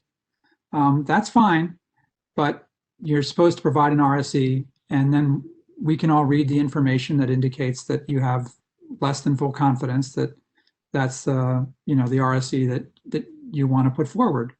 But you're supposed to put forward an RSE based on your best SME judgment.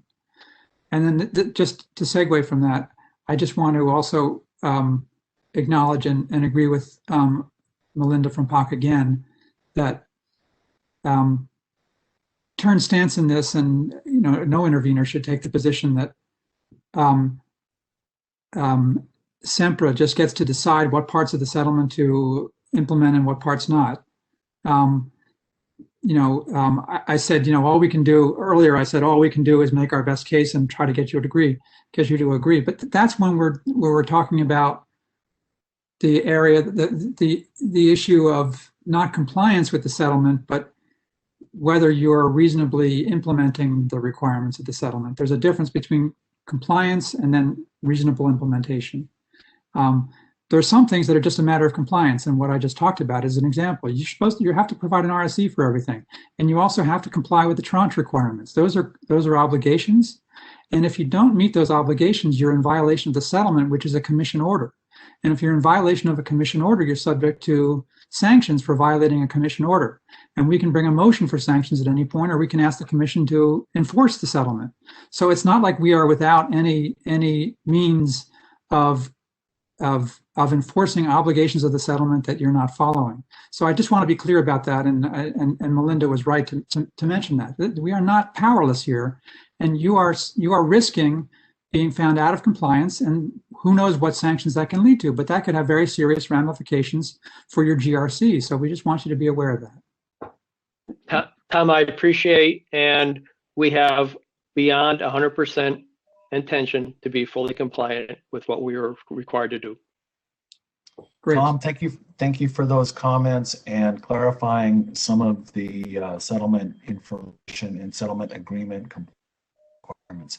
Melinda Dickinson has her hand raised, and Melinda, you may begin speaking when your microphone's unmuted. I would ask you to try to stay within your microphone pickup pattern so that we can hear you more clearly. There is times when you fade out and in, and the extent you can stay in that pattern, the better for us. Thank you. Okay, thank you. I'm so sorry about that. And thank you, Tom, for that. I agree with everything you just said and appreciate that clarification for the group as well. I just wanted to clarify real quick on the climate change. My comments from the last workshop were that the company's contributions to climate change should be considered, assessed, and mitigated as risk. That we shouldn't just be looking at how climate change will affect the company's operations or how we should be adapting to this thing that's happening to us that we have no control over. My point is we should also be looking at the company's contributions to climate change that we do have control over and that we could reduce. So hopefully in the GHG emissions section, you are assessing some of that risk that the company's exacerbating, causing, contributing to, whatever word you're comfortable with here, but that the company's contributions to climate change are being considered. That is my understanding. That we are.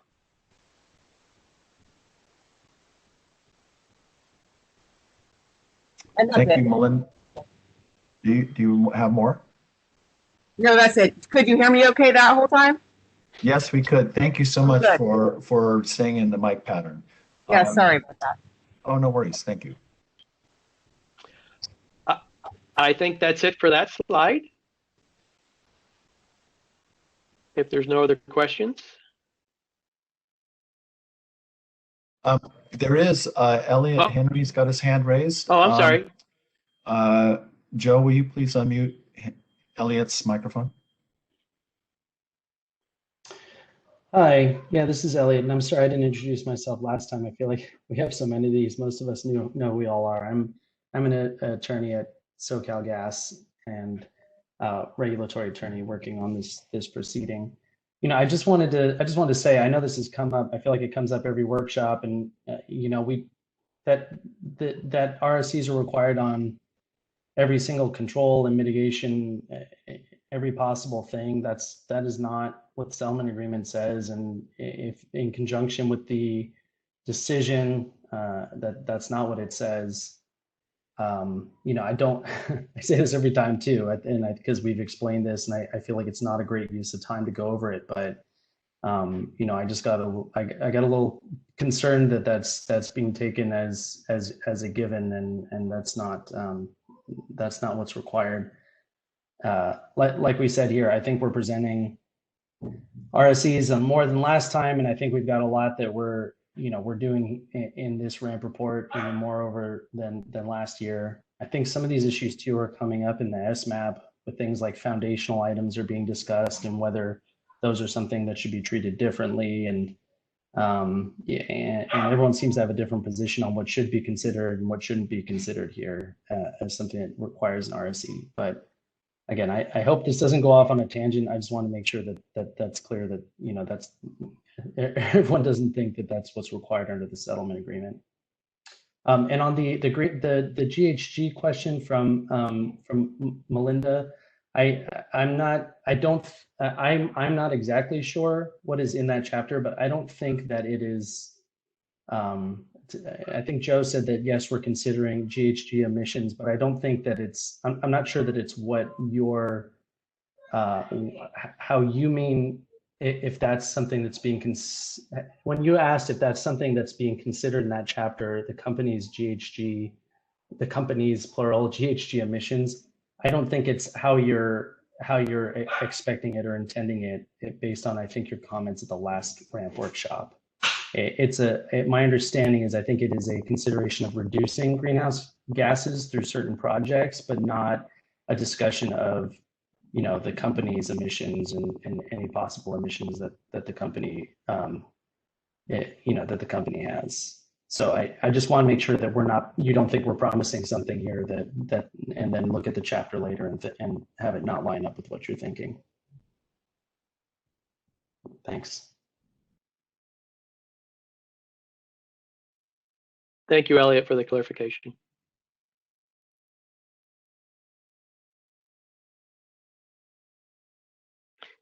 Any other hands, Ed? If not, we ready for the next one?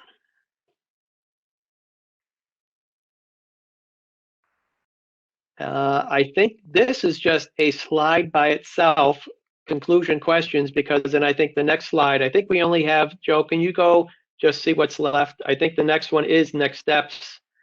And then we have some dates on that. And so again, Ed, I don't know, I don't want to sort of step out of line, but to the extent we conclusion, questions, and next steps. And then Joe, if you show the next page. Again, this is what we had for the next steps, and I believe that's the last slide. And so maybe if we go over this next steps and then questions and conclusions in totality, Ed, does that sound good?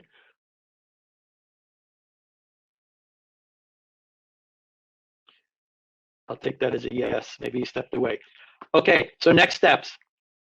And we've already gone over some of these when we were talking about, these are specific dates. We've gone over some of these when we were talking about the timelines for sensitivity analysis. Filing the application May 15th. Post-filing workshops, again, in talking with Ed the other day, we've identified May 28th. Additional to be determined. Again, so maybe to the extent we want to have a little discussion on today's call on thoughts people may have with regards to the need for an additional post-filing workshop. SPD's evaluation report is due on September 1st. In talking with Ed, I believe, I'm not sure if they are required, but they are certainly expecting to have a post-evaluation workshop. Then per the decision, again, the dates, the hard dates on this tab are pursuant to the decision 2001-002. November 15th, then opening comments on the ramp report and opening comments by parties, interveners on the ramp report and the SPD evaluation report, and then December 1st, 2021 reply comments. And so again, to the extent folks would like to just offer their thoughts on, to the extent a second post-filing workshop may be needed, and any other thoughts they have on next steps.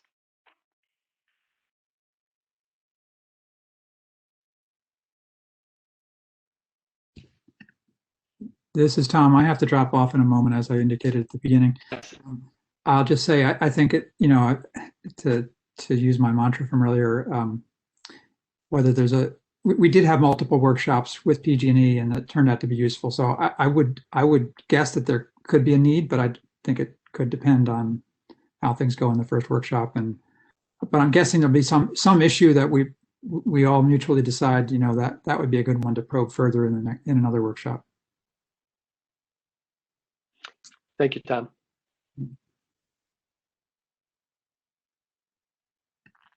Any other feedback or thoughts specific to this? And then again, as I said, we quickly went over the slide that said questions, and I forget what else was on it, comments or questions. So again, I think we're at the point where, and then Joe, can you just double check this is the last slide, I believe?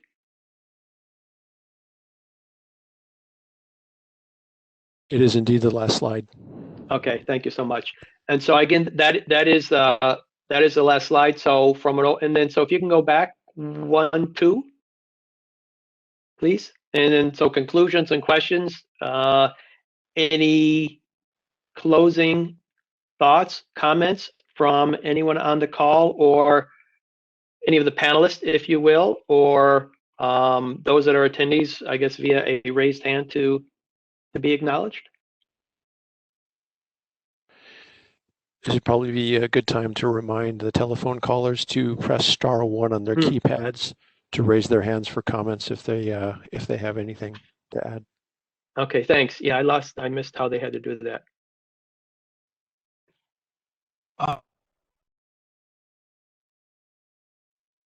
Can you hear me? I can. I think you might have stepped away a bit. And I just, what I did was, instead of talking conclusions and questions, I went and I talked about next steps.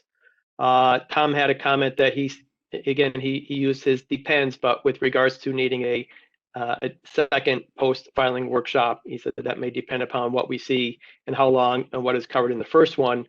But that was the only comment we received on the dates that we had there for next steps. And then I said, let's just roll the next step slide into this conclusions and questions. This is sort of wrap it all up. Yeah, thanks for that. So I did step away. I'll confess, I had something on the stove and I forgot about it at lunchtime, and my smoke alarm went off. So I had to deal with that. Yeah, nothing burnt down. I just had luckily my smoke alarm sound was going off, and I was like, what is that? Anyway, so I want to raise the question of technical working group meeting prior to the filing on May 15th to go over any of the subjects that were raised today where folks feel that a smaller group to deep dive into a specific topic would be warranted, and then also any other workshops that might be required after the filing.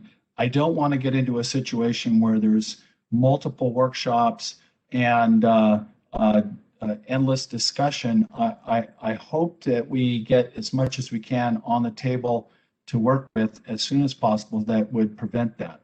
But having said that, I understand that folks had a couple of workshops extra after the filing in the PG&E ramp,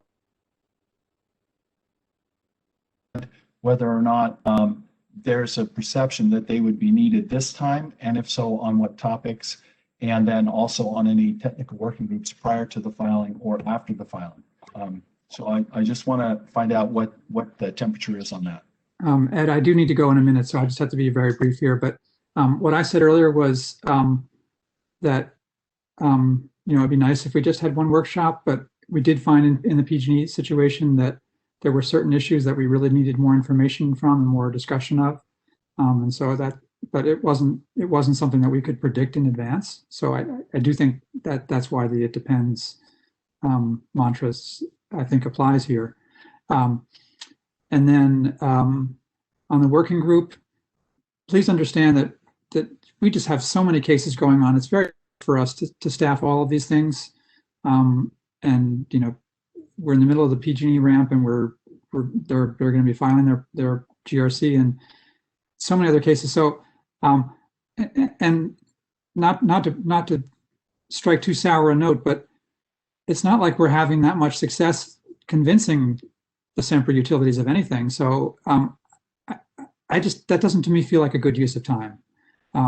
Let's again see how things are going. We can pull together those working groups. We can have the weekly conversations about sensitivity analysis and the like, and that was a working group of a sort. That all makes sense, but just to stand up some sort of working group for something that, to me that doesn't feel like a particularly good use of limited resources. So with that, I'm afraid I do have to duck out. But thanks for the workshop, everybody. Yeah, thanks for your participation, Tom. Thank you, Tom. And your input. Chris, you look like you have a question or a comment. I would just chime in that. So Tom, I heard you mention workshops and also working groups and maybe having. At one point, I think earlier I think you suggested that maybe there would be weekly meetings after the application. One thing that I did appreciate from the PG&E ramp experience was it was kind of like only the folks who, it was kind of like an interactive small group. I don't know if you want to call that, if Tom would call that, or if folks would call that a technical working group, but maybe it was just, and it was sometimes maybe every week or two, depending upon schedule. And I think it was very much as things unfolded to kind of figure out, well, what makes sense and do we want to meet? So it wasn't rigid. It wasn't like we were going to have a certain schedule or something like that. And as far as I saw it, it seemed to work out well. We used it to as much as we benefited from it. We extended it when we thought we could have value from it. So if there were sort of a plan to have maybe a smaller group of folks who are particularly interested in those different aspects of it to meet after the application is filed. And if the utility were available to help facilitate those, because that's what happened, I think, in the last ramp, they were able to kind of arrange that, which, takes some time and stuff. That would be one thought. I thought that was beneficial. So that would just be one thing to consider. And then as far as workshops, I off the top of my head, I don't, I would let others want to chime in on that. So.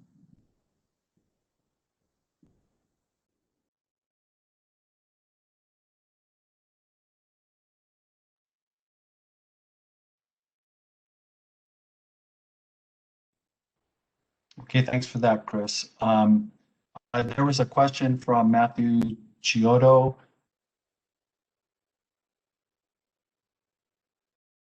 The PSPS was being approached as a cross-functional factor.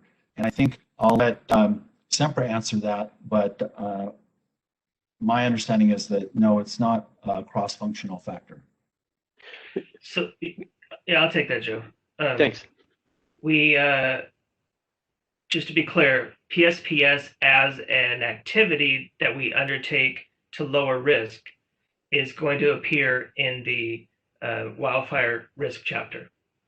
PSPS impacts as an impact thing of how we measure what the impacts of a PSPS is a calculated risk score, and that is going to be combined with the wildfire risk score to be the total wildfire risk score. So I don't know exactly what the question was about, but we will be talking about the PSPS as a mitigation in the wildfire risk chapter.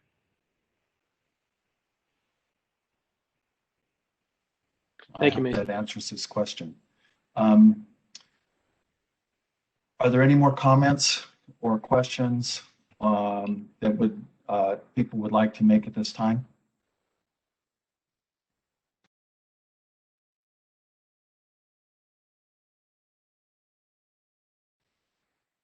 So next steps. Next slide, please, Joe. Next one. So this is the timeline that we're looking at. I know it was gone through by Joe McCauley just a few moments ago. At this point, I don't anticipate another workshop before the filing. I would like to request comments from folks, interveners or parties to me and to the service list if you want as well, and to Sempra on this workshop. anything related to anything that was raised, any timing issues, any suggestions for improvement, any ideas on some of the issues that were raised with regards to tranches, RSEs, the sensitivity analysis and sensitivity analysis process, and anything that we haven't contemplated that is really important that you think that we should be contemplating as it pertains to the ramp decision and to the ramp filing that we're facing. We're not going to be able to solve all the world's problems, but we can address to the extent that we can those issues specifically related to this ramp and to the settlement agreement as it applies to this ramp. Having said that, I'll let Sempra close out, and then I think that'll be the end of the workshop. Thanks so much, Ed. I really appreciate it. And for clarity, when you mentioned asking folks to submit comments, I think you said by February 12th to yourself and then to the service list. I'm not sure if there's a service list where you're referring to the distribution list that you use for this meeting invite. I use the service list for the SMAP and for the November 2019 ramp proceeding that was initiated by Sempra last year. So when I say service list, I'm specifically referring to the SMAP. I think the proceeding is R20-07013. It could be wrong, but SMAP service list. And I don't remember the proceeding number for the ramp filing last year, but I think it's in the correspondence that I sent out with respect this workshop. So if you have a question about which service list to use, please send me an email. That's the service list I'm referring to. Thanks. I really appreciate that. And no, I'm looking at, I haven't received any feedback from others. And so my understanding is that's the good time to wrap up the presentation. I really appreciate the feedback. We do appreciate the feedback. Again, I appreciate Tom coming in and saying that it's recognized your roles and responsibilities. You have concerns. You certainly want to voice those concerns. And we're trying to accommodate as best we feel is appropriate. And we just continue to look forward to working together, as Mason said, to ultimately, if not this one, the next ramp, to just continue to strive to have the ramp be the product that everybody is striving to have it be. And then ultimately the JRC as well. So appreciate everyone's time and contribution. Yeah, thank you, everybody. Thanks, everyone.